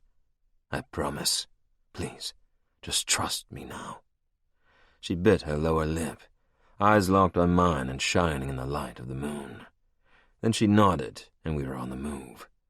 Every footstep that crunched on the gravel had me wishing I could just pick her up and rush her inside. But they'd know we were on to them if I did that. Then we wouldn't be able to get the jump on them. Their pulses were louder by the time we got to the door, definitely approaching. Inside, to the dining room. I whispered the words against her temple, soft and calm, even though inside I was a mess. As soon as she stepped inside, Sorka grabbed her by the arm and hissed, "Run, now!" "No, what is happening?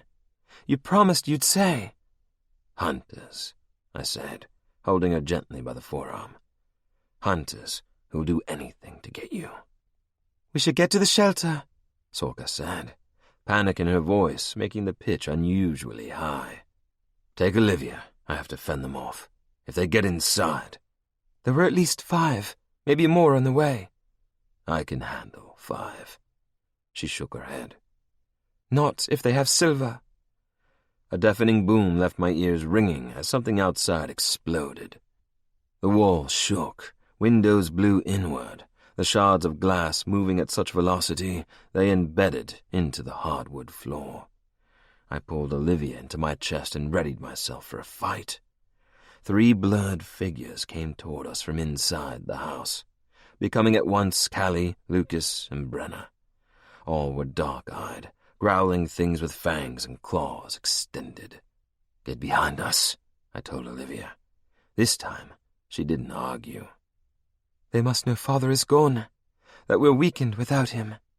I cut a glare at Sorka. "Father isn't the only one with power." Pulling open the door, I stared into the faces of the approaching humans. 15 men and women stood in the dark, fear scenting the air. But there was a strong odor of absolute hatred as well. "Olivia," one of them called. "Come with us, Olivia. We're here to help you." I didn't glance back at her, but I prayed she'd stay put. "This is Blackthorne land. You're trespassing." "You stole that girl. You're holding her captive." He was right. I took her. I made her stay, and I brought her back. "Get off my land," I snarled. "No one has to die tonight." "Wrong," another one of them said. Then he raised his gun. Before he could pull the trigger, I was at his throat, my fangs digging deep into his vein, not feeding, just tearing open the artery until he bled out. Screams erupted around us, the other hunters swinging silver chains at my family. I dropped the man I'd killed and watched as Sorka took out one while Callie cried out when a chain hit her arm. She knelt and swooped one leg around, taking the man down before climbing atop him and ripping his throat out with her claws. I killed another and another, not stopping to see whether they were young or old, male or female. They were threatening my family, my little bird. They deserved death. The iron tang of blood filled the air, and I looked back to find Olivia standing at the door, hand raised to her lips, eyes haunted. A young hunter was near her, his hand outstretched, and I heard him say, "Come on, it's okay. I should have known he'd take you back." "Logan," she said. "You have to get out of here." Everything in me twisted in bitter agony. No. She knew him. She fucking knew the hunter. He took her hand. He fucking touched what was mine, and now he stood no chance of survival. I stalked toward him, but a snarl close by caught my attention. Out of the corner of my eye, I caught sight of Brenna holding a large male in her grasp as she fed. But then her posture stiffened, brows pulled together as though in pain, and she released him. The man fell to the ground, and Brenna looked to her chest, where the point of a wooden stake protruded, coated in her blood. "Cashel," she said, her voice faint and desperate. "Brenna!" My words were a tortured groan. She fell to her knees and began turning to ash before my very eyes. Logan pulled Olivia down the stairs which led to the front door, her hair streaming behind her as they tried to make their escape. But my little bird stopped and locked eyes with me. "No, I can't," she told him. "I have to stay." Logan's face twisted into a disgusted grimace. "What? You tried to get away once already. You have to come." His voice was filled with incredulity. "They're monsters." I stalked toward them, ready to kill the bastard who threatened to take her from me. Hand raised, I moved to slash his throat and spill his blood on my land, but Olivia's soft palm on my chest stopped me. "No, Cashel, don't." Why would you have me spare him? Anger burned through me. "You've killed so many of them." Her voice wavered, and part of me understood. No matter what happened between us, we'd still be from different worlds. She valued every human life. I killed without guilt if they deserved the fate I'd deal them. But I couldn't deny her this. I took her hand and tugged her toward me and out of Logan's hold. "Olivia, you can't stay here." Logan's disbelieving tone had a smirk, twisting my lips. "Get out of here, Logan. Take what's left of your little army with you." Fierce pride welled in my chest as she stood her ground. Shaking his head, Logan said, "He's got you brainwashed." His hand was wrapped in thin silver chain, and I knew he'd try to kill me if he could. "You heard her. She doesn't want to leave. She's mine." I heard it the instant before the shot rang out, the click of the round being loaded into the chamber. From the blood-soaked ground, a hunter had raised his hand and aimed his gun at Olivia. I screamed in rage, shoving her behind me and taking the bullet meant for her directly in my chest. It burned like fire as it tore through bone and muscle, the silver poisoning my blood as sure as my body saved hers. Olivia's scream of my name was the last thing I heard before I fell to the ground and darkness washed over me. Olivia. I knelt at Cashel's fallen form, heartsick at the sight of this strong vampire broken and bleeding because of me. "Get out of here!" I screamed, tears burning my eyes. "Get out of here before they kill you!" Logan shook his head. "They're going to kill you, Olivia. Come with me." He held out a hand, desperation in his gaze. "No, they're keeping me safe. If I go with you, I'll get you killed."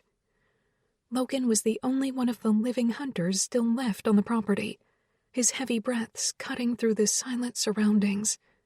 I looked behind me and found all of the Blackthorne vampires standing in a line in front of the house. The menace rolled off them in waves that said they were barely restraining themselves. "Go back to your people, Hunter. Tell them how easily we took down their paltry army. Then remind them that they are not welcome here." Sorka's voice was strong and harsh. Rage lurked behind her tone, and I knew there wasn't much time before she added Logan to the list of her kills. "Unless you'd like me to take you in as my personal plaything." "Go, Logan. I urged, not wanting to see him killed. He'd come here to save me, however misguided his thoughts. His jaw clenched and eyes narrowed on me. "You're digging your own grave." I nodded. We all have to die sometime. Then, with the laser focus of all the vampires at his back, he walked away, not turning his head for another glance at me. I wasn't satisfied until he disappeared in the mist and the vampires converged on me and Cash.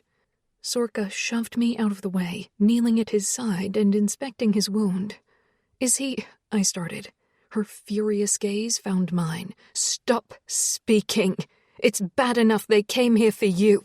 We lost Brenna. We can't lose him too. What can I do to help him?" I pulled my hair to the side and bared my throat. "Can he feed from me? Will that help?" "He will do nothing of the sort," Elias Blackthorne's booming voice said from the distance. The man strode through the destroyed gate, the mist parting around his ankles like it feared him. "Get him to the cellar. Lucas, carry your brother down while your sister prepares our supply." Everything moved so quickly I could barely process it.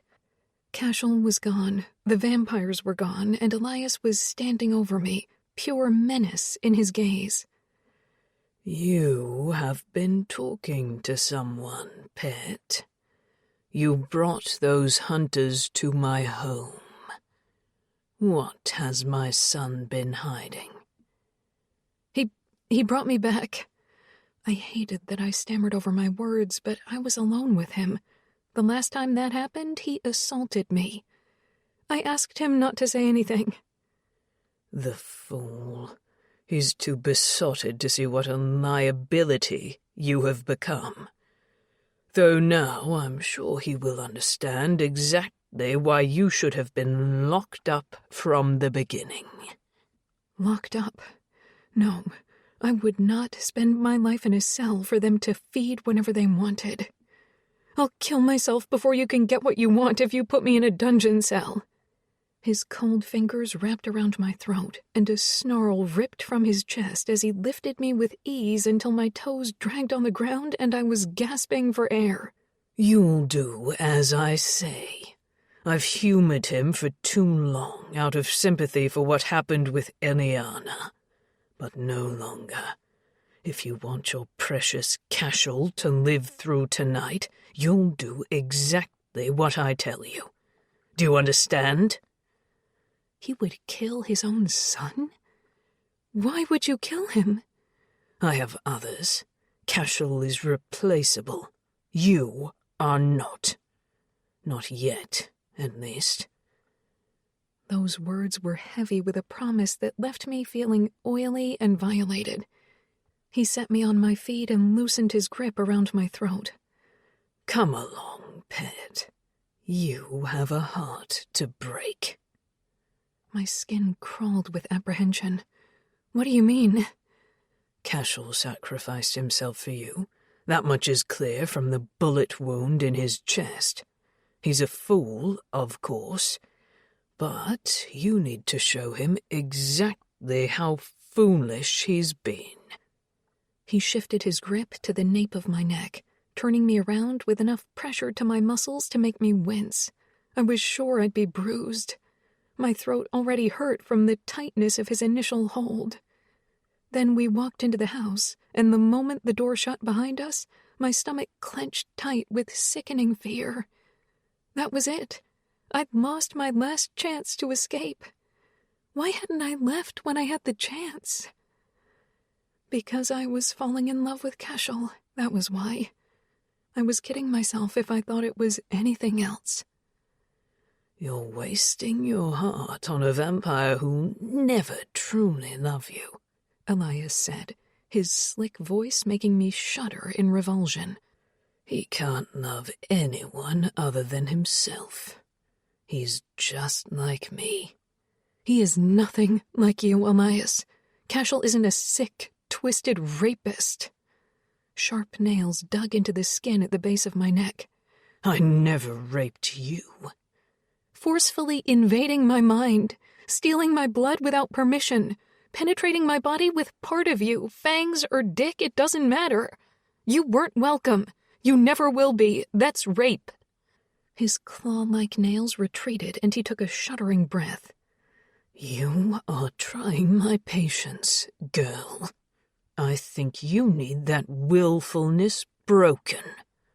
"You can try, but you'll never own me." Both of his hands gripped my shoulders and spun me around to face him. Dark eyes locked onto mine. "You can choose to be insolent, difficult, independent, if you want. But know this, if you don't break Cashel's connection to you when we walk into that room, I will take his heart from his chest while you watch, and he will turn to dust." Stomach twisting with nausea, I swallowed down the bile, threatening to escape. "You're insane." "You have to be a little insane to be king, pet." He clicked his tongue and dragged a finger across my collarbones. "Cashel's fate is in your pretty little hands." We walked through the silent halls, our footsteps loud on the polished wood floors. Every step weighed heavily on my mind. If I denied him, I'd be killing Cash. Could I do that to the man I'd only just begun to trust and connect with? No. I'd rather break his heart than watch it be literally ripped from his chest. The door opened to a scene of eerie calm. The 3 Blackthorne siblings all stood around Cashel, who sat in the very chair I'd been positioned in during my blood donations. Cash's eyes were closed, his skin holding a waxy pallor as blood was transfused directly to his veins in both arms. His bare chest was drenched in his own blood, but as I watched, the wound began to creep closed. I couldn't contain my gasp when those beautiful eyes of his snapped open and he stared straight at me. "Olivia," he breathed, gaze narrowing in on my throat. "What happened to you?" "She needed to be taught a lesson," Elias said. "Didn't you, my darling dove?" I stared at Cashel, still obviously weak, fighting to regain his strength after saving me. "Yes, I suppose I did." I felt sick for agreeing with this sadistic fuck. "Tell me what happened before I arrived," he insisted. No one spoke. Not a single one of them. Elias gripped my arm tight enough that I couldn't avoid a wince. "No one will speak. So be it." He spun me in his grasp and locked eyes with me as he broke through my meager barriers and pulled the events of the evening from my mind. My head throbbed, and when he released me, he let me fall to the hard stone floor. "Brenna is dead," Elias said. "My heir almost lost as well." He said the words with such an air of absolute grief, I almost believed him. "And yet our guest still wished to spare the hunters. She knew them. She led them to us." "Father," Cashel said, his voice tight with pain. "She chose to stay." Elias dragged a palm through his hair before straightening the cuffs of his shirt. "That much is true. But, son, you put us all in danger by keeping her escape secret. Your mind is clouded by the spell she has cast on you." He knelt at Cashel's feet, taking his son by the hand. "I saw it in her mind, Cashel. She's trying to trick you into blood bonding with her so she can be free of us. She's in love with the hunter." My heart nearly stopped at those last words. Everything in me screamed to deny that statement. I began, but stopped before I ended up killing Cashel then and there. "In love with him?" Cashel's words held such disbelief I couldn't bear it. Tears stung my eyes, threatening to fall. Elias got to his feet and stood to the side of the two of us. "Go on, pet. Tell him the truth. Your lies nearly got us all killed. You're lucky I don't drain you here and now for this betrayal." They all looked at me, these vampires who were depending on me for so much. I had to swallow back the tears in my voice. "It's true." "Say it," Elias demanded. "Say the words." Taking a slow breath to steady myself, I looked Cashel in the eyes and lied through my teeth so I could save him. "I am in love with Logan. I was lying to you, Cashel. I could never love a vampire. You're monsters." Absolute agony filled Cash's eyes. All the things he'd said to me, the things he hated about who he was, and things he'd feared. I'd just flayed him open and poured salt in the wounds. "Get out of my sight," he bit out. Elias let out a sigh and gripped my chin between his thumb and forefinger. "Finally, the truth. Now," he said, his gaze pulling me into compulsion. "Sleep." 17. Olivia. Everything around me was dark, cold, and slightly damp. My head throbbed, the pulse of pain behind my eyes a reminder of Elias's assault on my brain. The mental blocks I'd thrown up not enough to keep me protected. He forced his way inside my head as Cashel watched, restrained and furious. Freezing stone floor made everything in me ache. The heavy weight of exhaustion pressed on my shoulders, but it wasn't a tangible thing. It was the weight of what I knew was coming. Elias had said they were going to breed me, use me to make more of my blood so he could get rid of me. Because after what happened, I could not be trusted. I stretched my arms above my head, searching through the darkness for some sort of boundaries in this room. Cashel thought I betrayed him with Logan. And in a way, I may have. The rest of the Blackthorns were never truly my allies.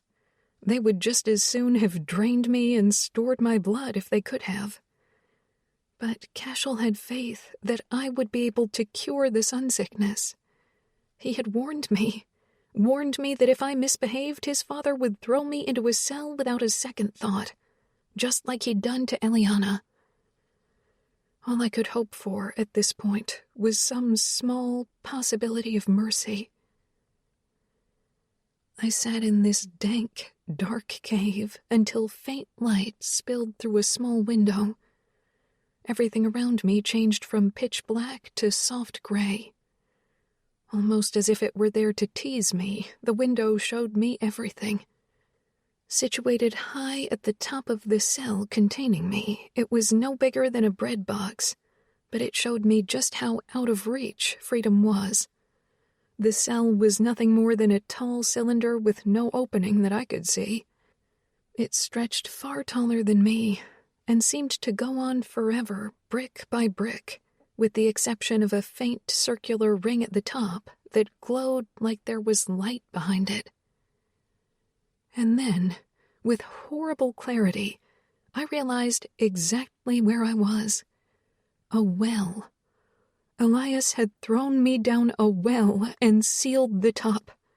The window I thought I saw was nothing more than the drainage grate at the top of the cover. I was going to die in here. Nausea clutched at my stomach, mixed with anxiety and sheer terror. It built until all I could do was let out a soul-weary scream. Tears spilled down my cheeks without care for the strength I had worked so hard to maintain.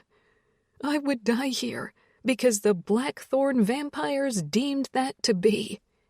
I stood and dug my feet into the small spaces between the bricks, reaching up and breaking off my fingernails as I tried to pull myself up, until I made my way to freedom. But for every foot I climbed, I fell in equal measure, never making it more than a few small feet up. I screamed and screamed and screamed until my throat was a raw and aching thing, The absolute desperation turned to a full-blown panic attack. My ears rang with my pulse, my throat begged for silence, but most of all, my heart broke for everything I would lose. By the time the sun set, hunger gnawed my belly and my entire body hurt. I couldn't help but let that tricky bitch Hope work her way into my mind. Fantasies of Cashel appearing, of him throwing aside the cover of the well, jumping down into the cell with me and saving me, assaulted me. It couldn't have all been a lie. Not after everything we discussed, everything we shared. He wasn't heartless. Or was he? Was he the worst of them all? It was possible. He was the one who wanted to study me, the one who insisted he be the only one to touch me. Because he was trying to get me on his side. So he could have what? The glory of knowing he was the one who'd gotten them the blood of the sun and convinced her to stay? Maybe that was how it had started, but there was more between us. Elias wouldn't have made me break Cash the way he had if it was all a lie. Cash, I'm sorry. If you can hear me, I don't love Logan. I never did. I lied, I whispered. I knew he couldn't hear me, but it didn't stop me from screaming for him to save me until I finally let my despair silence my voice. I was a fool. I should have gone with Logan after he hurt Cash. I should have left with the hunters and done everything in my power to get away from this place. Instead, I let my heart keep me here with the vampire I thought was the better man. I slept pressed against the cold, slimy stone, but my dreams were fitful, terrifying, and painful, because all I saw was Cashel. The sun rose again, the soft glow waking me from another terrible dream. But this time, in the center of the floor, I was greeted with a bucket filled with water, and next to that, a bowl of cold oatmeal. I drank the cool water in long, grateful gulps. I drank until my belly ached and waves of sickness hit me. Then, without the benefit of a spoon, I used my fingers and scooped up mouthfuls of cold, flavorless oatmeal. I didn't care. I hadn't eaten in nearly 2 days, and the fact that they were feeding me meant this might only be temporary. Maybe the Blackthorns still wanted to keep me alive. This went on for 7 days straight. They never brought food or drink while I was awake, no matter how hard I tried to keep my eyes open. At this point, I had taken to relieving myself in the empty water bucket like a prisoner, but I had nowhere else to use the bathroom. Nowhere other than the floor of the well, and I did not want to spend my days surrounded by my own filth. If they had a problem with it, they never said, because no one spoke to me. My heart lurched as the sounds of stone scraping on stone echoed through the well. They were here again. Long, greasy tendrils of my hair hung in my face, my skin covered in a sticky sheen of sweat and water from the damp air. Any worry I had about looking good for Cashel had long since left me at that point. I expected a rope or something to lower down more food, another bucket, another offering to keep me alive. Instead, a large figure fell into the hole with me. "God, you stink," Lucas said. "Come on, you've served your sentence. It's time for another donation, and for you to play the part of pretty pet." I couldn't stand. My legs were numb from cold. Lucas sighed and pulled me into his arms. "Honestly, this is not how my night was supposed to go. Now I'll have to change clothes." "At least you don't want to eat me," I managed through a raspy throat. "Your scent is actually stronger now. You're lucky I just fed." He gripped me tightly and whispered, "Close your eyes. This will be disorienting." I did as he said, holding on as tight as I could and tensing as my stomach flipped from the sudden rush of flying up to the top of the well. As soon as we landed, I opened my eyes. "Thank you." My words were weak but genuine. "Is Cash okay?" He let out a bitter laugh. "He's back to his old self, that much is for sure." "What do you mean?" "A woman in his bed every night, a body in the incinerator by sunrise." Horror gripped my stomach. "What?" "Okay, not the body part, but the women part is true. He's crazed, feeding on any woman who will volunteer her blood." He strode through the trees with me in his arms, and I waited for more information. "Cashel hasn't killed a donor in over 100 years. It's not his style." I hated knowing he'd been with other women, but what did I expect? He thought I lied all the time. "Did he sleep with them?" "What do you care?" I didn't answer. "He doesn't fuck them. He feeds." A small bit of relief coursed through me at that knowledge. "Did he know where I was?" "I don't know. Father told me, so I brought you food and water." "That was you?" "Sorka would have let you starve. Be glad he told me and not her." "Thank you." "Stop that." His chiseled jaw was set, focus directed in front of us. "I'm so sorry about everything that happened." "We thought you were different, you know, that you'd save our brother." Cash told me about Callum. "I've done all I can, haven't I? Giving you my blood?" "Not that brother." His words sat like a stone on my chest. How could I save Cash? I'd done exactly that, but none of them knew. We broke through a clearing in the trees, and the estate appeared like a Gothic giant, threatening to imprison me once more. But there was nothing worse than that horrible well. "All right, darling. Let's get your scent cloaked before the hungry masses descend, shall we?" My veins hummed with tension, and a wash of grief hit me right along with the now constant fear. Brenna was dead, reduced to a pile of ashes because of me. "You'll have to do a better job of blocking your mind if you're going to survive. You certainly have very few friends in this house as of late." He opened my bedroom door and ushered me inside. Before he shut the door in my face, he said, "Do yourself a favor. Take a long shower before you soak in the bath. You reek." After I cleaned up, I fell into my soft bed, wrapped only in my towel. I slept like the dead for the entire next day. By the time I woke, my stomach felt like it was gnawing on itself from hunger, and the sun had dipped below the horizon beyond my window.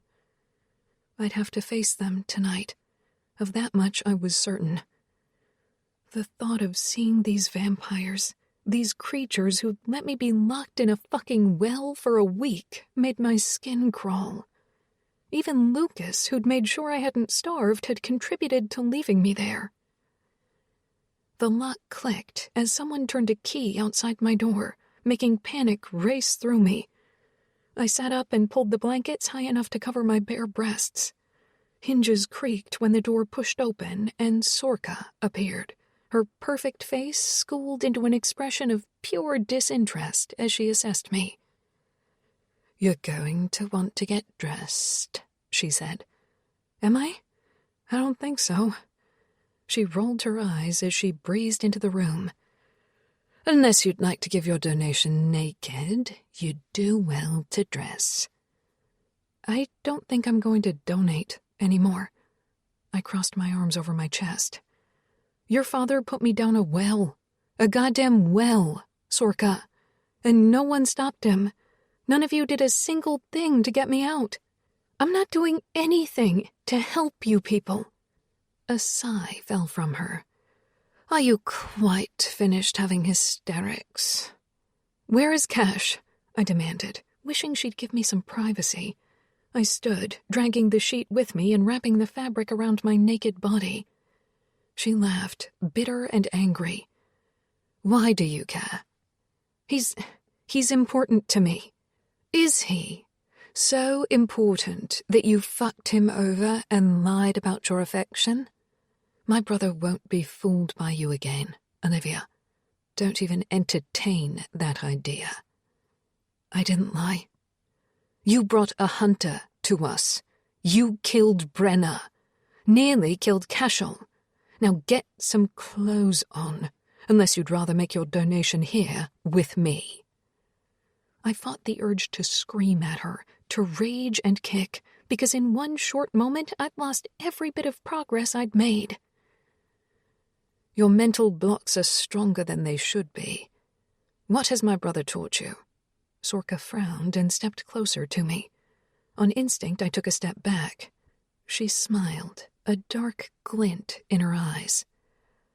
Oh, our little pet is afraid. It's not me you need to fear. I promise you that.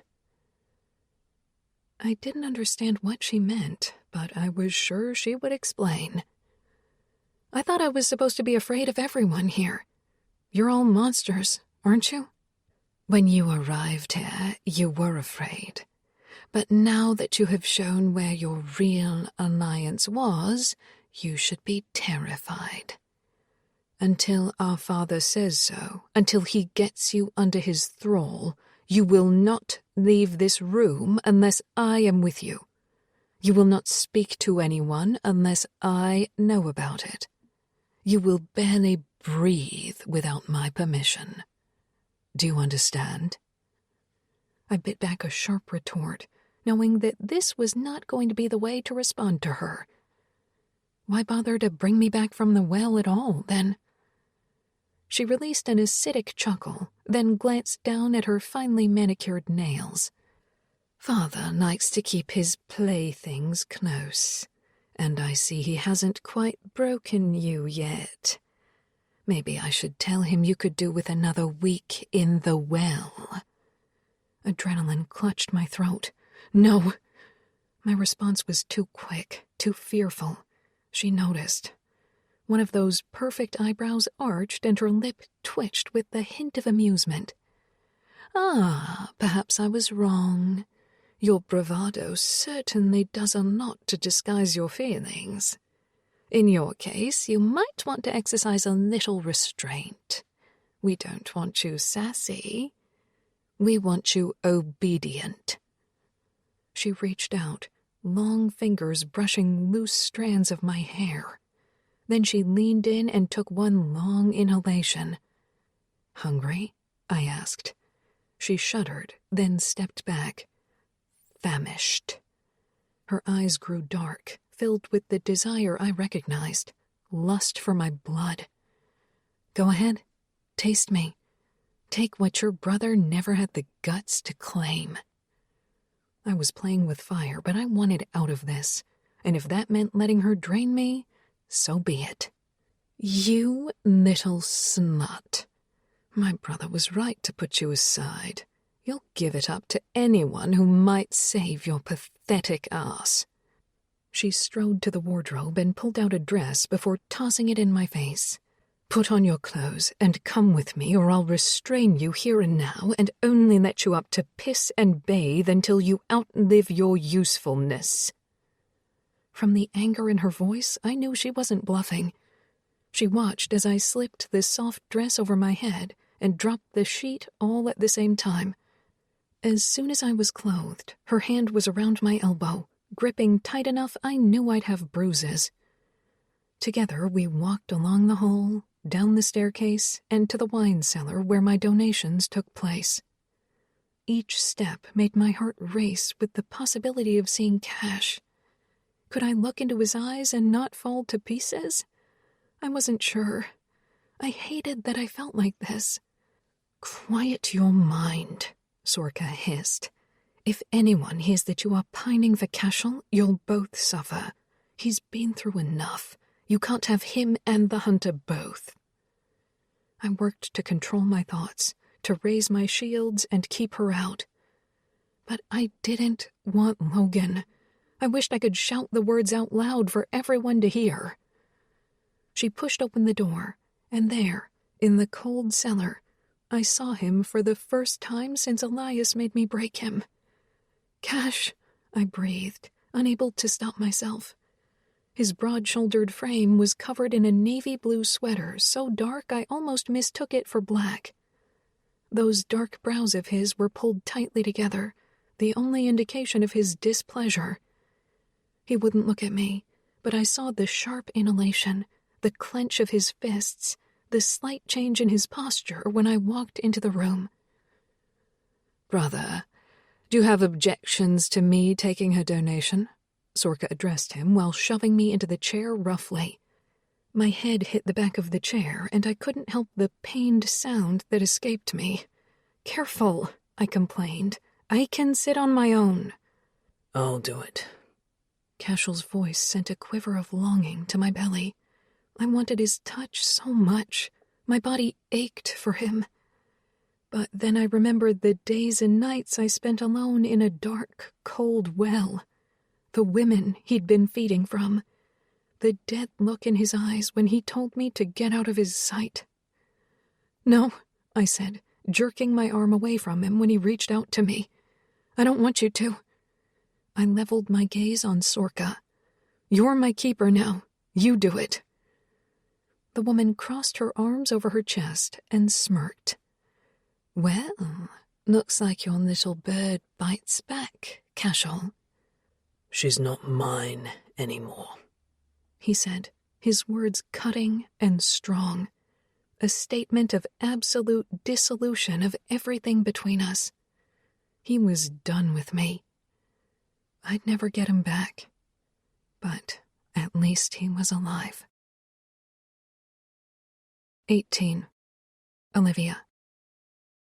I counted the days and nights as they passed by carving small lines into the windowsill with the edge of a bobby pin I'd had in my hair after Sorka had styled it for yet another family dinner the night after I was released from the well. That was 5 nights ago. Every dinner was torture. I spent each one at the end of the table while the vampires drank wine and ignored me. Elias seemed to get off on it, forcing me to watch them but keeping me on display. Every time he caught me looking at Cashel, a wicked grin would twist his lips. Cashel had been stoic and distant, his eyes never quite meeting mine. He hated me.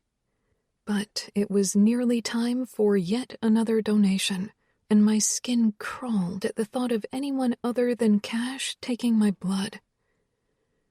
As the moon rose, I stood in the library once again, but this time I was alone after Sorka dropped me off and ordered me to stay put. No wine and conversation with Lucas and Calliope, no cozy fire.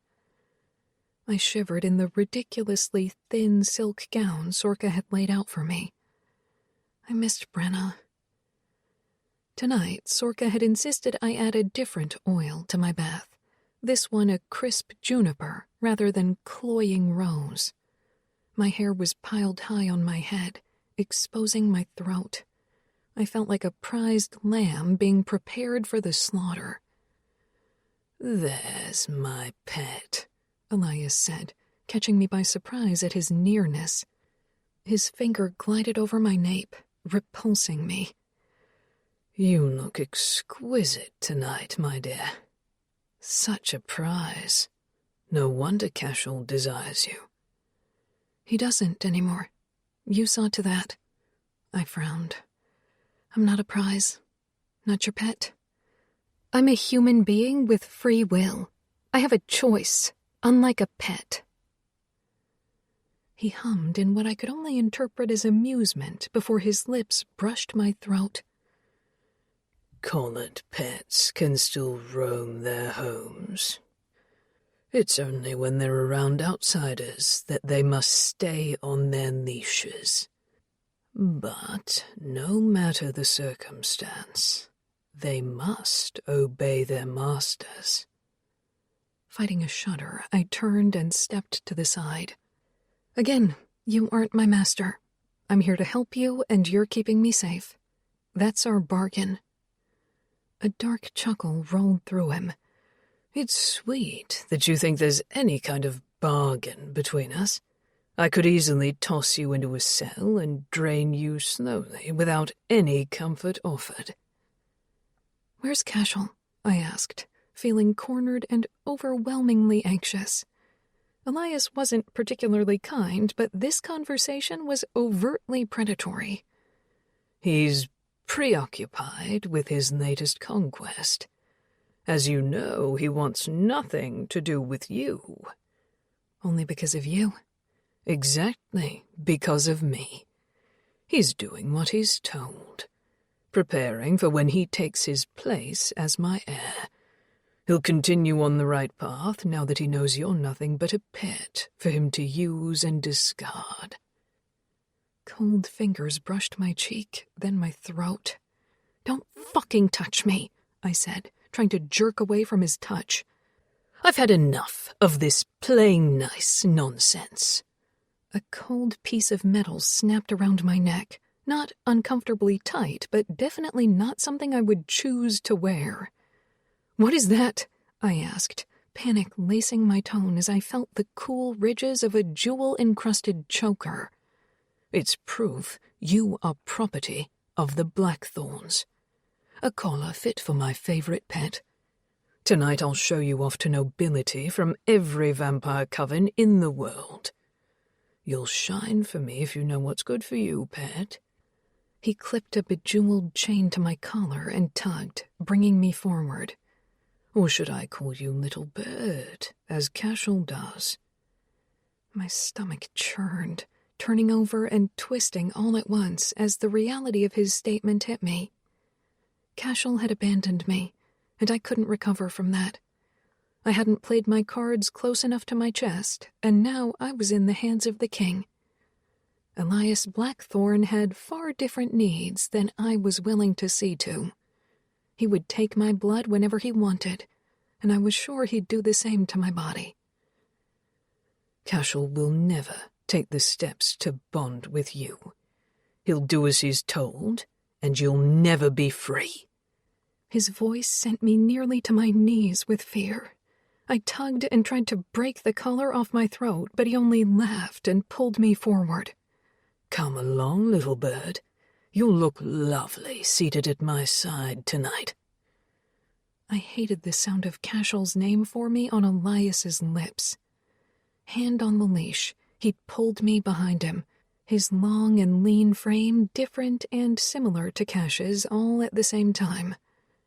I fought the tears in my eyes and forced myself not to pull against the collar and leash, because the last thing I wanted was for the edges of the metal to cut into my skin and draw blood in a room full of vampires. We stopped outside a pair of gilt doors at least 2 stories high, and Elias jerked the chain until I was right next to him. "If you make a scene, I'll bleed you in front of them. Perhaps I'll breed you as well. They'd love that, to see me stake my claim on a human again, as I did to Lucas's mother." My heart hammered, and I swallowed back the bile that threatened to rise.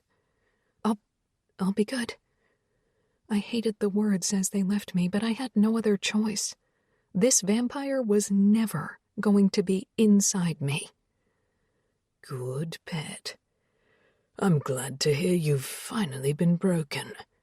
Maybe Cashel did a better job than I gave him credit for." The tall doors swung open, and the music in the room came to a stop. Filling the room, which I realized was a macabre version of a ballroom, were hundreds of people. No, these weren't people. They were vampires. I'd become accustomed to the difference in their energy. I could easily tell the difference. Vampires exuded cold strength, a hum of something other in their auras. It was like a low-frequency electrical signal, constantly buzzing around me. There were humans scattered throughout this ballroom as well. Women dressed in gowns that showcased their exceptional beauty, men in fine tuxedos, but all sporting bite marks and collars, some with leashes, some without. "Are they all pets?" he asked. Yes. We don't love humans, we possess them. And you are the best in show. He tugged on the chain again and pulled me into the room. A soft hum filled the space as the crowd's focus landed on us. Together we walked to the other end of the room, where relief filled me as I caught sight of the throne. We were almost there. I'd be able to turn my attention on something other than walking without the constant bite of the collar. He sat in his throne, and I moved to sit next to him, but he shook his head. Oh, no, my dear. I've had something special made for you. He raised his hand and motioned to his attendants. A glistening silver birdcage, large enough for a human, was carried in by 2 vampires. They settled the cage on a raised platform in the corner, on full display of every pair of eyes in the room. You may not leave unless I give you permission. You can thank Cashel for giving me the idea. A little bird should have a cage of her very own. Then, with a flick of his wrist, a slight stinging sensation on the exposed skin above my left breast had me jumping in surprise. Every vampire in the room tensed, their heads turning to face me, and the single drop of blood that now slowly trickled down my front. I wiped the drop away before it could stain the silk gown, but I knew the damage had been done. I wasn't cloaked in roses. My blood had been spilled, and they were hungry. Go on, he chided, into the cage where you'll be safe. He unclasped the chain leash from my collar and grinned. Better hurry before it becomes a frenzy. Sharks. Again, I was surrounded by sharks. I ran, faster than I should have been able with the ridiculously high heels that had been provided. But I made it. The door slammed shut behind me, locking with an ominous metal clang. A female vampire reached out and grabbed one of the bars, but a scream tore from her as her hand sizzled and burned. Ah, Selena, did you really think I'd let you get to her? The bars are solid silver. Anyone who tries to taste my pet will suffer greatly for it. He stared out at the crowd. No one touches my pet. You can smell it on her. The sun. She is property of the Blackthorns, and unless you swear fealty to us, none of you will ever reap the benefits of having her. I swallowed back the terror in my throat and settled myself on the bench swing in the center of the cage. At least it was cushioned and large enough for me to draw my knees up to my chest. The bleeding had stopped almost as soon as it began, such a small wound, but deadly all the same. Elias gestured to the musicians, just a small nod of his head, but the crowd seemed to change with that one motion. The music began again, swirling with dark sensuality, and gradually the vampire's attention drifted from me. They took up their partners, human and vampire alike, and glided to the dance floor. I watched them move, a strange smoothness in their steps that spoke of the preternatural abilities afforded them. They practically floated across the floor, twirling and spinning at unnatural speeds. The vibrant kaleidoscope of colors that were the woman's dresses mixed with the heady scent of bergamot and wood smoke made my stomach churn. It was all too much. A few vampires made their way to the throne, kneeling before the seated king as they exchanged words. Were they paying homage? Dedicating themselves to him? I couldn't tell, because my human hearing couldn't comprehend what they were saying. I wanted Cashel. I needed him to protect me from this world because I knew I couldn't. But he was nowhere to be found. Because as much as he'd made me feel things, he didn't care about me. I'd been a spectacular fool to believe any different. Elias stood at his throne and said in a booming voice, As you can see, My pet is special. She holds our future in her blood. I've gathered you here together to bear witness to a new chapter in our history. The moment we harnessed the sun and became the most powerful creatures on this planet. The crowd erupted into cheers, cries of, "Let us taste her," ringing out and sending terror through me. Now, you know I've never been much for sharing. I was going to keep her for myself and those loyal to me, but recent events have changed things. While her donations have been frequent and plentiful, we have, through Calliope's hard work, found that her blood isn't the cure for sun sickness we'd hoped. The virus simply breaks down her magic over time. The murmur of concern through the vampires had my heart racing. Was he going to sell me to the highest bidder? Would I go somewhere even worse than this place? He held up his hands in a gesture of calm. However, after joining the blood of a vampire with hers, we've found there is a strong possibility of a cure through a hybrid. A hybrid? A thin sheen of sweat broke out over my skin, and my stomach tightened with unease when Elias's words came back to haunt me. Perhaps I'll breed you as well. Hybrid. No, I whispered so softly I almost didn't hear it. The vampires laughed. They looked at me, and they laughed. Cashel, my son, are you ready? Elias stared at the doorway to his right, and Cashel walked into the room, his jaw tight. I saw it the moment he caught the scent of my blood.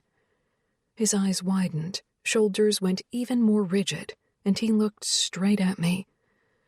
"Father, what is this about?" he muttered. "Why, this is what you wanted all along, isn't it? Your prize for everything you've done to get us this far." Elias chuckled and held an arm out in my direction. "We need a hybrid. Who better to provide one than my son and heir?" My chest hurt as the implication of what he wanted fell at my feet. I was going to be bred just like Lucas's mother. I was more useful to them if I gave them more blood, stronger vampires, a cure through my children. "No, please," I begged. "Don't do this." Elias ignored my pleas, instead turning his head to the vampires who'd brought in my cage. "The altar," he said. They nodded and left, but returned soon after carrying a large stone table. I knew what it was for, even if I didn't want to believe it. "Father," Cashel said, disgust in his voice. "I will not lower myself to this." Something twisted inside me, an ugly combination of relief and hurt. Was I so unappealing after all? Immediately I chastened myself for being hurt by that thought. He was going to take me, rape me in front of an audience, and I was upset he didn't want to lower himself to do it? "You will breed her here and now, or I will do it myself." Elias's voice was acid as he spat the words. "We both know you can't." Cashel's response was low and tight. "Are you willing to take that risk? I know you want her. I can see it all over you. I'm giving you the chance to take her, to do something that will change everything for us." Not here. Not like this. I didn't want to be fucked and used in front of all these vampires. But I stayed quiet, because if I'd learned anything at Blackthorne Manor, it was when to hold my tongue. If I told them what I wanted, Elias would make Cashel do the opposite. "I'll breed her, but not with an audience." Cashel looked at me, anger burning in the depths of his gaze. But more than that, gone was the man who'd held me in his arms and told me he'd keep me safe. All I'd seen in his eyes was now clouded with one emotion, hatred. 19. Cashel. I couldn't bear to see Olivia in that horrific cage, her blood staining the front of the silk gown she wore. It had been sheer torture to know my father had her, but I'd had to play his game, making him think her betrayal had broken me. It was the only way to get us out of this place, because I'd gone from needing her to save us, to needing her to be mine, even if she wanted someone else. "Open the cage, Father," I said, my mental walls projecting nothing more than hunger and lust. He needed to believe this, needed to think I would take her and do nothing but breed her for our own purposes. My father nodded at the guard nearest the cage. In a few quick movements, the door swung open, and the vampires around her moved closer. No, they would not touch her. "She is mine," I growled as I stalked to the cage. I held out a hand and waited for her to come to me. "Take her to your chambers, if you must, but before you go, give us a taste of what you'll be enjoying." My father's voice was unsteady, sadistic, and I hated him for what he was making me do. If I denied him this, he'd see through my forced apathy. He'd know I was wise to him. I stared hard at Olivia, my hand still outstretched. "Come now, or I'll carry you out and you won't like what happens next." She slid her palm over mine and stepped out of the cage.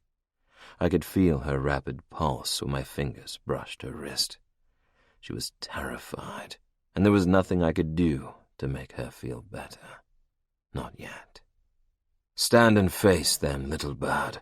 I'm going to taste you in front of them." She flinched at my sharp command, limbs trembling with each brush of my fingers over her skin. "Show them how much you love it." I brushed her hair over one shoulder and bared her beautiful throat, complete with the fucking collar my father put on her. Her scent was driving me wild with need. Everything in me ached to prove she was mine to each vampire in the room. "Cashel," my father warned, "don't take too much.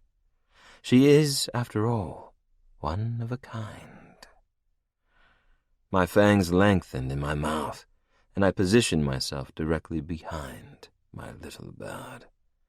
One hand on her stomach, the other in her hair, I pulled her head to the side and buried my nose in the soft skin above her collar. I licked a line up her throat until I reached her ear, and then I said, "No one else, Olivia." "Only you," she murmured. I wished it were true. My teeth sank into her vein, a shockwave of pleasure exploding through me at finally being inside her in some way. Her blood, rich and perfect, hit my tongue and sent stars to my vision, euphoria straight through me. I could have died happily then and there, if it hadn't meant leaving her alone with them. She moaned, her hand finding mine where it had drifted up between her breasts. She threaded our fingers together and rolled her hips, her perfect ass rubbing across my aching erection. Her hand moved mine over one breast before sliding me down, over the silk of her dress, between the juncture of her thighs. Fuck, I wanted her. I would give anything if I could have her forever. "Cashel, she's not a never-ending supply," my father said, his tone harsh. I pulled my fangs from her throat and licked my lips as she slumped against me, feigning the effects of too much blood lost. "You wanted a show, Father. I'm not going to fuck her out here for everyone to see. Feeding is the only option. The crowd of vampires has changed from interested to frenzied. Those with human pets have taken to openly feeding, some even fucking against the wall. Those here alone were focused intently on Olivia, on the thin line of blood trailing down her neck, and the tight, hard nipples visible under her dress. This could turn into much more than a show. It could become a mutiny of sorts. Olivia slumped in my arms, her body lax and pliant. "I'll take her to my rooms," I said as I picked her up, cradling her against my chest. "No, that won't do, Cashel. You'll take her to the king's quarters, and you won't leave until the deed is done." My father's words were direct and filled with authority. His guards would enforce every last order without question. "Escort the prince and his pet to my private quarters," he said to the guards. "I'll be along shortly to let you in." The guards flanked me. No words, no glances. They existed to serve the king, and I knew they were armed with deadly silver blades, ready to deliver punishment if any toe was stepped out of line. Olivia stirred in my arms, but I tightened my grip on her, letting her know she needed to continue her act. We stood outside the door, waiting for the one person who held the key. My father took his sweet time, eventually sauntering down the hall with a maniacal grin on his usually stoic face. Something was wrong with him. Unease prickled at the back of my mind. "Father, perhaps this is not the time. You won't leave these rooms until she's bred, Cashel. We'll breed this bitch until she's dead, and then we'll have more than her blood. We'll have an army of vampires who can walk in the sun, an army who can kill every last hunter on the face of this earth. Every fucking vampire who refuses to bend their knee to me. The Blackthorne vampires will have control. You can open your eyes now, pet. Your little charade is over. I know my son barely tasted you." Elias trailed one long finger over her cheek, then locked gazes with me. "She is yours, Cashel. Yours to do with as you wish, as long as her blood remains pure. Just know, if you bond with her, I will take her head and place it on a pike until it rots to nothing." "I won't fail you, father," I said through gritted teeth.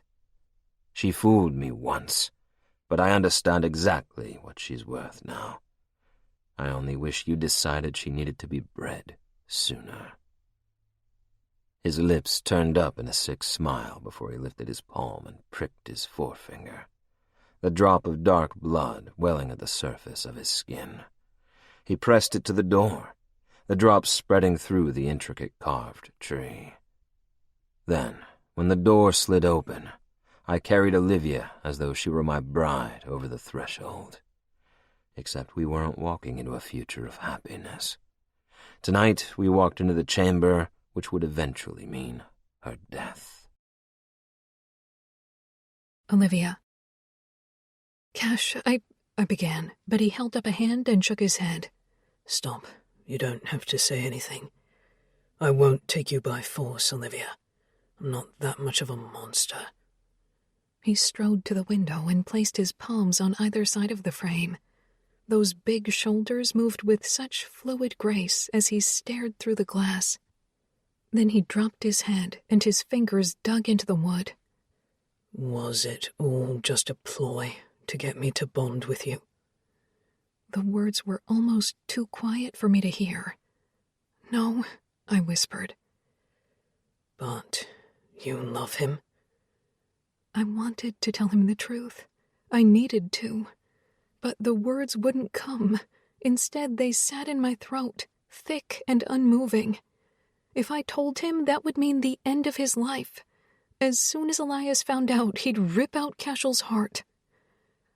Does it matter? Yes, it fucking matters. His voice ricocheted off the gleaming wood-paneled walls and made me flinch. I was a fool. I thought... You made me feel things I've never felt before. I thought it was real between us. I'm sorry. I don't know what to say. He turned to face me, eyes burning with anger and hurt. Don't say anything. I shut my mouth, not taking my gaze from his. My heart hammered against my ribcage, fast and hard, but not with fear. Anticipation burned through me. We hadn't been alone together in weeks, hadn't spoken more than a few words to each other. Now we were locked together in the private rooms of the king, meant to spend as much time as we needed together until Cashel finally fucked me. I stepped closer, breaths coming in shallow, tense drags.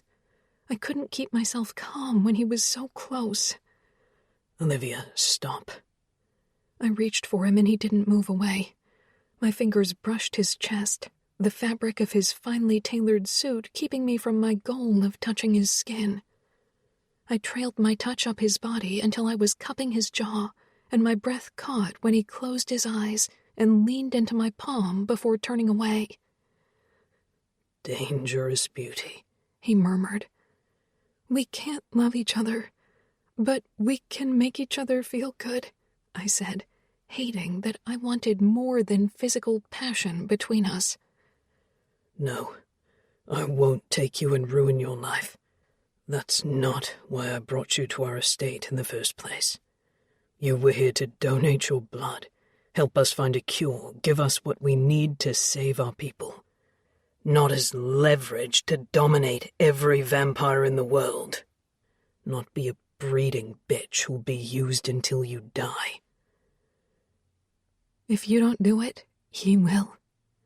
Cash's eyes flicked to mine. He knew exactly who I was talking about. No, my father won't. He can't. I frowned.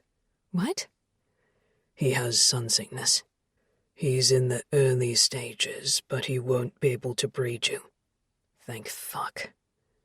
Then Lucas... He gritted his teeth, and a low growl rumbled in his chest. He'll keep his hands off you if he knows what's good for him. He's not good enough for you. Really? I cocked my hip. He is the reason I got out of that well. I would have starved to death if it weren't for your brother. And where were you? Fucking other women? Feeding from them every night?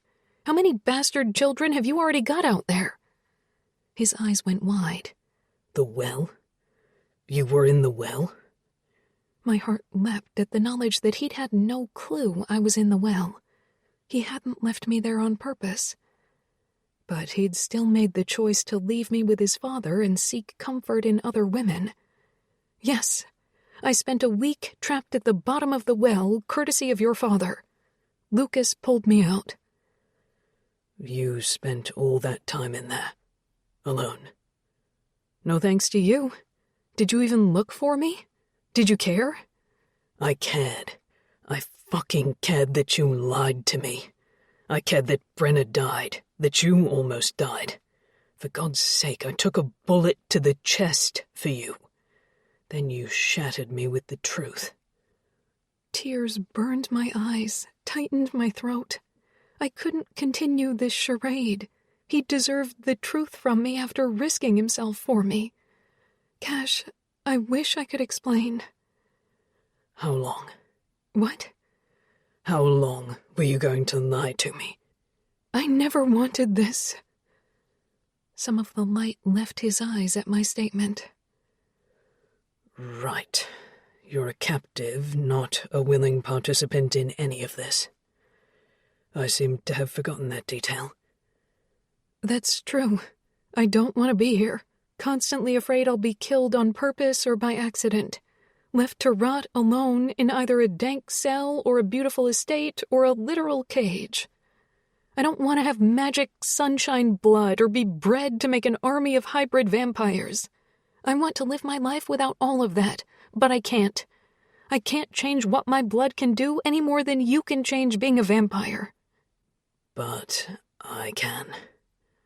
My confusion must have been obvious because he looked at me sadly and continued. I can change your blood.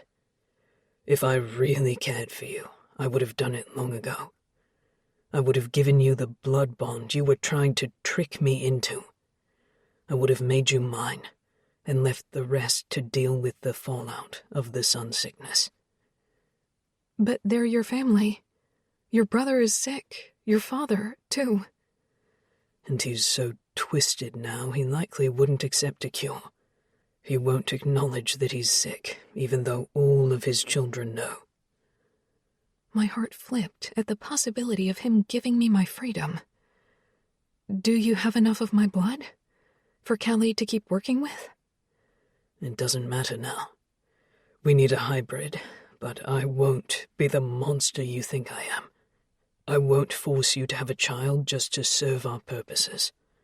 What I will do is get you out of here and bond with you somewhere safe, so you won't be a target anymore. I owe you that much. If he gave me what I wanted, Elias would kill him. No, I don't want your bond. I don't want your blood. The sharp inhalation of his breath sounded pained. He didn't expect that from me. If you stay, you'll die. Don't you understand that? He'll throw you in the well just to fuck with you. He won't stop until you've given us as many hybrids as we need. My brain lit up with unwanted arousal at the idea of Cashel being the one to help me achieve that goal. Damn, but I wanted to feel him touch me like he did in the library. What if you turned me? 20. Olivia. First you say you don't want my blood, but now you ask me to turn you? Cash's eyes narrowed as he stared at me. I don't understand you, little bird. If you turned me, wouldn't that make me a hybrid? No. It would kill you. My stomach clenched at his statement. What? The moment you turned, my father would see you dead. Our blood doesn't mix with human blood. It replaces it. You'd become a made vampire with no remaining trace of what makes you special to them. To them, not to him. I paced the floor, disappointment curling in my chest. God, you're so frustrating. Why do you say that? First you want me, then you hate me, then you want me again. I can't keep up. I want you. Fucking hell, I want you more than anything, little bird. You've literally just been given me. Your father locked us in here with the order for you to fuck me. His eyes widened and darkened with carnal need. Don't remind me. It's the worst punishment he could have doled out. Give me what I crave the most after she's stopped craving me. I haven't stopped, I said, crossing the floor and placing myself directly in front of him. Olivia. A low growl rumbled in his chest as I rested my palm on his shoulder. Cashel. I grabbed the nape of his neck before leaning in and brushing my lips to his. I won't be able to stop once you let me inside you. I don't want you to stop. His cool breath ghosted over my ear as he dipped his head down toward the very place he'd fed from me. But I want you to want me for more than my cock, little bird. If I'm with you, I want to be with you forever. Forever doesn't exist. Those eyes I'd tried to forget, tried to stop dreaming about, stared deep into mine. The truth of my words hit him with so much longing. I could see it in his dark irises. He knew it was as hopeless as I said. I flicked my gaze away from him, not willing to let myself fall under his spell again. Let's just get this over with. Do what you have to do and get us out of here. We'll deal with whatever happens. Then I slid the straps of my dress off my shoulders. The fabric pooled at my feet, leaving me clad in nothing but the air around us, my nipples pebbling under the weight of his attention. I could feel him even though he wasn't touching me. "What are you doing?" he asked, his voice so rough it was more of a rasp. "I'm giving myself to you. I'm giving in to what's going to be the eventual end of this." The back of his fingers brushed my arm, gently, slowly, trailing down my trembling skin. "I'm not going to breed you tonight, little bird. I won't give him what he wants. When we join, it will be under no pressure from anyone else. You'll welcome me into your body because you want me, nothing else. Do you understand?" "If we don't, how will we get out of here?" He stepped closer to me, his fingers now trailing up my arm and over my collarbone. Then, after his fingertips danced over my throat, he tenderly tipped my chin up so I had to face him. "Trust me." I nodded, breath caught in my chest. The feel of him so close but barely touching me was excruciating. He leaned in and gathered my hair in one hand, large palm cupping the back of my head. "I trust you," I whispered, even though I didn't need to. His lips collided with mine, what started as a tender brush of lips turning rapidly into a burning and passionate kiss.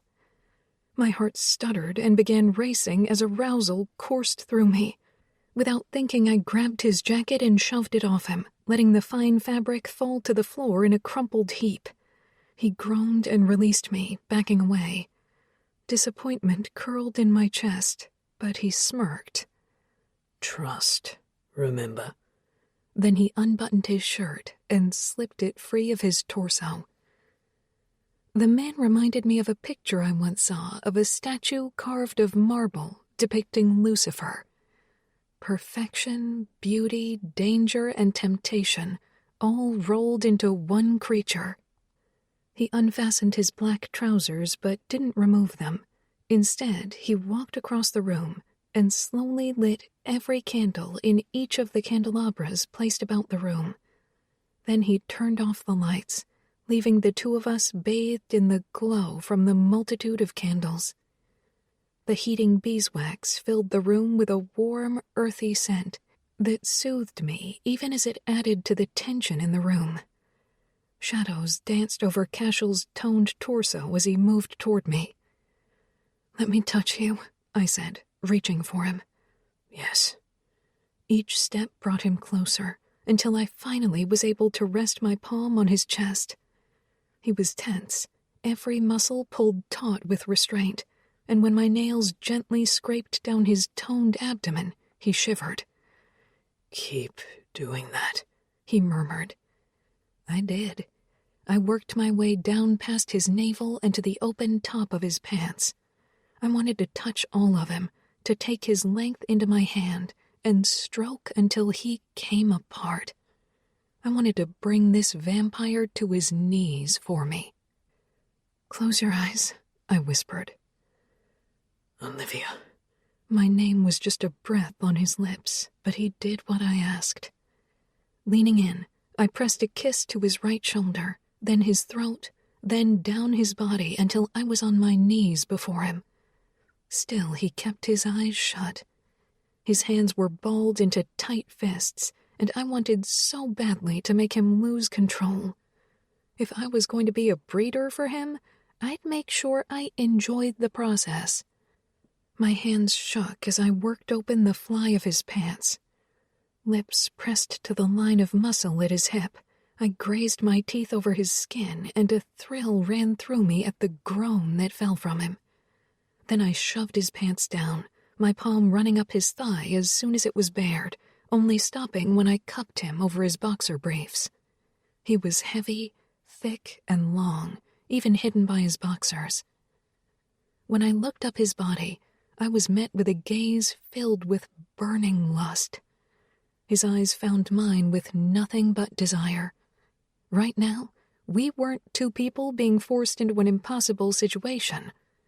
We were a pair of beings who wanted each other, who needed a connection to make everything else disappear. I freed him from his boxers and dragged my hand over the smooth length of him. He sucked in a sharp breath, and his hips bucked forward just enough to be begging me for more. So I gave it to him. I remembered in the library, when he teased and tasted me, when he made me cry out with pleasure while taking none for himself. My hand worked over him, and when a bead of clear liquid appeared at the crown of his cock, I licked it off. He shuddered and threaded his fingers in my hair. Olivia, don't tease me. I kissed his tip, taking time to lick the head before taking as much of him into my mouth as possible. His groan ricocheted off the walls, fingers tightening in my hair and knees buckling for an instant. I moved over him, gripping his shaft at the base as I worshipped his cock. Harsh breaths came from above me, and he swelled in my mouth, the taste of his arousal filling me drop by drop. Stop, little bird. I can't spend myself in your mouth. That's not how this works. His words were tight and harsh as he pulled me off him. But I want to taste you. A grin twisted his lips. You will, I promise. He dropped to his knees, bringing us face to face before joining us in a kiss so passionate, I wondered if there was more than lust behind it. His tongue danced with mine, and we fed off each other's soft moans while we embraced, chest to chest.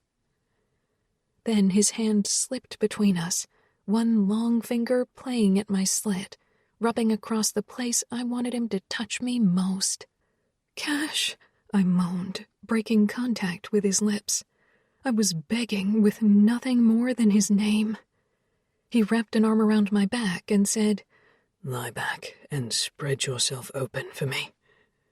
So I did. I spread my thighs and watched him crawl between them. His mouth blazed a trail over my hip bone, and I arched my back as he licked the indentation of my navel. Long fingers pressed inside my slick folds, making me moan. He nipped my waist, and I had to bite my lip to keep from crying out. Don't keep yourself quiet, little bird.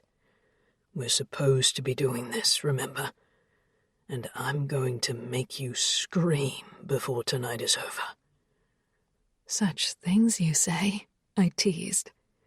I would have continued, but he dipped his head, and his tongue swirled over the sensitive nub of my clit. I did scream then. I bucked and moaned, and he thrust his fingers deeper as he sucked me into his mouth. My whole body burned as a million stars converged in my core before creating a supernova of sensation. "Cash, I started to say, but he curled his fingers and sucked harder, and that supernova exploded. I screamed and cried and let the pleasure curl my toes. He eased away, carefully pulling out of my soaked flesh before sucking my pleasure from his fingers. Then he wiped his glistening lips with the back of his hand. "My turn," he murmured. His cock leaked pre-cum from the swollen head as he positioned himself between my thighs and stroked himself. "I'm going to mark you, so there's no doubt that you're mine." A thrill ran through me at the feral gleam in his eyes. He fitted his body as close to mine as possible without penetrating me. "Cash, what are you doing?" The sight of him, kneeling so close to me, his arm moving as he stroked his swollen cock, the furrow of his brow, the tension in his shoulders, it all set me off. I reached down and rolled the aching nub of my clit while he moved his hand over and back. Then he placed the crown of his shaft against my opening, not inside, just barely pushing against me. "I just need to feel you, just for a second," he said. All I could do was nod as I kicked my hips upward in welcome. I wanted him completely inside. He groaned as he breached my entrance, but true to his word, he only felt me for a second. The man pulled back, the head of his cock pressing against my lips again. We continued this way, barely inside, pulling back, all while he worked his length and I stroked my clit. "Please, just fuck me already," I begged. He pushed inside again, only the tip, and held himself there, slowly running his hand over his length. "Make yourself come for me. I need to feel it." I circled my clit over and over, watching his face the whole time, his jaw clenched and brow furrowed as he seemed to fight his desire. And then I was gone. I was alight with euphoria, pulsing and clenching with my orgasm. He groaned and pulled his cock away from my opening, a long moan of pleasure wrenching from him. His orgasm spilled across my pussy, along my belly and my thighs. The sounds he made were desperate, almost pained. I stared at the evidence of his pleasure. Then he backed away, his gaze hot on mine. "You didn't," I started, but he shook his head and reached between my thighs. With his hand, he began rubbing his release into my skin, along my inner thighs, over my pussy and into the soft skin of my lower belly. "You're mine. I'm all over you now." My chest tightened with emotion. I wanted to be his, so badly. But I wanted us to be equals.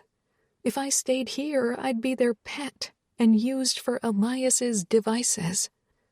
Cashel kissed his way up my body, stopping to lick and suck my nipple, his still hard cock pressing against my belly. "We'll find a way," he whispered. "I promise." Then pressure as he covered my nipple with his lips and his fangs sank into my flesh. He fed from me, sending wave after wave of need careening through me. I knew it was part of his plan. It was his way of marking me again. He released my breast almost as soon as he'd started drinking from me, but this time he didn't heal the wound. This time, his mark was going to remain. He'd as good as branded me. 21. Cashel. As I'd thought, my father released us from his rooms. With my mark on her breast and my cum all over her, there was no doubt I'd done my duty and bred her. It was torture for me to let her leave my side, but I had to appear indifferent. I couldn't let my father know what we'd just done had solidified her place in my heart. It was more than hunting her, more than wanting to possess her. I was in love with her. Fuck. I raised my mental barrier and reinforced it as my father strode into my room, a wide grin on his face. "Father," I said. "She's broken. Well done, Cashel. I knew you'd win her over eventually. The girl is besotted, and if she's not pregnant from this attempt, I'm certain you'll have no trouble getting her to let you try again." My stomach churned at the thought of him being near her. "Where is she?" "Safely in her quarters. As long as she cooperates, there will be no reason to cage her again." "And what if my attempts at breeding her aren't successful?" He arched one eyebrow. "Then you'll be replaced. Lucas is a half-breed, but he's still a vampire. He'll do his duty, and likely enjoy it as much as you." Gritting my teeth, I bit back a snarl. "I want her in my rooms. She shouldn't stay alone." Eyes widening, he stared at me. "Oh, perhaps I was wrong. Your connection to her is stronger than it should be." "No, but if breeding her is the goal, shouldn't I have her on her back as much as possible? It would make sense to have her in my bed." A maniacal grin spread his lips. "This reminds me of when I found Lucas's mother. Insatiable is the word I'd use. We rarely left my bed." I fought a grimace. She'd ended up dying while bringing my brother into the world. But more than that, the toll of her pregnancy had driven her mad. I have to admit, it's not a great hardship to have a willing woman open her thighs for me. Every word made me hate myself, but he had to think I was still fighting for the family. He couldn't suspect I'd fooled him. "Father!" Lucas's voice carried through the hallway before he appeared in the door, his face a mask of panic. "Father, Callum has escaped. He's massacred his guards." A chill ran down my spine. The disease was so far progressed, my brother's strength had become unparalleled. This was just like my mother's final hours. She'd broken through silver bars and ripped the heart from her guard's chest before walking outside and watching the sunrise. My father locked gazes with me, and I saw it. Pure fear. I have to find him. We're so close to a cure. He left with such speed, even I didn't see him go. Lucas stood inside the room, a frown turning down the corners of his mouth. "He's getting worse," he said. I raised an eyebrow and waited for him to expand his statement. "Father, his decisions, behavior, everything is erratic. He forced you to fuck her when we could likely have worked on blending samples of her blood with yours. If she gets pregnant, she'll likely die." I know. I ensured that wouldn't happen. "What do you mean? Your scent is all over her. She's probably already carrying." I shook my head. "No, I promise you, she's not." "He's going to lose his mind soon. He'll try to do something else. He'll make me take her." "I'll kill him." I said the words before I could stop myself. "That's treason. You can't. The council won't stand for it, and you know it." "Then I'll take her somewhere. Keep her safe from him." "He's tasted her. He knows her scent. You won't be able to hide." I sighed and dragged my hand through my hair. He was right, but I had to try. Everything stopped as her heartbeat changed from the steady calm I'd grown accustomed to. It stuttered and began racing, the panic inside her building up to something altogether terrifying. Fuck. Something's wrong. I was outside her door in the space between breaths, hand on the knob, ready to break through the lock, but the wood was already splintered.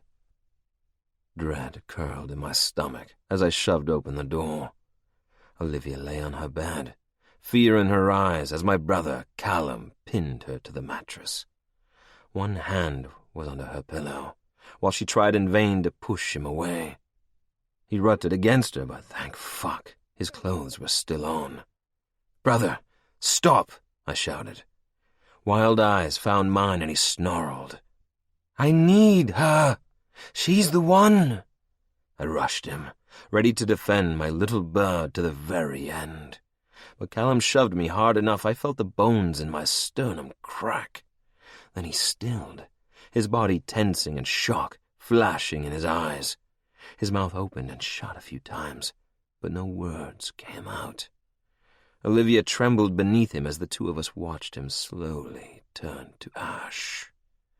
His body fell to pieces, revealing a sharpened piece of wood in Olivia's hand. She'd staked my brother. She'd killed him. "What have you done?" Lucas asked, horror in his voice. He was going to kill me." The air in the room changed the moment my father appeared, a set of silver chains in his gloved hands. Tension crackled like static electricity as his anger ballooned around us. "Callum, you killed my son, you little bitch!" A low growl rumbled in his throat, and hands that had once looked human twisted into razor-sharp claws, ripping through the leather gloves. The chains clattered to the floor, heavy and ominous. "I should have left you in the well. I should have bred you myself and left you to bear my bastards with no help." "Father, he was crazed," I said, reaching for him and wincing as my bones worked to knit themselves back together. "She killed your brother. Do you have any love left for this family? Any loyalty? He moved toward her, his posture and movements laced with delirium. We'll find another. This one has to die. Reaching down, I grabbed the silver chains with my bare hands, the burn excruciating. I couldn't let him touch her. My skin smoked every second I held the silver, and it slowed my movements. But I wrapped the chain around my father's throat and held him tightly. He screamed and writhed, desperate to escape as we fought. I couldn't hold him much longer. The chain sent torturous waves of agony through my nerves. Pulling with all my might, I prayed I could decapitate him before I had to let go. Olivia screamed and rushed us, stake in hand. She plunged it into my father's chest with such ferocity, I nearly lost my hold on the chains. Then the silver pulled through his neck and came out the other side, my father's head falling free of his already disintegrating body. The acrid scent of burning flesh and ashes filled the air. I dropped the chain and stared down at the remnants of 2 members of my family. Olivia's breaths came in rapid pants, her hand shaking as she stood before me. Cash. Don't say anything, I interrupted. We have to figure out what to do now. The council will burn you for treason. You're a traitor to the throne, brother. You murdered your king to save a human. Lucas's voice was cold and empty. Brother, I said, unable to come up with words that might stop this from being true. Run, he said. I can't save you from this fate, but I can let you get a head start toward freedom. Bond with her. Ruin her blood for all of us. Get as far away as you can. Maybe you'll be free. I linked hands with Olivia and tugged her against my chest. Thank you, Lucas, I said. I won't forget this. He nodded, and his brow pulled together as he stared at the remains of our family.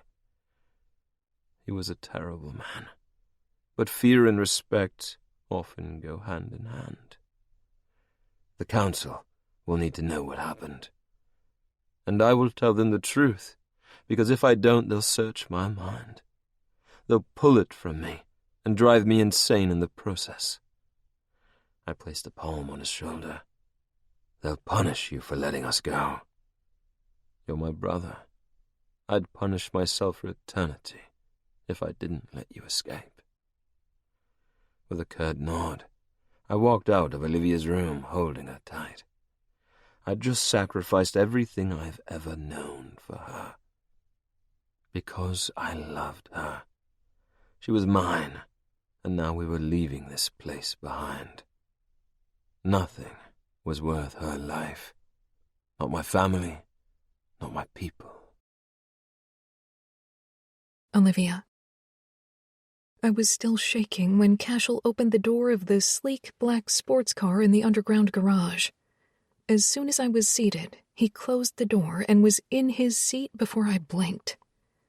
I couldn't get a handle on my panic. Everything in me was on high alert. My fight-or-flight instincts fired in all directions, turning me nearly to stone. If I didn't stop this, I'd likely lose consciousness. Would that be such a bad thing? Look at me, little bird, he whispered. I'm here with you. I locked gazes with my vampire, and tears burned my eyes. I killed them. Your family. You did what you had to do. I would have killed both of them if you hadn't. He was going to rape me. I could feel his... I trailed off, nausea clutching my belly at the memory of his brother's erection pressing between my legs. I know. The tears I'd been fighting spilled down my cheeks. Your father, you were in so much pain, I had to do something. He looked down at his palms, blackened and terribly burned. I know, he said again. I wouldn't take it back. Not for anything. The engine came to life with a low purr, and before much longer the 2 of us were on the road. We were free of them. The Blackthorne vampires didn't have me any longer. I was safe with Cashel, and he was safe with me. His father couldn't control either one of us ever again. Cashel didn't speak as he drove at breakneck speed, weaving through mountain roads and deserted highway. Fear twisted in my belly as I saw the light of day creeping up the horizon. "Cash, the sun," I whispered. "I've recently had your blood," he reminded me, the memory seeming so far away even though it happened less than 24 hours earlier. A shiver ran down my spine at the phantom sensation of his lips on my breast. "We'll stop soon. I just need to get us as far away as possible. My brother will have reported the king's death by now. The inquest will have begun, and we need more time." We drove a few more hours, my eyes growing heavy as the scenery changed from mountains to desert. I drifted in and out of sleep, my head resting on the cool glass of the window. "Wake up, little bird. We have to stop." Cash shook my shoulder gently, rousing me. My neck ached from the odd angle I'd been holding it as I slept. Massaging the muscles, I yawned as I came back to consciousness. We were parked in front of an old cabin. Ivy grew along the facade of the home, reaching for the roof, but there was clearly someone at home because a rusty old truck sat in the gravel driveway, and smoke drifted from the chimney. "Where are we?" He took my hand and squeezed, the rough places on his palm nearly healed from his burns. "We need a place to stay." I glanced from him to the door of the cabin, then back. "You can't—" "I've owned this cabin for nearly 100 years. Martha is Brenna's family. Ever since Brenna was turned, our family watched over her human relatives." My chest ached at the mention of Brenna. "But they live here. You can't just kick them out of their home." Frustration flashed in his eyes. "If I don't, we will have to risk staying in a hotel. The more we're seen, the more likely we will be found. I'm not ready to deal with the fallout of what happened. I'm a traitor to my blood, Olivia. I can't ever go back to the life I had." Guilt swarmed me, setting my skin tingling with worry. I don't know what to say. "You don't have to say anything. I needed you to know so you would understand the gravity of our situation." We're together. That's what counts. "I wish it were that easy. Even if I ruin your blood, they'll be after us. Now it will be about retribution, hunting down the traitor, and punishing us both." He opened the car door and shot me a look before saying, "Stay inside until I speak to them." I didn't argue. My bones ached with weariness only possible from extreme fatigue. I was crashing after such a constant adrenaline rush. My vision blurred and faded in and out as I drifted back to sleep, but soon Cashel was at my door, taking my hand and leading me inside the warm house. The couple was nowhere to be found, their truck long gone. How had I missed the sound of that thing starting up? "Come on. You need to sleep in a proper bed." He pulled me close to his side and pressed his lips to my temple. The gesture was tender, almost reverent, and I wondered if this was what he'd been fighting all this time. "I'll watch over you. I promise." The cabin was exactly what I'd expected. One main room held the kitchen, dining, and living areas. Exposed beams, dark and rustic, a small kitchen table with a red gingham tablecloth draped over the wood. An ancient television was nestled in the corner of the room with a rabbit ear antenna positioned on top. I'd lived in places like this once upon a time. But it was such a contrast to the splendor of the Blackthorne's manor house. "If you own this place, why don't they have nicer things?" He shook his head. "I don't interfere in their lives. They know about us. They are prepared to host a vampire in need. But the rest is up to them." "Thank you for stopping," I said. "It's my fault you're here at all. Now it's my job to give you what you need." He opened the door to the right of the small kitchen and revealed a tidy bedroom, but didn't take me to the bed. Instead, he shoved aside the huge oak bookcase in the corner and revealed a secret panel. As I said, they are prepared to host us. The door opened and Cash led me down a darkened staircase. It was cold and smelled of damp earth and cement. The door closed behind us, sealing us in total darkness, and on instinct my heart began racing. It's all right, little bird. Hold tight to me. We're nearly there. His voice was soothing, and I let it wrap around me like a blanket as I did exactly what he told me. Soon, the stairs became level ground, and a soft light appeared at the end of a short hall. You do love your secret passageways, he chuckled. We like to lurk in the dark. You never know what kind of mischief you'll find.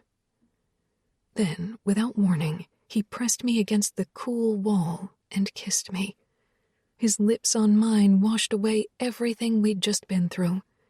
The kiss was a welcome distraction, a reminder that we had each other. A moan built in my throat as his tongue begged entrance to my mouth. I wrapped my arms around the back of his neck and kissed him just as deep as he did me. I wanted this man in every way. I wanted to bond with him, to be his, and for him to be mine. Strong hands worked their way from my waist down to my hips, and then cupped my ass. I groaned against him, and he lifted me until I wrapped my thighs around him. The steel length of his erection nestled between my legs, brushing the place I wanted him the most. I won't lie and tell you I wish you'd had time to change clothes before we left, he murmured, kissing his way down my throat. He toyed with the thin strap of my camisole before rolling his hips. His shaft ground against me through the thin fabric of my silk sleep pants. Right now, I wish I didn't have anything on. His teeth grazed my collarbone and he let out a pained noise. Tonight, I'm going to have you. Not because I'm ordered to, but because if I don't, I might combust. My eyes rolled back in my head and I cried out when his fingers slipped under my camisole and brushed my nipple. He backed away from the wall, taking me with him as he opened the door and turned on the lights in the secret vampire shelter. It was nothing more than a cement room with a large bed, but it was all we needed. No windows, no danger. We'll be safe here until we can make a better plan, he said, his voice rough with need. I nodded and stared into his endlessly dark irises. Cashel, I want you. Fuck yes. I won't be able to wait for you much longer. Good. He laid me across the bed and slid my pants over my hips, down my legs, and off my body before tossing them on the floor. I was already slick and primed for him. I had been nearly every moment we were together since our tryst in the library. Like he was toying with me, he kissed his way up my leg, starting at the inner part of my ankle and working toward my center. Cash, I whined, needing so much more from him. I want to make sure you're ready for me, he murmured. I am. I'm so ready. His fingers slid up my inner thigh, only to part my slit and sink inside my waiting body. God, you are. Please, I whispered. In one fluid movement, he sat up and pulled his shirt over his head, baring his glorious chest before ridding himself of his pants. Then he knelt on the bed, naked and straining with arousal. His cock jutted forward as if searching for me, glistening at the tip, evidence of his own raging desire. We didn't speak. He stared at me as though I was his entire world, and I nearly lost myself in his eyes. As he sank inside me, my breath caught, and he faltered, concern flashing across his features. But I bucked my hips and took him all the way into me, moaning at the absolute fullness, the divine pleasure of our bodies joining. We moved together, hands linked, eyes locked, our love rising and crashing like ocean waves meeting a cliff face. This was different from anything we'd done together. This was pure magic. Something like panic flickered in his eyes as he groaned and grew harder inside me. My orgasm built with each thrust, and soon I was over the edge, clenching around him as I fell. He called my name, his fangs extending as his own release came for him. But just before he spilled himself inside me, he pulled out, coming with a ragged groan of tortured pleasure. "God, why didn't we do that sooner?" I asked. He chuckled, resting his forehead on my shoulder. "Because I was a kidnapping asshole who wanted to eat you." "Oh, right. I hated you." He traced my breast with the tip of his finger and rolled to his side. "Do you still?" I frowned. "Hate you?" "Yes." "No, not even a small bit." He pressed a kiss to my shoulder and scooted up the bed until he was able to pull me into his embrace. "That's good, because somewhere along the line in all this, I fell in love with you." My chest tightened and, damn it, my throat closed up. The only other person I ever loved died and left me alone. If I loved Cashel, I could lose him. Instead of uttering the words, I nestled against him and kissed his chest. If it hurt him that I didn't respond, he never said anything. But he had eternity. Maybe he would be able to wait for me to be ready. 22. Olivia. We'd been at the cabin for the last 2 nights, spending more time than I'd like underground, in hiding. I woke more than once with nightmares of Elias and Callum attacking us, of the Vampire Council burning our sanctuary to the ground with us inside, of them ripping Cashel away from me and chaining him up in silver. He was in danger because of me, because of what he did for me. How could I expect him to live like this? Today, I woke with him soundly sleeping next to me, just like every time. But he was more still, more like a vampire than what I'd witnessed since we arrived. He'd warned me my blood was wearing off.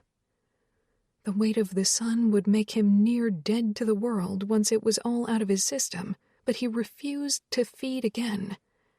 I needed to replenish my supply, to recover fully before he could take from me.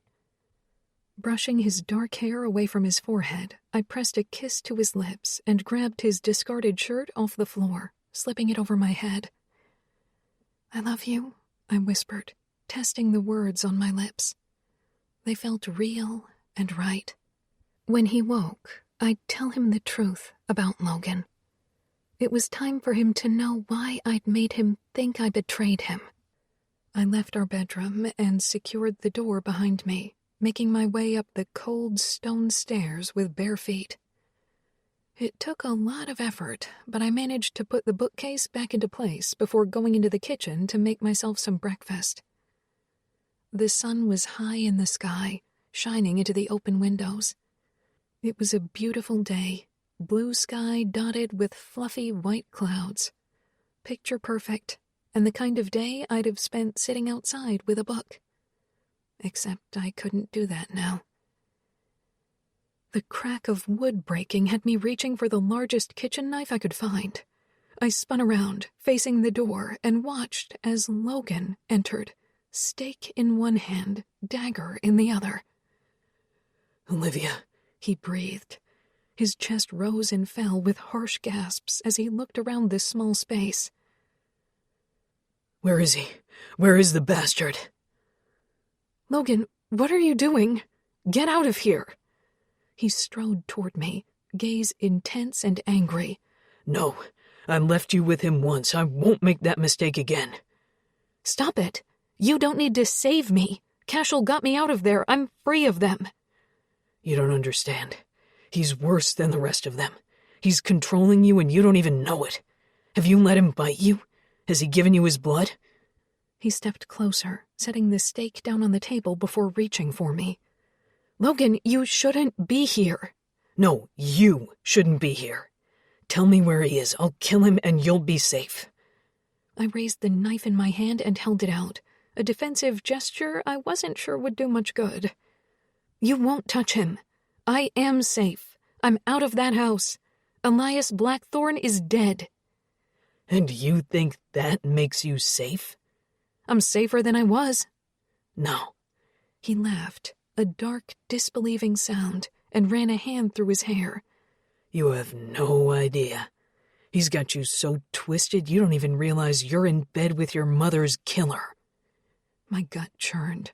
That's not true. Are you so sure? Elias Blackthorne sent his son to find your mother, and when he did, he killed her instead of controlling his hunger. Then he came for you. I couldn't deny it was possible. What Cashel and I had started out of fear. He held me in captivity. He used me for my blood. But he killed his father for me. He saved me. No, you don't know what you're saying. I do. How many times has he controlled your mind without you knowing, Olivia? How many bites with no pain? A shiver of fear ran down my spine. It should hurt. Every time. I thought back to the times Elias stole my blood. The pain had been excruciating. But with Cashel, even something not wrapped in sensuality, like a needle stick, hadn't hurt. Had he been meddling with my mind all this time? I had to clear my throat before I could speak. Cashel, he loves me. Like he loved Eliana? How do you know about her? Sadness filled his eyes. She's famous in our world. Stolen from the hunters' camp right out from under their noses. By the end, her mind was so broken by Cashel there was no coming back, even if they'd managed to get her. He rested his fingers on mine. He's a monster. He can't love anyone without killing them. Come with me. Leave this behind. We'll burn this place to the ground and you'll never have to see another vampire as long as you live.